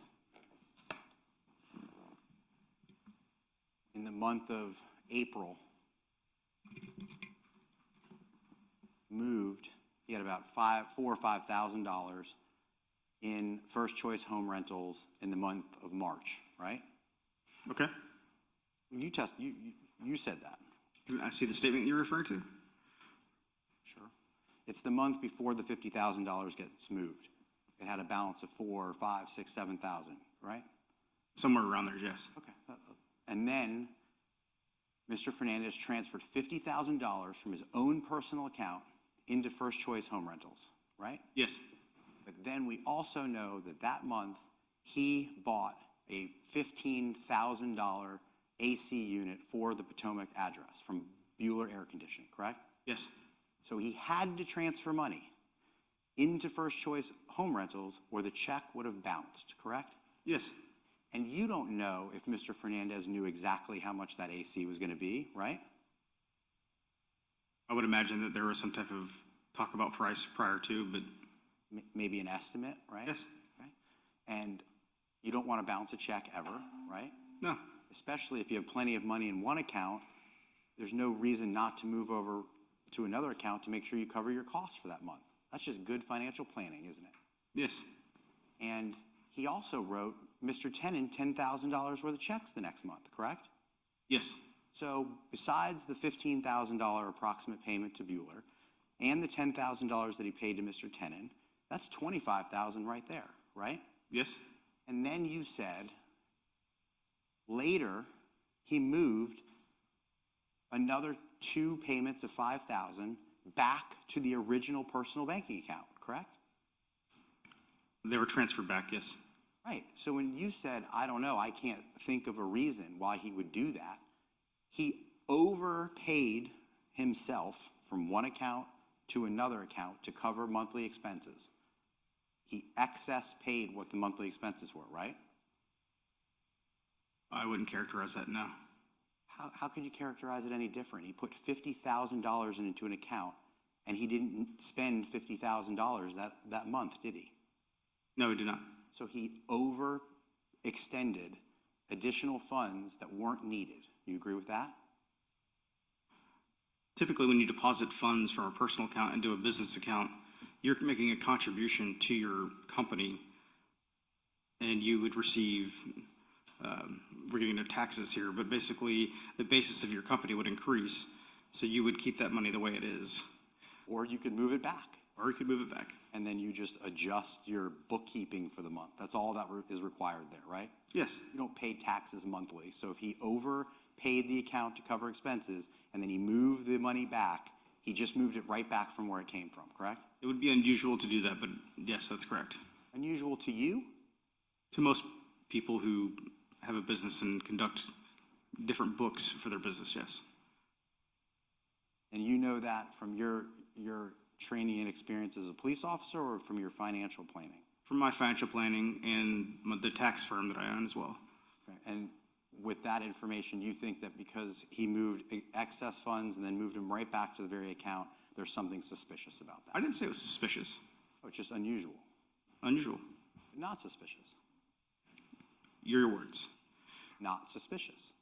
It is an unusual transaction. That you characterize as not suspicious. It's unusual.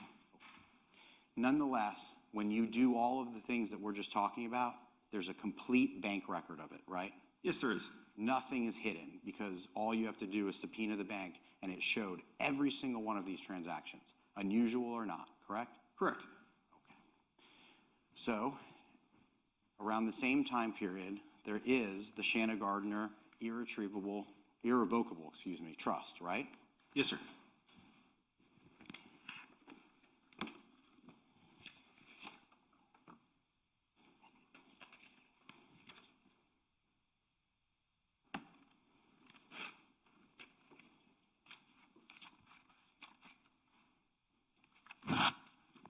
This is the trust account, also from States 170. Yes, sir, that's correct. Top left corner, the Shanna Gardner Irrevocable Trust. Yes, sir. This is prior to the homicide, 11/28 to 2/27. Yes. This has an ending balance of $178,000. Yes, sir. Identify for me anywhere in this statement. Would you like me to bring it to you? No, that's all right. I can see that. Identify for me anywhere in this statement where Mr. Fernandez transferred one single penny to himself. Well, that's just the balances there.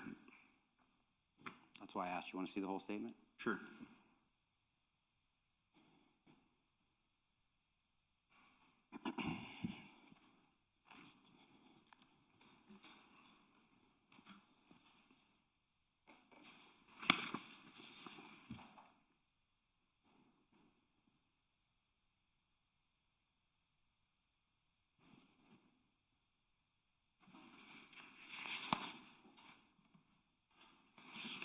There are two transfers of one for 1,800, one for 1,500 that are transferred to a checking account. Unfortunately, the way that these statements are drafted, it doesn't say which account that it went into. Okay. Except you've already told this jury that those two accounts were designated for AB and LB, the ones that you just read that from, correct? Mr. Mizrahi asked you, and you said the two sub-accounts were designated for AB and LB, correct? I understand what you're saying. I'm just saying the statement does not show which account the money was transferred into. It just shows that there was a transfer of $1,800 and one of $1,500. Detective, do you still stand by that the accounts that you're referring to are for LB and AB? You're asking two different questions. Your initial question was, do I see any transfers on the statement? No. I asked you, see any transfers, one single penny to Mr. Fernandez was my question. And as I'm saying here, and I'll gladly show you, there are two transfers, one in 12-1 and 12-15, to a checking account. It does not state which checking account they were transferred to. You're talking about the highlighted, Yes. so you're acknowledging to me that you should show me, I highlighted them and sent them to you, correct? Yes, you did. Fair enough that I probably know that they're on there? Yeah. May I see it? So let's show the jury so they can see.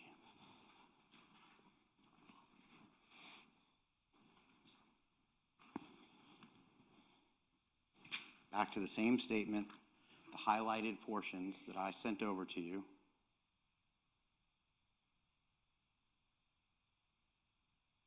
In that particular month, there are two transfers, $1,800 and $1,500, and you're saying that you don't know that those are for the benefit of LB and AB? According to the document that you're showing me, it does not state the account that they were transferred into. Any reason to believe they went to Mr. Fernandez? I don't know where they went based upon the document you're showing me. Okay, so as you sit here today as the lead detective in this case, you don't have any evidence that one single penny went to Mario Fernandez? No, sir, that is not at all what I said. Okay, tell the jury, what evidence do you have that one single penny went to Mario Fernandez? Are you talking about the totality of No. are you talking about the statement? Which one are you referring to? This $1,800 and this $1,500. Okay. If it went to Mr. Fernandez, you have all of Mr. Fernandez's accounts, detective. You would know exactly if it went into Mr. Fernandez's accounts, wouldn't you? By looking at other statements, yes. Do you have any reason to believe that that went into Mr. Fernandez's accounts? I don't know. Okay, so the answer is you don't know if any money went to Mr. Fernandez, but can we at least agree if it did, it would be less than $4,000?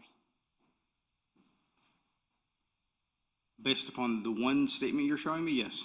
I'm talking about, yeah, one statement, just this month, right? Yes. Okay.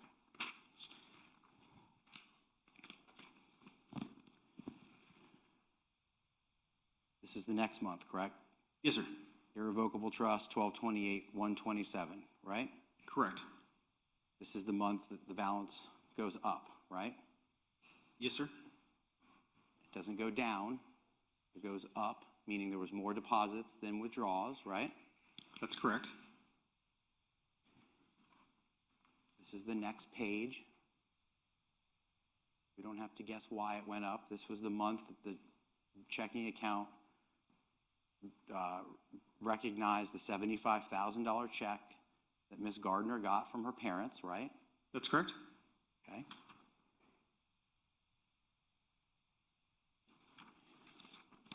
May I approach, Your Honor? Yes, you may throughout. Can you show me on this statement, the following month, where one single penny went from this account to Mr. Fernandez?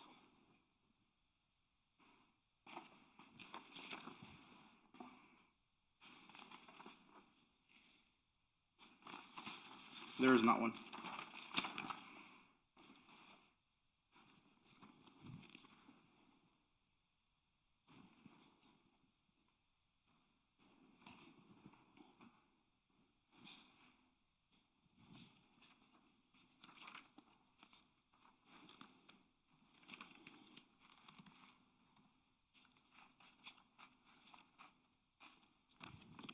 Would you agree with me? This is the next month.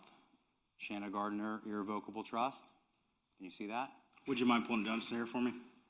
Yep, thank you. Yes. 128 to 227. Yes, sir. I haven't skipped any months, have I? Nope. You see the balance?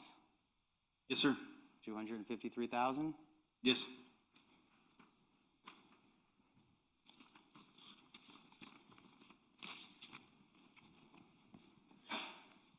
Bless you. Can you tell the jury if there's any evidence that Mr. Fernandez got one single penny from the irrevocable trust? Well, there are no withdrawals. You can tell that right here. There are no withdrawals, so you know that Mr. Fernandez did not get one single penny. There were no withdrawals, correct. Right. So the answer is he got $0, 0 pennies. On that statement, that's correct. Okay. I've shown you 3 statements so far. One statement, there was a $1,500 and an $1,800 withdrawal, and you don't even know where that went. That's where we're at, right? Based upon the statement you showed me, that's correct. Do you think that there's a part of the statement I didn't show you? The statement does not state where the transaction went to. Right. So you don't know. I didn't mischaracterize that, right? Right? You don't know where that $1,500 and $1,800 went, right? Based on the statement, no. I answered the question at least 3 times. That's when I said you don't know. I thought you would just agree with me. So now you're at the next monthly statement, Detective. Shanna Gardner, irrevocable trust, Yes. 228 to 327. I think that's the one we just looked at. Must be a duplicate. Nope. I'm sorry, this is right. This is the month of the homicide, correct? Pull down the statement for me a little bit. Oh, I'm sorry, this is post the homicide. The last statement was during the homicide, correct? Yes, sir. All right, so we're on track. I haven't skipped anything. Shanna Gardner's irrevocable trust, 228 to 327. You see it? Yes, sir.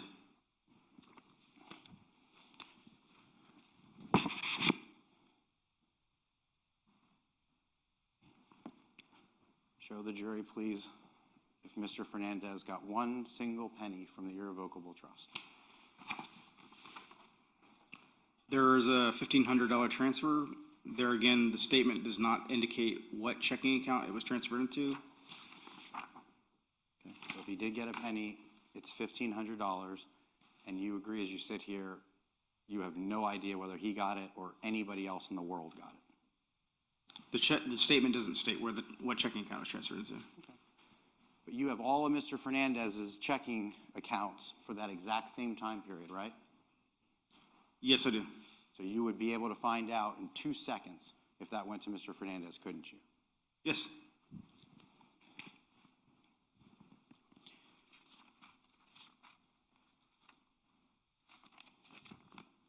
It's the next month. Shanna Gardner, irrevocable trust, 328 to 427. You agree with me? Yes, sir. Didn't skip a month? No.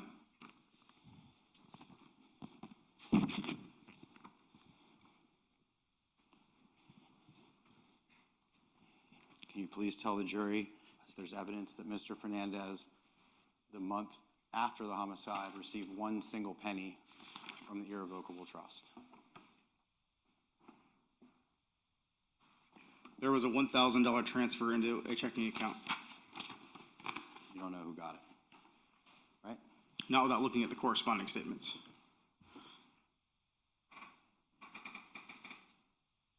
Even if Mr. Fernandez got every single checking transfer that you've identified, we're not even close to $50,000, are we? No, sir. We haven't even breached 10,000, have we? No.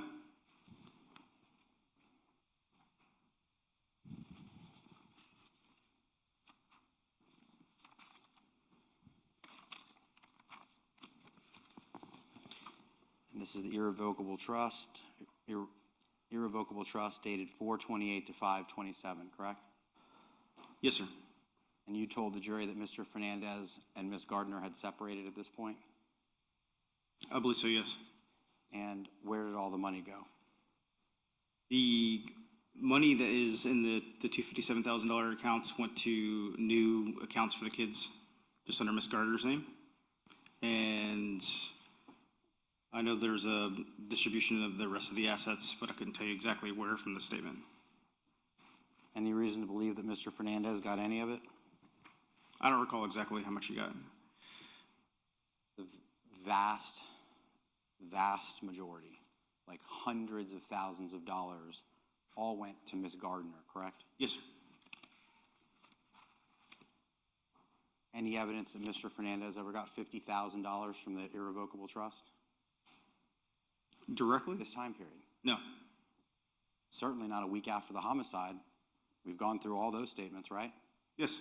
You haven't been able to identify that Mr. Fernandez moved $50,000 from the irrevocable trust to himself 1 week after the homicide. That's for sure. You have not been able to do that as you sit here this afternoon, correct? Not based upon those statements, no. Are there any other statements that I'm not showing you of the irrevocable trust, Detective? No. And again, this is the following month of the irrevocable trust, 528 to 627. And now it's down to about $10,204. Yes. Sorry. That's consistent with all of the money being transferred to Ms. Gardner, correct? Yes.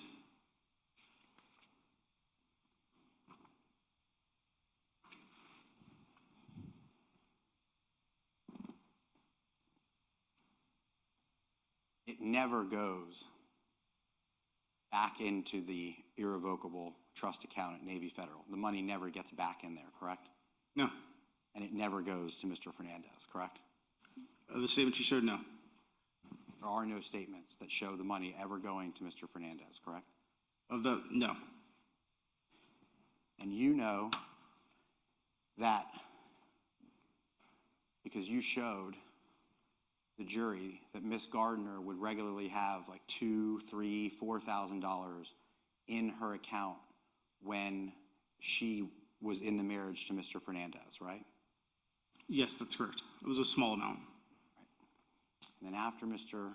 Bridegan died, now we're talking big money, right? Tens of thousands, hundreds of thousands of dollars got transferred from the account that Mr. Fernandez controlled to Ms. Gardner herself, right?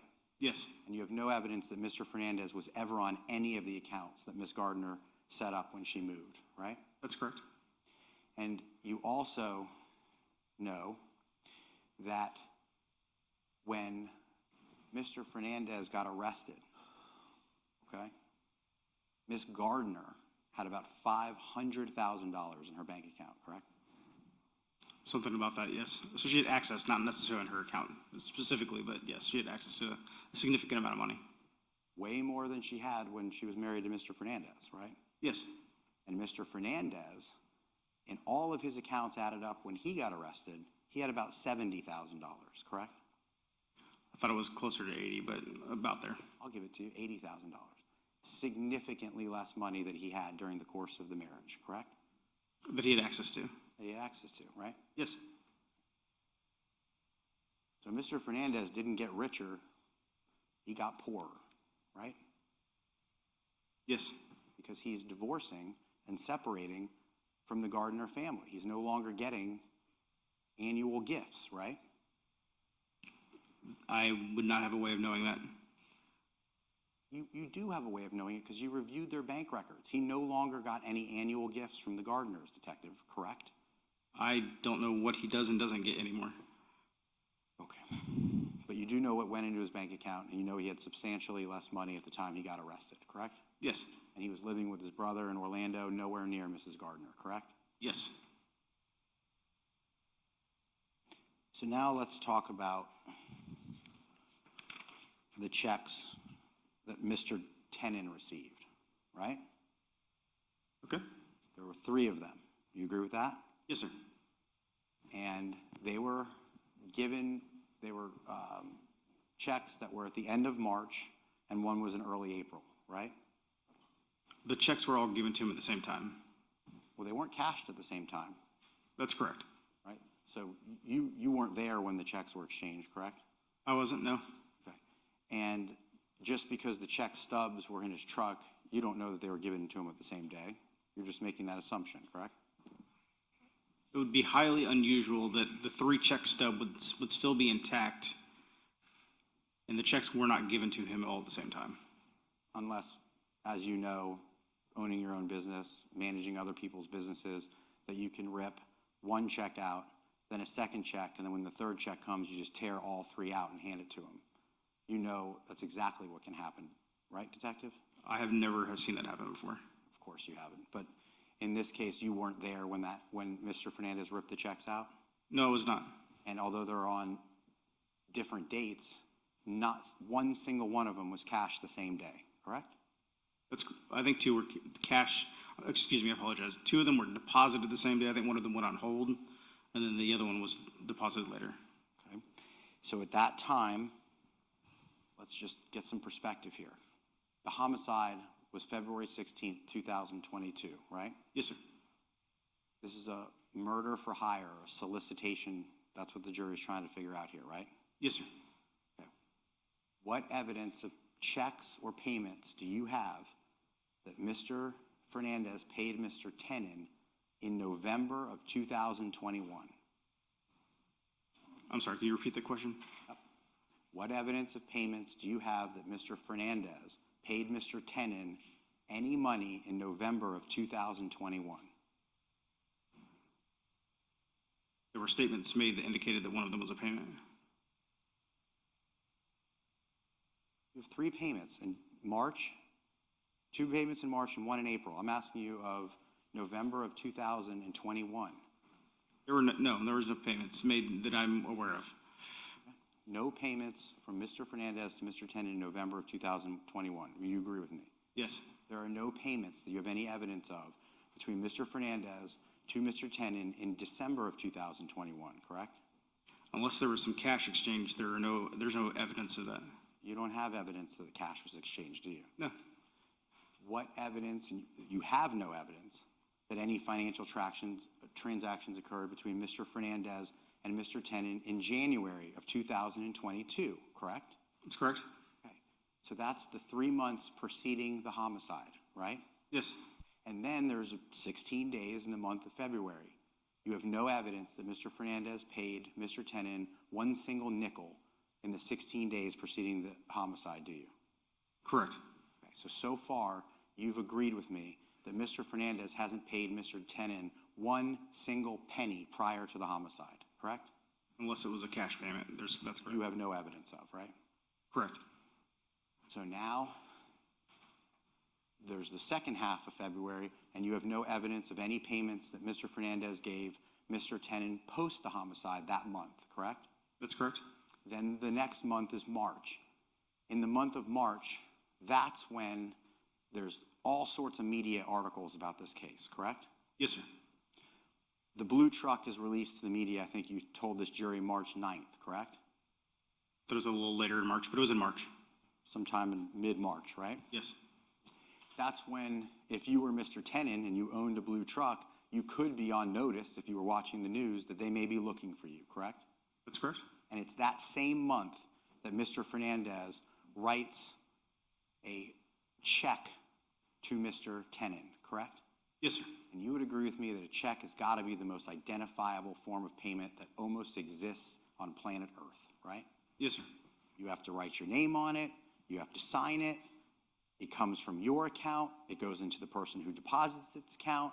All the information we have is right there for anyone to look at when you write somebody a check, correct? That's correct. And then there's memo lines on the check. And the memo lines are for keeping up with the roof on one and landscaping clearing on another, correct? That's correct. And you know, as the chief or the lead investigator in this case, that Sonny Fong, 11 months after the homicide, called Mr. Fernandez, correct? Yes. And in that call, he asked if he knew Mr. Tenon, and he said that he did, right? That's correct. He didn't deny knowing him, right? No. Mr. Fernandez's phone records indicate that he's having communications with Mr. Tenon in January and February and March, correct? Yes, sir. Okay. So in the conversation, Mr. Fernandez acknowledges, I paid that guy to do some work for me, right? I believe you made some kind of comment about him. Yes. I mean, it'll stand for itself, but as the chief lead detective in this case, you've heard that call. It's in evidence, right? Yes, sir. And Mr. Fernandez says, I had him do some tree work for me, right? Correct. That's on the memo line, right? Yes. He said, I had him help me with the roof, right? Yes. That's on the memo line, right? Yes. No one in law enforcement has any reason to believe that Mr. Fernandez knew he was being recorded on that line, correct? That's correct. Everyone has spoken to Mr. Fong in this case, and he's testified, and he said he had no reason to believe he was being recorded on that call, right? That's correct. So Mr. Fernandez would have to, 11 months after the homicide, on an unrecorded phone call, or a recorded phone call that he's unaware of, he just happens to identify exactly what he paid Mr. Tenen for via check. I can't say why Mr. Fernandez said that. But you do know that Mr. Tenen did legitimate work for Mr. Fernandez. Your investigation revealed that fact, didn't it? It was stated that the work was done, yes.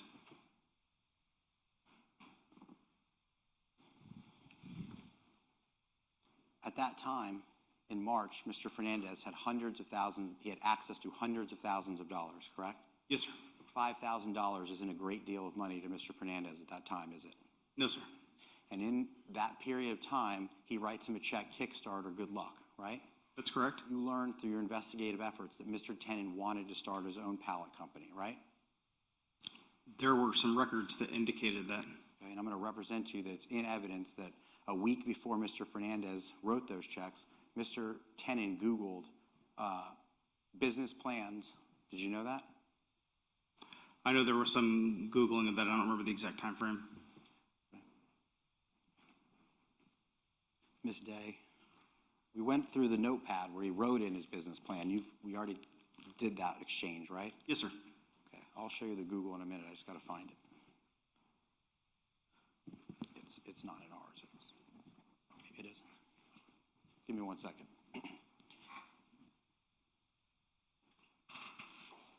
And it was no secret that Mr. Tenen wanted to start his own pallet company, right? I don't know whether he actually wanted to start a pallet company or not. He wasn't making a whole lot of money in the pallet business, was he? No, he was not. It's not uncommon that a person who isn't doing well financially would want to do better financially, is it? No. Mr. Tenen had decades of experience in the pallet business, correct? I don't know specifically how much. I would say that he had some experience in the pallet business. You went and interviewed people at Modison Pallets, didn't you? You and your team? My team did, yes. Yeah, and he was a good employee, wasn't he? Yes. And he had been there a long time. Yes. Fair to say Mr. Tenen knew a few things about pallet work. That's probably true. Okay? And then it just happens to be that on the poll camera footage, a pallet truck pulls up to the Potomac address and stops. We went through that exercise, didn't we? Yes. And then when you took photos of the Potomac address, when you guys searched it, there was stacks of pallets next to the house, weren't there? I don't recall that. I'm not saying there wasn't, but I don't recall it. I'll show you pictures in a second. And Mr. Tenen's business was taking older pallets and fixing them to make them reusable. That's what he did at Modison Pallets, correct? Yes. I'm showing what's defendant's 58, already put in evidence. Take a second to look at all the Google searches.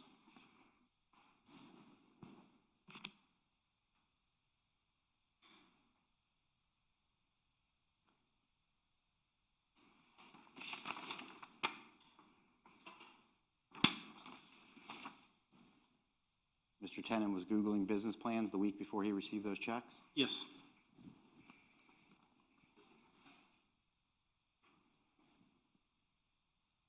And then the other part of your investigation was revealed that Mr. Tenen in January,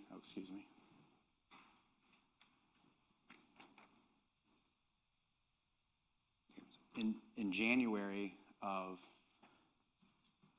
2022, Mr. Tenen didn't have a lot of money in his account. You went through that and you showed the jury that he would even have overdrawn months, correct? Yes, sir. Okay. So that would be consistent with a person who has to go to their landlord and say, I can't afford to live here anymore, right? His bank accounts reflected that he could not afford to pay rent to Mr. Fernandez, right? I would say the bank accounts afforded that he probably would have a hard time paying his rent. Okay, so we agree. And that was the time that Mr. Fernandez said, again, on the Sunny phone call, I tried to work with him, but he just couldn't come up with the money, so I had to get a new tenant. So that's consistent, correct? Yes. Now, you know that there are ways that you can pay somebody via implied payments, meaning you don't actually pay them money, you give them value. You're aware of that, right? Yes. In your world, in the fancy business world that you come from, that's called sweat equity, right? Something like that, yes. In this case, we know that Mr. Tenon was having a hard time paying rent to Mr. Fernandez, correct? According to what Mr. Fernandez said on the call, yes. And according to Mr. Tenon's bank records, they're consistent with that, correct? Yes. You told the jury that you think the rent payment was around $800 to live at the Potomac address, correct? Yes. So if you didn't want to write checks, if you didn't want to have any cash exchanges, you could just let someone live at your house for free, and every month you'd get $800. That's another way to pay somebody, correct? I don't understand the question. If Mr. Fernandez wanted Mr. Tenon to do something illegal for him, he could have just said, why don't you stay in my house and don't pay me rent? And every month it'll be as if you got $800. That's another way to pay somebody, correct? I mean, hypothetically speaking, yes, he could do, I guess he could do that. But that didn't happen in this case. Mr. Tenon left, put his stuff in the garage, and Mr. Ordway moved in, correct? And Mr. Tenon was still basically living there. From time to time, but he also stayed at his girlfriend Peanut's house. You learned that during the investigation, didn't you? He pretty much stayed at Potomac. I showed you, and I'll do it again if I have to, but you remember when I showed you the address of what Mr. Tenon had put on the pawn shop receipts after he had moved out of Potomac? Yes, sir. It wasn't the Potomac address, was it? No. It was Peanut's address on Old Kings Avenue, correct? Yes. So he wasn't using the Potomac address anymore after he moved out. He was using Peanut's address. According to the one slip, yes.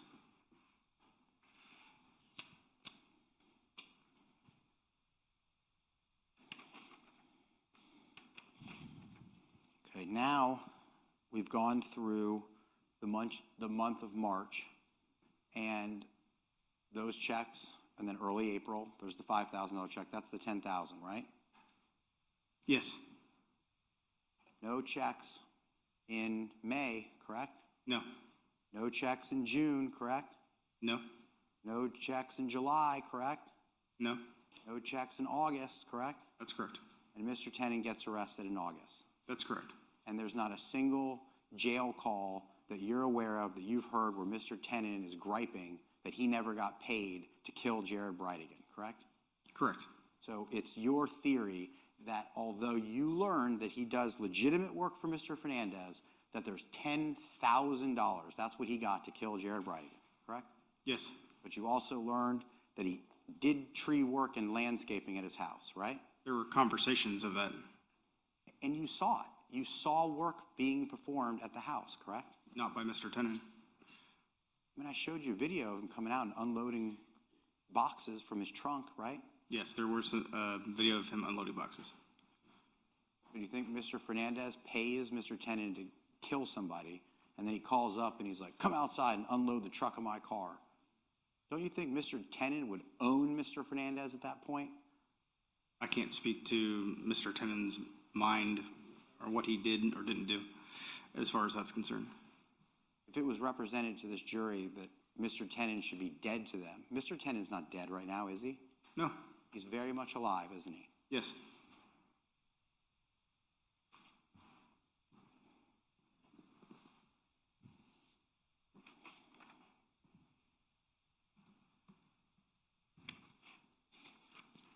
May I have a moment, Your Honor? Yes.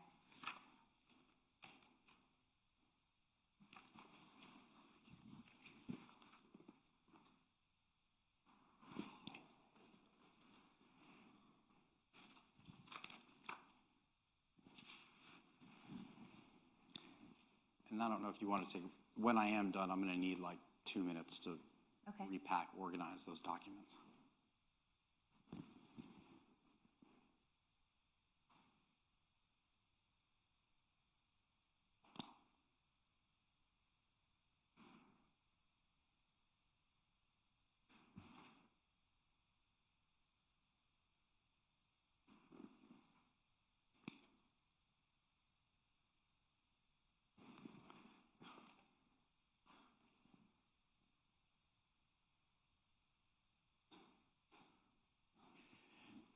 There was a $10,000 cash withdrawal from Mr. Fernandez's accounts you talked to the jury about?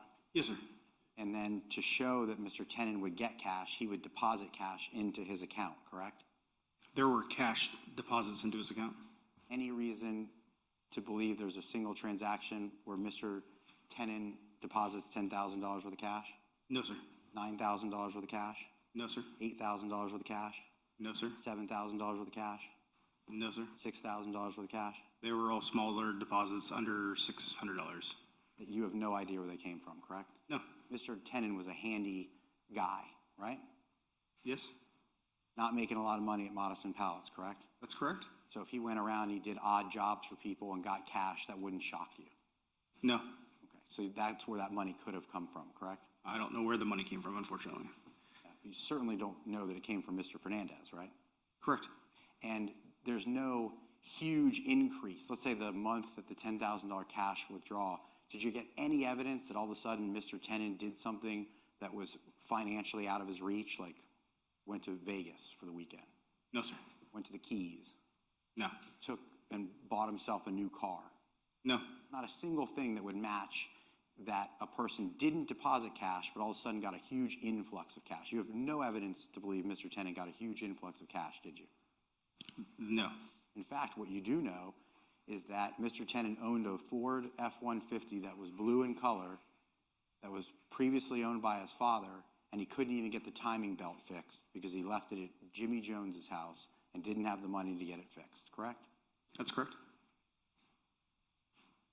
I don't have anything further, Your Honor. I just need a minute to clean up. Okay. Any redirect of the witness? Okay, and just give him a moment. I will.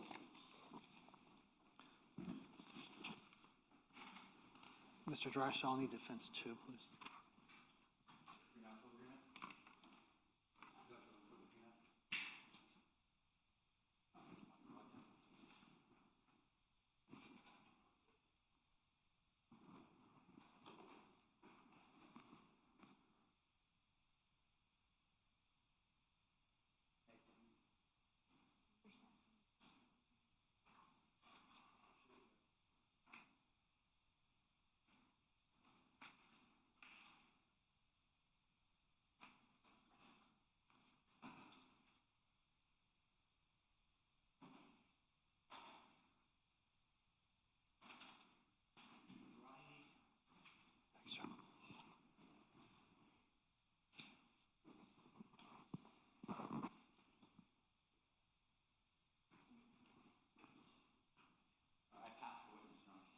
Thank you. So, Ms. Rahi? Detective Johns, could you explain to the jury how what they have seen is just a small snapshot of the potential financial records or financial transactions that would exist in the entire world with regard to these people? We only collected a few months period of time that was around before and after the homicide, and it does not paint a full picture of the amount of financial benefit that someone would have received during the course of their marriage. And are there ways that people can make financial transactions that would not appear in bank records? Yes. Can you hand each other things of value? Yes. Jewelry, cash, anything else? All kinds of things that are worth something that could be sold later that aren't going to be recorded. The bank accounts you did receive were the bank accounts that we were able to find out about in subpoena. Yes. Could there be other bank accounts that we never found out about? Yes. So it's just a small snapshot of the financial records. That's correct. Okay. Because the defense asked you questions about there was only the $10,000 in checks, but we also see that Mr. Tenen deposited, although not $10,000 worth of cash, hundreds and hundreds of dollars worth of cash. Yes, that's correct. And certainly it's possible that he did handyman jobs, and it's certainly possible that he got it from Mr. Fernandez. We just don't know. That's correct.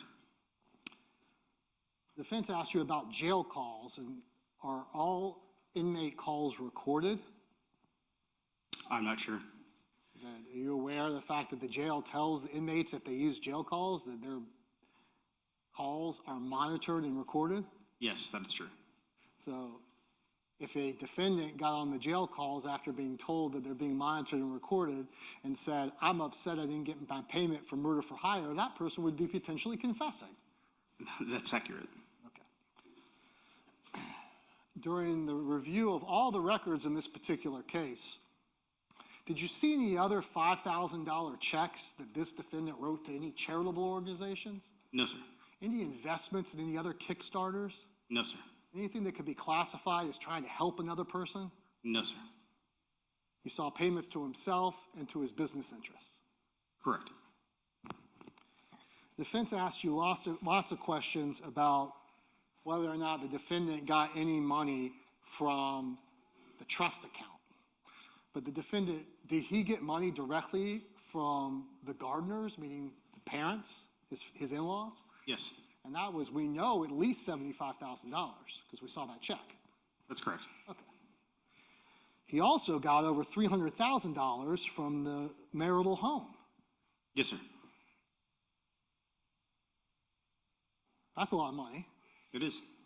Let's go over with what the defense counsel spent a lot of time discussing was a prenuptial agreement. Do you remember that? Yes, sir.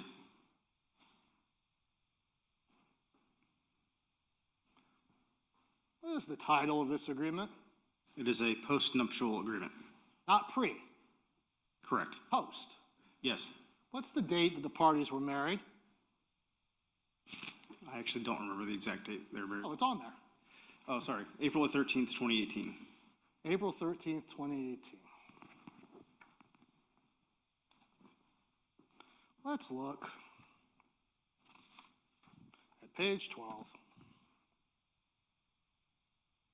The execution of that document, October 15th, 2019.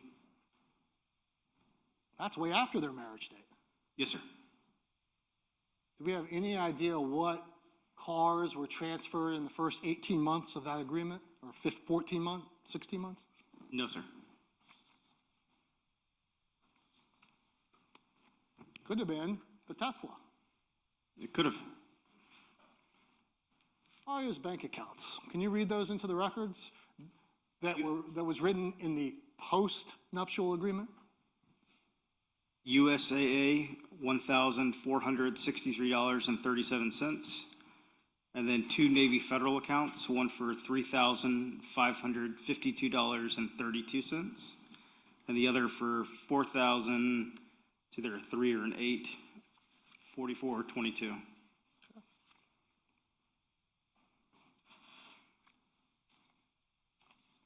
And then back to that page 1 of defense 2. Can you read into a record the incomes of Mario Enrique Fernandez and Shanna Gardner?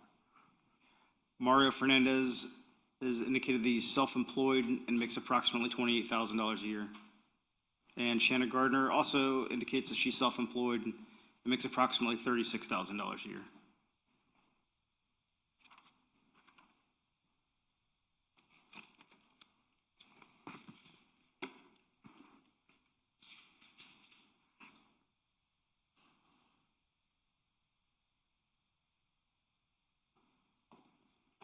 I think you explained this, but I want to give you an opportunity to make it more clear.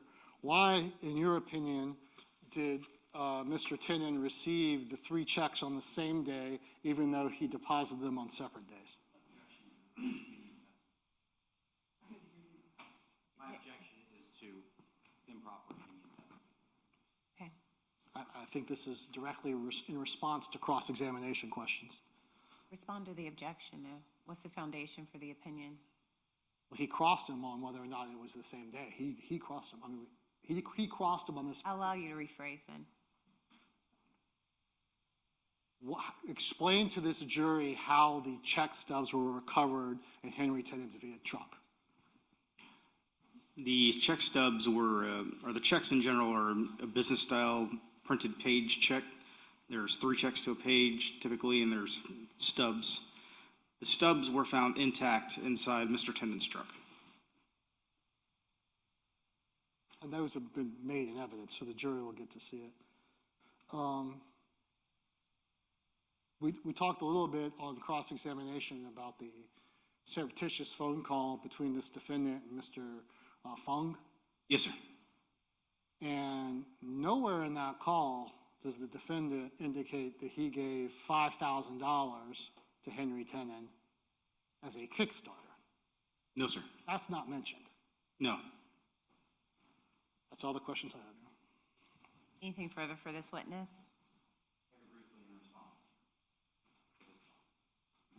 Is that okay, Your Honor? Okay. In that postnuptial agreement, Mr. Fernandez, it was stated that he made $36,000 a year when they signed that postnuptial agreement. Is that correct? 28,000. 28,000? Yes, sir. You agree with me that would be $28,000 more than Jared Bridegan made during the course of his marriage to Shanna Gardner, correct? Okay. I'll sustain it. No further questions? Do you want to be heard? I'll hear it sidebar. Okay, thank you.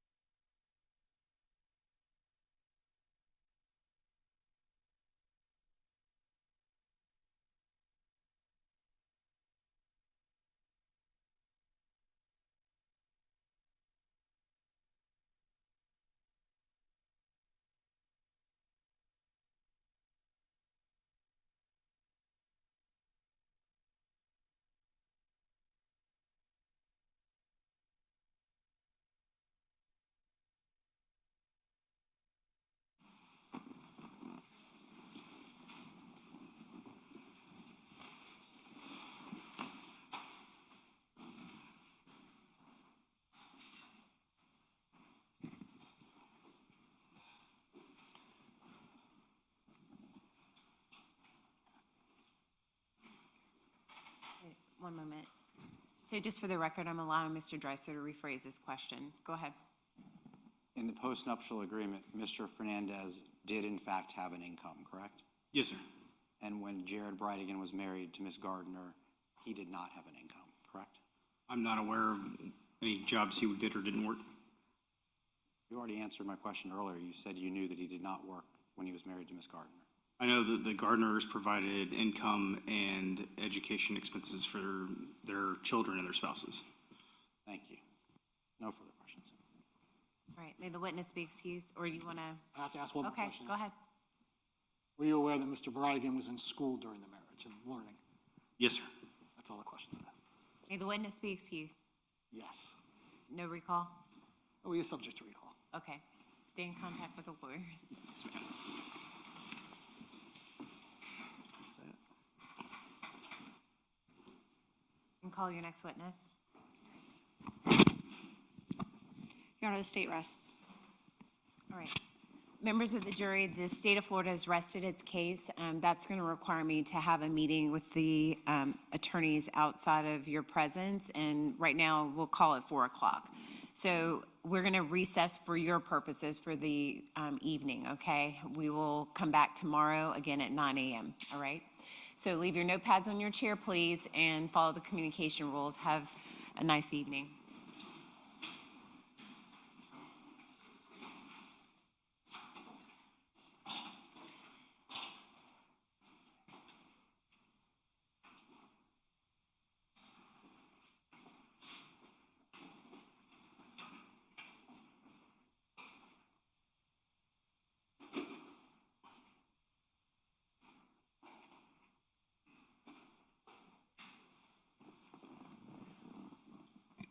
All right, everyone may be seated. Please let the record reflect that the jury's left the courtroom. Mr. Dreiser.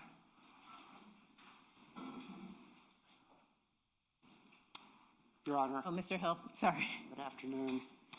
Your Honor, on behalf of Mr. Fernandez, number one, we would renew all previously filed motions with no additional argument to those motions, but this time we would be making motions to count 1 and count 2 for a judgment of acquittal. And if I may, I'll take a few minutes with these. As the court is well aware, judgment of acquittal is pursuant to Rule 3.380. If the close of the evidence for the state or at the close of all evidence in the case, the court is of the opinion that the evidence is insufficient to warrant a conviction, it may, on the motion of the prosecution or the defendant, enter a judgment of acquittal. And as the state is well, the court is well aware that standard changed in 2020 pursuant to Bush v. State 295, Southern 3rd, 179, out of the Florida Supreme Court. Whether the state presented competent, substantial evidence from which a rational trier of fact could find the existence of the elements of the crime beyond a reasonable doubt, viewing the evidence in the light most favorable to the state. So I want to start with count 2, the solicitation, Your Honor. The state is required to prove the defendant commanded, encouraged, hired, or requested another person, in this case, Henry Tenen, specifically from November 1st of 2021 to February 16th of 2022, requested Henry Tenen with the present intent that the other person actually carry out the offense. As the state has in their case, it's not necessary for the defendant, Mr. Fernandez, to do anything in furtherance of the offense. However, to solicit means to ask earnestly or to induce another person to engage in that contact. So the definition of earnestly means a serious manner, not lightly, casually, or flippantly. The statute requires, there is no affirmative defense that we have alleged. However, it does require an affirmative communicative act, a command, encouragement, hiring, or request directed at another person. I would point out that the state has not submitted any evidence to the jury of that affirmative communicative act. There's been no testimony that Mr. Fernandez has said a word of encouragement, a text message, an email, or any other act that would actually support that he solicited Henry Tenen. And I'd point to several different cases that specifically are on point, which is in order to show the present intent, and that would be the Florida Bar versus Marable, 645 Southern 2nd, 438. Slow down. 645 Southern 2nd. Yep, and I'm going to email those cases to you at this moment, Your Honor, as well as to the state. in that sense, so you'll have electronic copy of all case law. Bear with me, Your Honor, I'll give you that exact citation.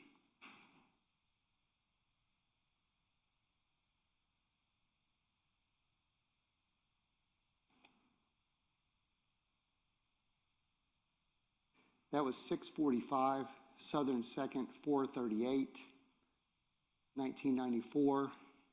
And it was Marable, M-A-R-A-B-L-E, which establishes that present intent is required, meaning that Mr. Fernandez would have to have the present intent in addition to the solicitation and the communicative act in order to be found guilty and sustain a conviction for solicitation to commit a capital felony. In addition, Palumco, P-U-M-B-L-A-N-C-O, v. State, which is 111 Southern 3rd, 249 out of the 5th DCA, and that was 2013. In addition, State v. Gaines, 431 Southern 2nd, 736, 4th DCA, 1983. That actually established what's considered the Gaines standard. In order to support, there has to be a present intent. In that case, a particular person, their conviction was overturned when they expressed a desire for this to happen in the future, but they did not actually formalize that solicitation. And the court found that that person did not have the present intent for the crime to actually have occurred. Additionally, Your Honor, Jones v. State, 908 Southern 2nd, 615 out of the 4th DCA, which is 2005, requires guilty knowledge or mens rea on behalf of the defendant. I would just point out that there's been no witness who has testified, number one, of any evidence of the actual earnestly requested solicitation by Mr. Fernandez to Henry Tennant during the time period alleged, and simply having that relationship in and of itself with Mr. Tennant is found to be insufficient to sustain that conviction. There's no evidence of encouragement. There's no evidence that Mario Fernandez hired Henry Tennant to commit this homicide. Even in the light most favorable to the state, the checks that have been presented by way of Detective Johns and Miss Lindsay Butler are post the time period of which the state has charged Mr. Fernandez.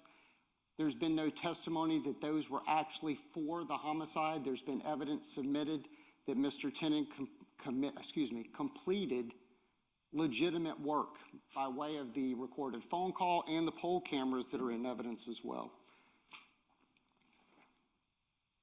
Additionally, with regards to count 1, as a principle, murder in the first degree, there again has been no evidence of the intent.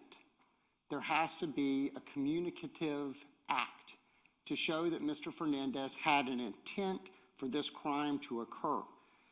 Having a not positive relationship, if the state were to rely on the interview of Mr. Fernandez, where he clearly states that him and Mr. Bridegan didn't have the best relationship, that in and of itself is not sufficient evidence to submit to the jury that Mr. Fernandez had the intent that Jared Bridegan be murdered.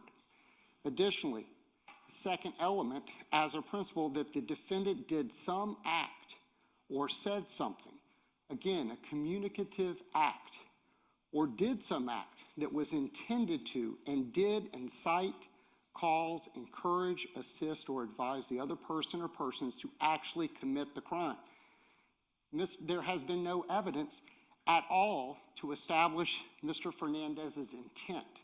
Nothing to be submitted to this jury, either for the solicitation or for the murder in first degree as a principle. As the state conceded, Henry Tennant is who they believe to have actually committed the homicide, not Mr. Fernandez. That is why they have submitted the principal instruction. Again, simply having that relationship with Mr. Tennant does not carry the day. With regards to element 2, we have heard no evidence of any incitement, cause, encourage, assist, or advise the other person to actually commit the crime. And I would draw the court's attention to a case that's so close to being on point. It's in essence a man killing the husband of the woman he was having an affair, and that's Williams v. State, 314 Southern 3rd, 775.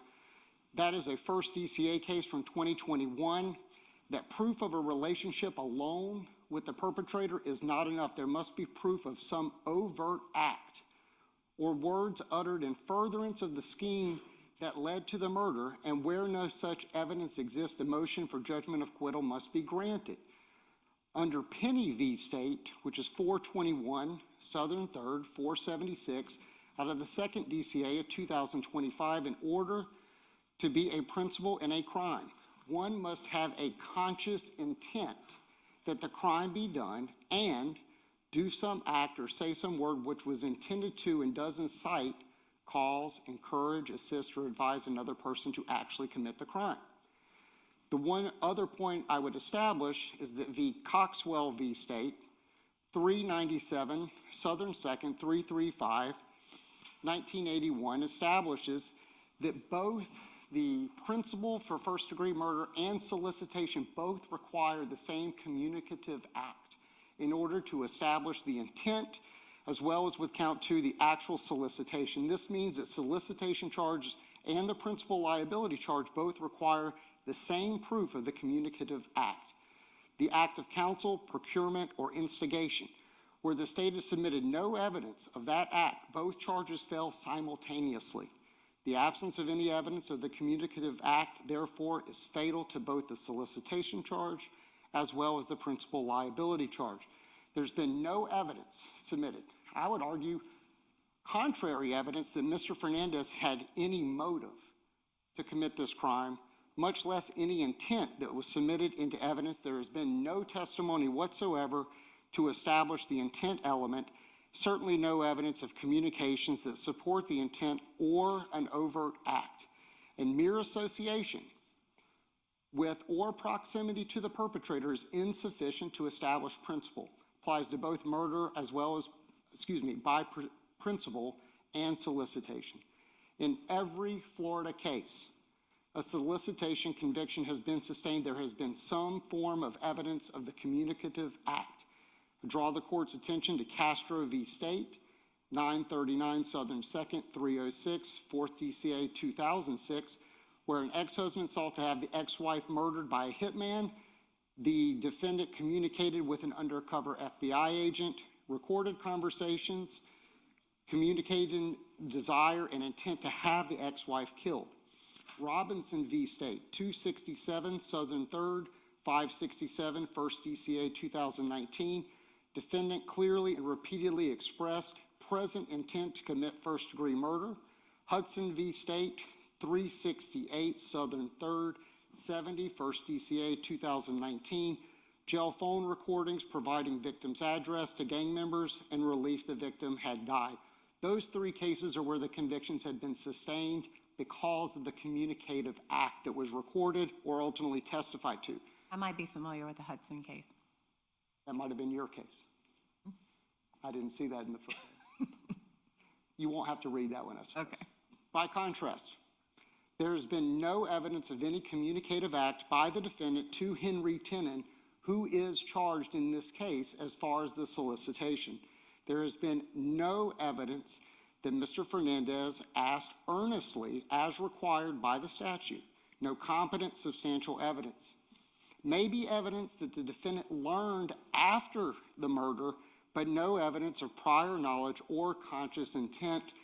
And one further argument, Your Honor, is that the state is prevented from inference stacking.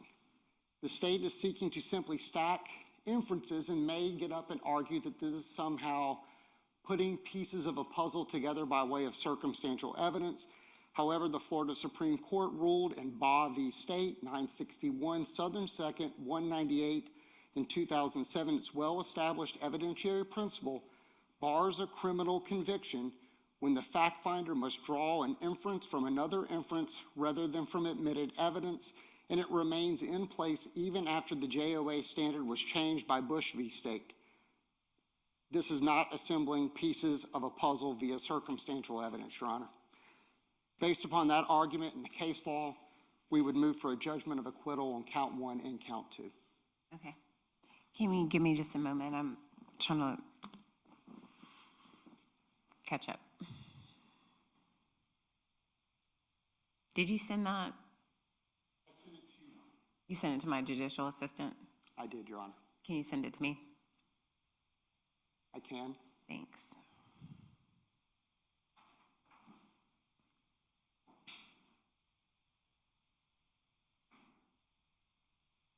The Williams case, that's the duck hunting case.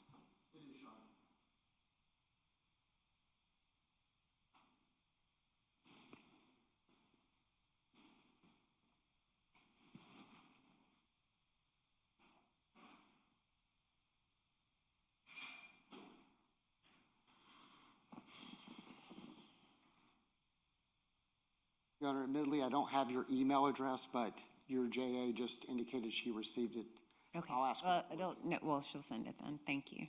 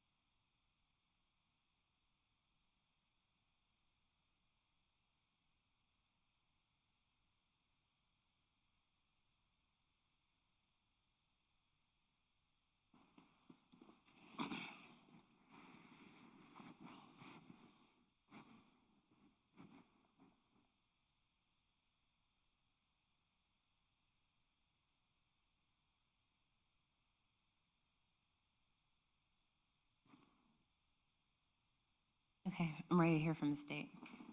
Yes, Your Honor, I appreciate the defense counsel bringing up the new standard in Bush because they spent the vast majority of their argument speaking about direct evidence that's required to prove a particular crime.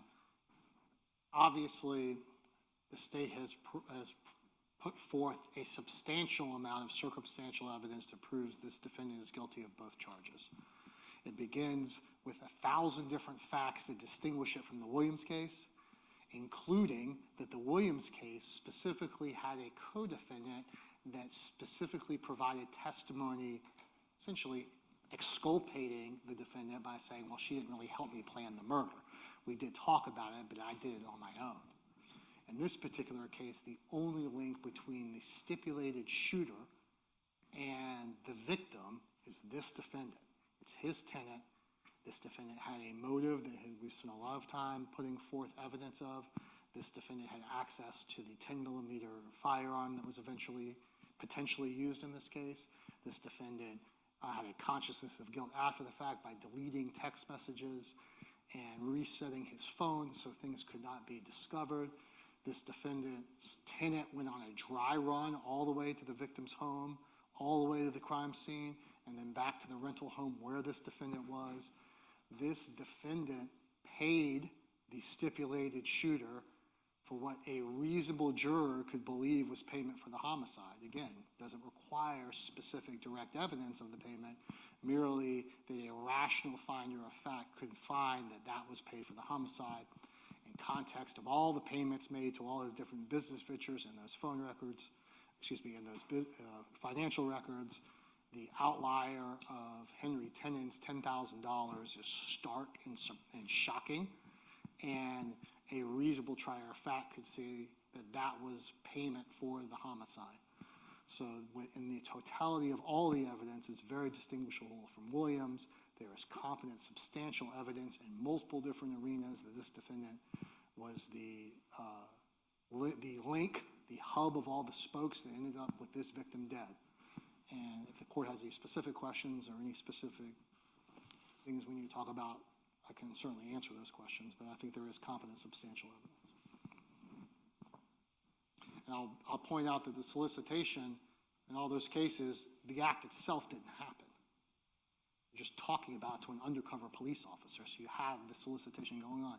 Here, the act happened, so you don't have to worry about whether or not there was an earnest ask, since the earnest ask ended up in the victim's murder. So the defense points out that there's a lack of evidence related to, even viewing the evidence in the light most favorable to the state, of any communication between, for the solicitation. Sure. I can go down the elements, but. Well, the communication, certainly the evidence is that he paid for it. But in addition, Your Honor, this defendant had substantial contact with the tenant in the months and days leading up to this crime and after the crime.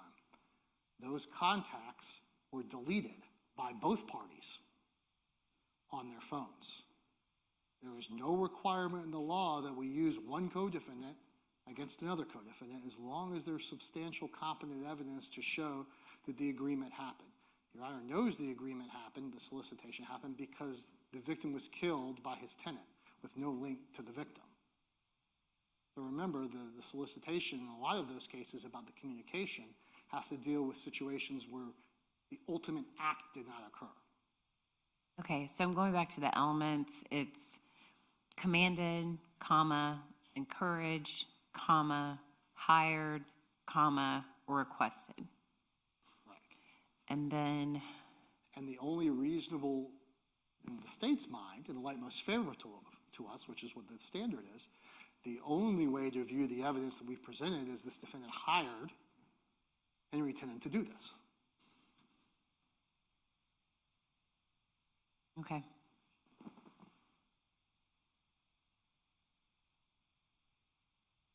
Give me just a second. So that Williams case is a little dense. They go through a lot of It's really dense. And it took me, legislative history, but really what it comes down to, where the first district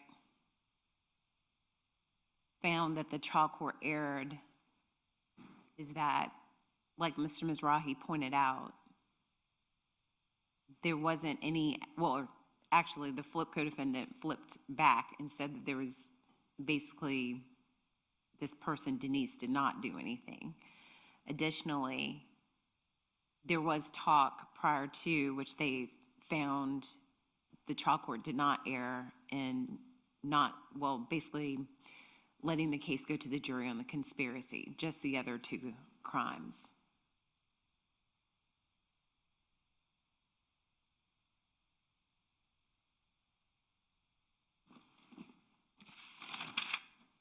Your Honor, I would just point out that the Williams case was specific to the principal theory.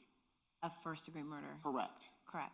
And I didn't know if you were speaking to No, the, so there were a lot of things at play. There was conspiracy, there was first-degree murder. The principal theory, it was related to that because they were saying assist, advise, encourage, and they were going through the legislative history of the words aid and abet, and they were going through, that's the part that's dense a little bit. But ultimately, if you get to the meat of the opinion where trial courts need to be aware is that, let me go back up.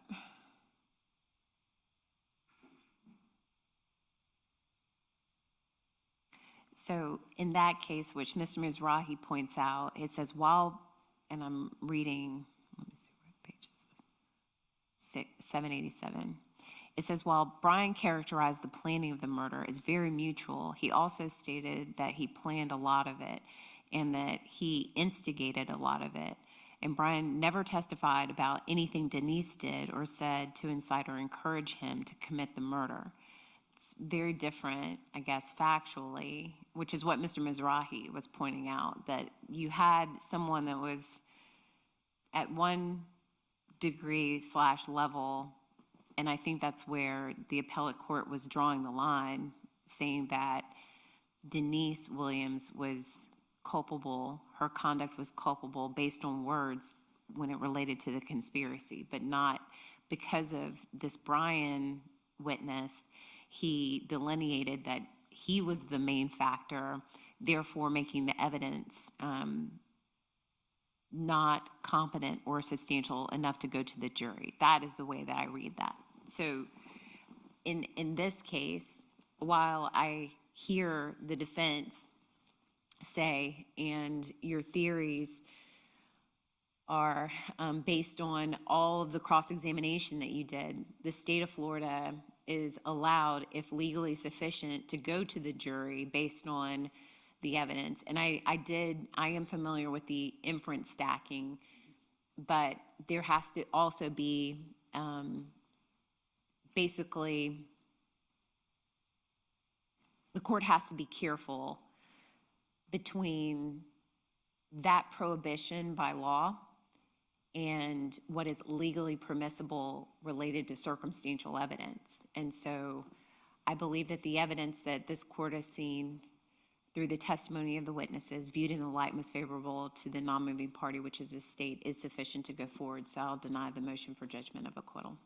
was that to On both both counts? Your Honor? counts. On both counts. Understood.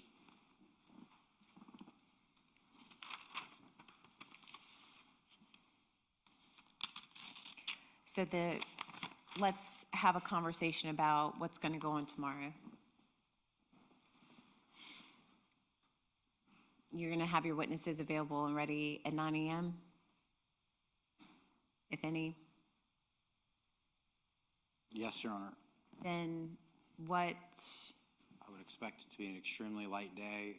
I think you've given me latitude that if that happens, we can work on our closes and close Wednesday.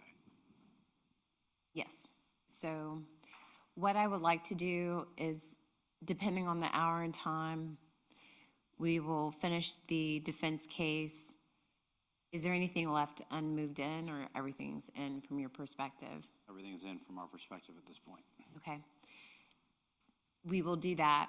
We will have the charge conference, as I've previously indicated.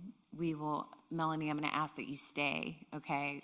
I'm going to talk to the lawyers off the record, but I'm going to ask that you stay through that conference off of the record so that we can put it on, so that starting hopefully Wednesday at 9 a.m., I would read a portion of the jury instructions up until the point, and this is where I stop. I don't know that you all have tried anything with me, Mr. Dreiser, Mr. Hill, Ms. Day. So what I do is I read up until submitting the case to jury. Oh, no, I'm sorry, rules of deliberation. So I stop there, and then I don't read rules for deliberation. I stop right before then. I let y'all argue. Then I pick up after that, submitting the case to jury, the verdict forms, and then they would retire after that for their deliberations. Does that sound okay? Yes, ma'am. And does the court envision not doing that Wednesday afternoon or waiting until Thursday morning? I guess since we have a waiver, it doesn't matter.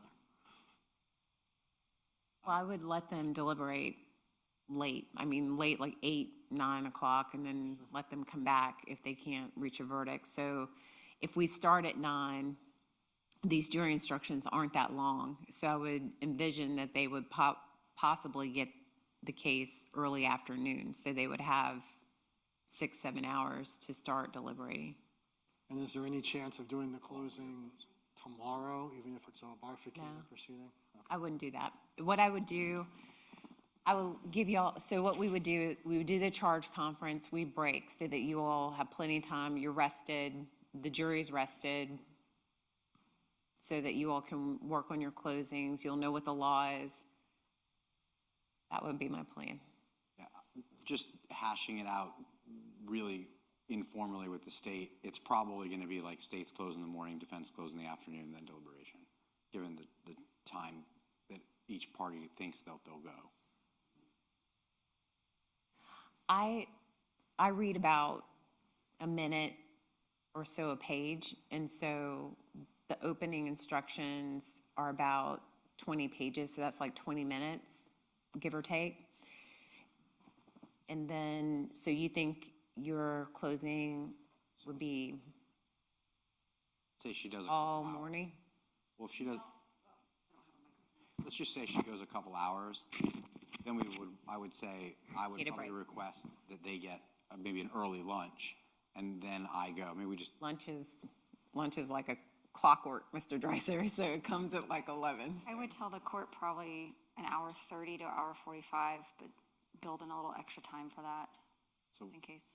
So for your first close? Yes, ma'am. and then if I'm long, so just, Okay. so I would just don't want to, that I would like to not be broken up. Like I don't want to, and then take a lunch. Would y'all rather them just come back the next day and deliberate? I think it depends. Let's say we take a lunch. I'm trying to give them a whole day.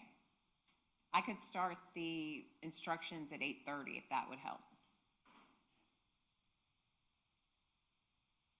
Can we discuss amongst ourselves and come back to the court with some kind of better idea of scheduling? Now that I'm hearing this, I'll speak to Mr. Dreiser about how many witnesses tomorrow. It's conceivable, rather than breaking it up that way, I could get through first close tomorrow afternoon, depending, but I need some time. I think that's a really strong possibility. So let me propose this so for your discussions. You don't have to commit. Let's say the defense finishes relatively early. We have our charge conference. I don't think it's very complicated. It's very straightforward. There are a couple of things that I'd like to talk to you all about tonight that I think would help. Would you like for me to read the instructions, send them home, and then start your closings in the morning, first thing? And then would that help? So in the morning, if they start at 9, they essentially have 4 hours. And then, do you think you could get it done by then? I think we would have the entire afternoon. Right. As much as I like to get, have them rested, it seems silly to waste that time from the state's perspective. I think that the thing that makes the most sense is that we do the defense case, we have a charge conference, we have a large break for lunch. The Stifler does her closing, we come back fresh on Wednesday for Mr. Dreiser's closing and rebuttal, then they get their case much earlier in the day on Wednesday. When would I be reading according to your plan? Before Ms. Stifler does her closing. So 20 minutes, you would, okay. I think we would have the whole afternoon. I think he may be right. Right, that will give us 4 hours, and that's plenty of time to get the instructions and first close done tomorrow afternoon. And then it'll be the next day, defense close rebuttal case. Mr. Dreiser gets a overnight to think about it, so Taking a nurse to his minute. it, I'll take it. You're also giving him extra time to like figure out what to say. yeah. Longer and longer. God, I probably couldn't do it without that extra time, but thank you. I'll take it. I'm joking. All right. Okay. First order. All right, we'll be done for the day then. And I want to see the lawyers at sidebar because I have a few questions that will help me. I'm going to push the jury, my draft of the jury instructions out to you all. Okay. No, I just have some questions before all right, court's adjourned. Thank you all very much.